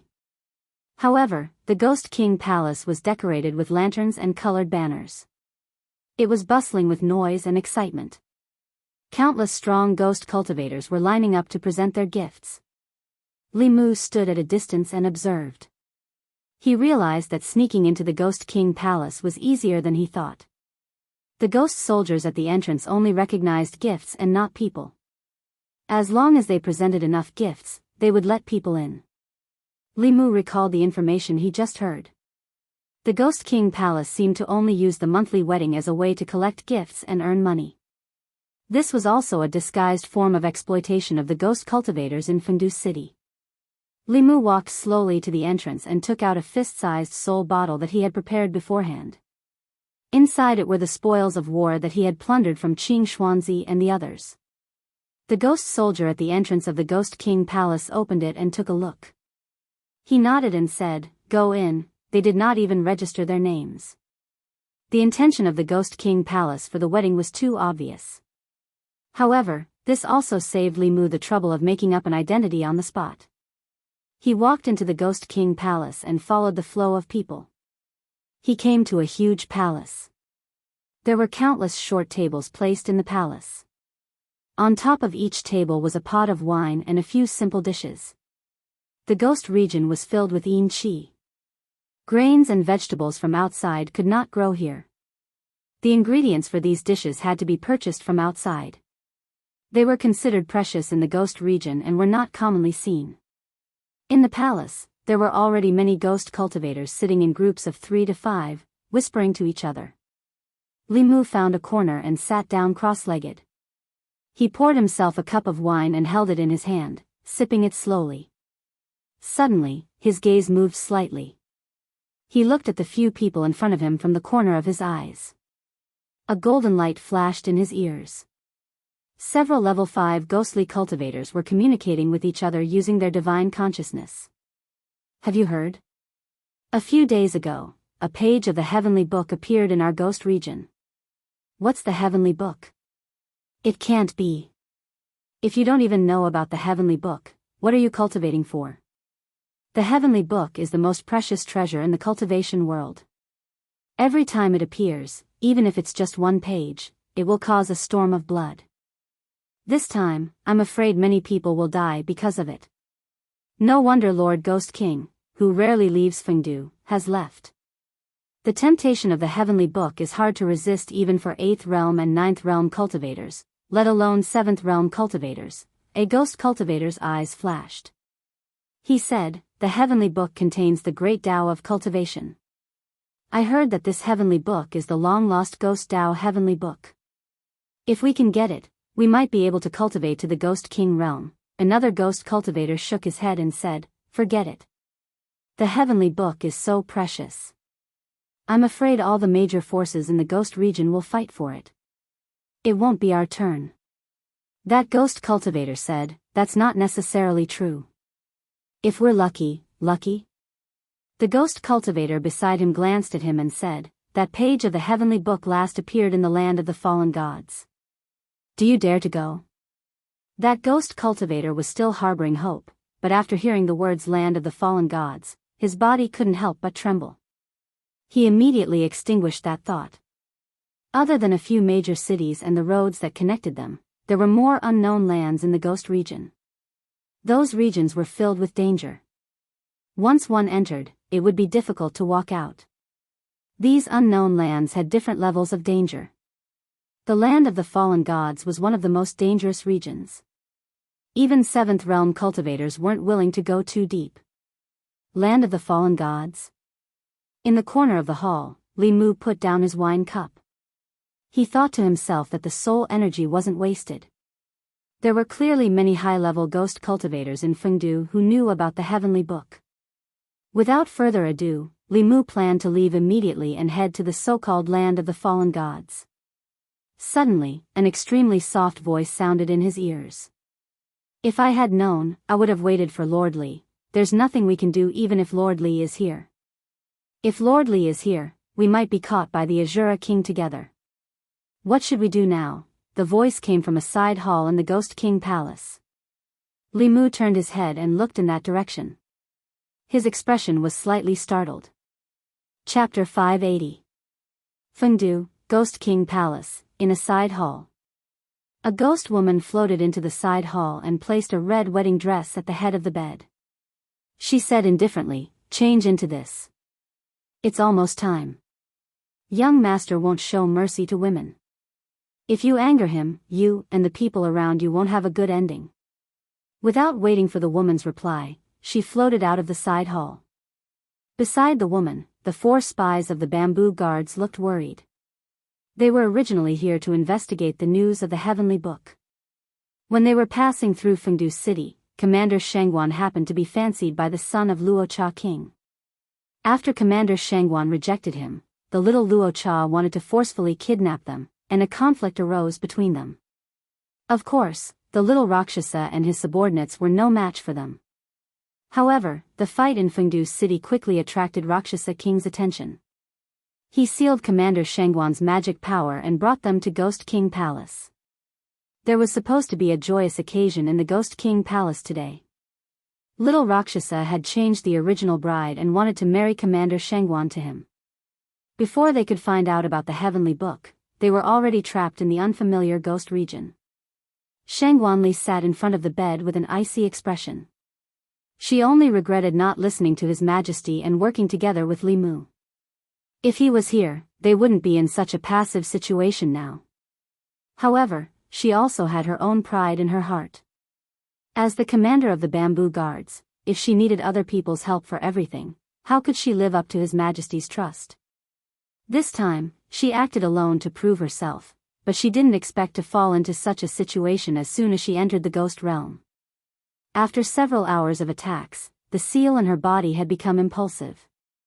Even if she couldn't kill the little Rakshasa, she could still injure him severely. However, by then, she would completely lose her ability to resist. The biggest problem was how to leave Fengdu, Rakshasa King's territory. Even if Rakshasa King wasn't in Fengdu, he still had countless strong men under him. Without a cultivation of the seventh realm, it would be difficult to break out. Shengguanli sighed. If only Li Mu was here now. Although he had snatched away His Majesty and was never polite to her, at least in this situation, he could give her a sense of security that no one could replace. Shengguanli looked in a certain direction with melancholy. Suddenly, a figure walked out from a wall at the end of her line of sight. Because she was looking forward to Li Mu's appearance too much, she even started to hallucinate.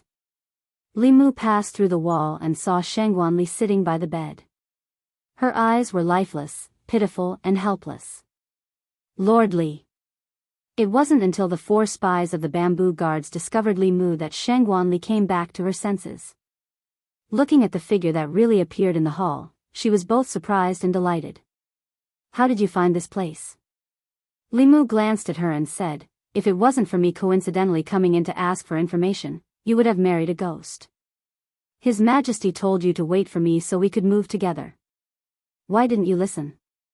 Shengguanli lightly snorted and said, you still say that you were in the Yao Kingdom and that the ghost realm was right next to you. You should have arrived much earlier than me. When I came from the Shen due to Jiangyin County, where were you? Her reason left Li Mu speechless. He rarely went to the Yao Nation, and it was rare for Huan Ji to see him. Before they parted, it was normal for them to kiss each other and do things that they loved to do. Li Mu waved his hand and said, I was delayed by an important matter. What happened to you two? After listening to the explanation of a bamboo guard spy, Li Mu found out that the moment they entered the ghost realm, they were captured by Rakshasa King. After seeing Shengguanli, the little Rakshasa decided to change the ghost bride on the spot. Femme fatale, Li Mu sighed and said to Shengguanli, get on the bed. Your cultivation has been sealed, right? I will help you remove the seal first. 4 spies stood guard at the door. Shengguanli and Li Mu sat cross-legged on the bed. Li Mu placed his hands on her back and sent his magic power into her body. She quickly felt an obstruction.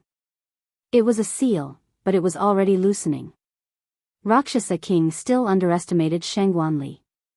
Even though she had just entered the Dongxian kingdom, she often followed the empress. Her methods were not something an ordinary Dongxian could compare to.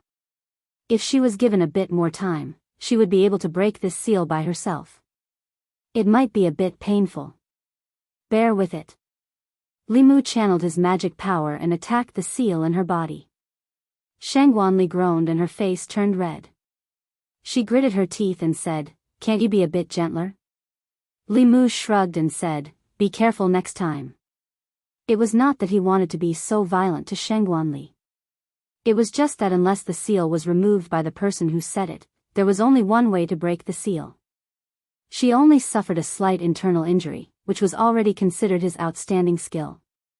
Shengguanli took out a healing pill and swallowed it. Then she asked Li Mu, have you found out about the heavenly book? Of course, Li Mu glanced at her and said, if I don't check it myself, can I count on you? Shengguanli took a deep breath. She did not want to be angry with him.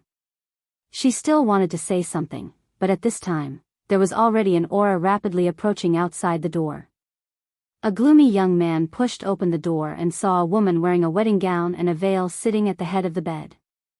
He walked forward and said, Beauty, as long as you are sincere with me, I will not treat you unfairly. In Fengdu City, you can do whatever you want. The woman at the head of the bed did not move. The young man smiled and said, what's wrong? Are you shy? He was full of anticipation. He reached out and lifted the veil, but he saw the face of an unfamiliar man. The extremely handsome man smiled at him and said, "Are you surprised? Are you surprised?" The young Rakshasa did not have time to be shocked. The figure of a woman suddenly appeared above his head. A golden hoop fell from above and wrapped around his neck. Then, it quickly tightened. The powerful mana fluctuations that had already erupted from the young man's body were immediately calmed down after being wrapped by the golden hoop. Li Mu and Shangwanli worked together to give the son of the Rakshasa king a surprise. After that, they threw him to a corner of the teapot space. His father was a 7th realm Xian Gui. The young Rakshasa's strength was not weak either. He was at the 6th realm. If they did not catch him off guard and give him a chance to resist, he would cause a lot of trouble for Li Mu and Shangwanli. After Li Mu's arrival, Shangwanli naturally treated him as the backbone. She asked, "What do we do now?" Li Mu thought for a moment and said, "There should be more than one Dongxian in the Ghost King Palace. In order to not arouse their suspicion, let's put on an act first. We'll rest here for a night and leave tomorrow." It was not easy to get here. Li Mu did not want to leave just like that. Since the Rakshasa king was not here, the Ghost King Palace lacked top-notch masters. If he did not plunder this place before leaving, he would be letting Ali down. Of course, there was another important reason. You don't know the cost of money until you're in charge. After truly taking charge of the Fulu school, Li Mu realized that the rise of a sect required too many resources.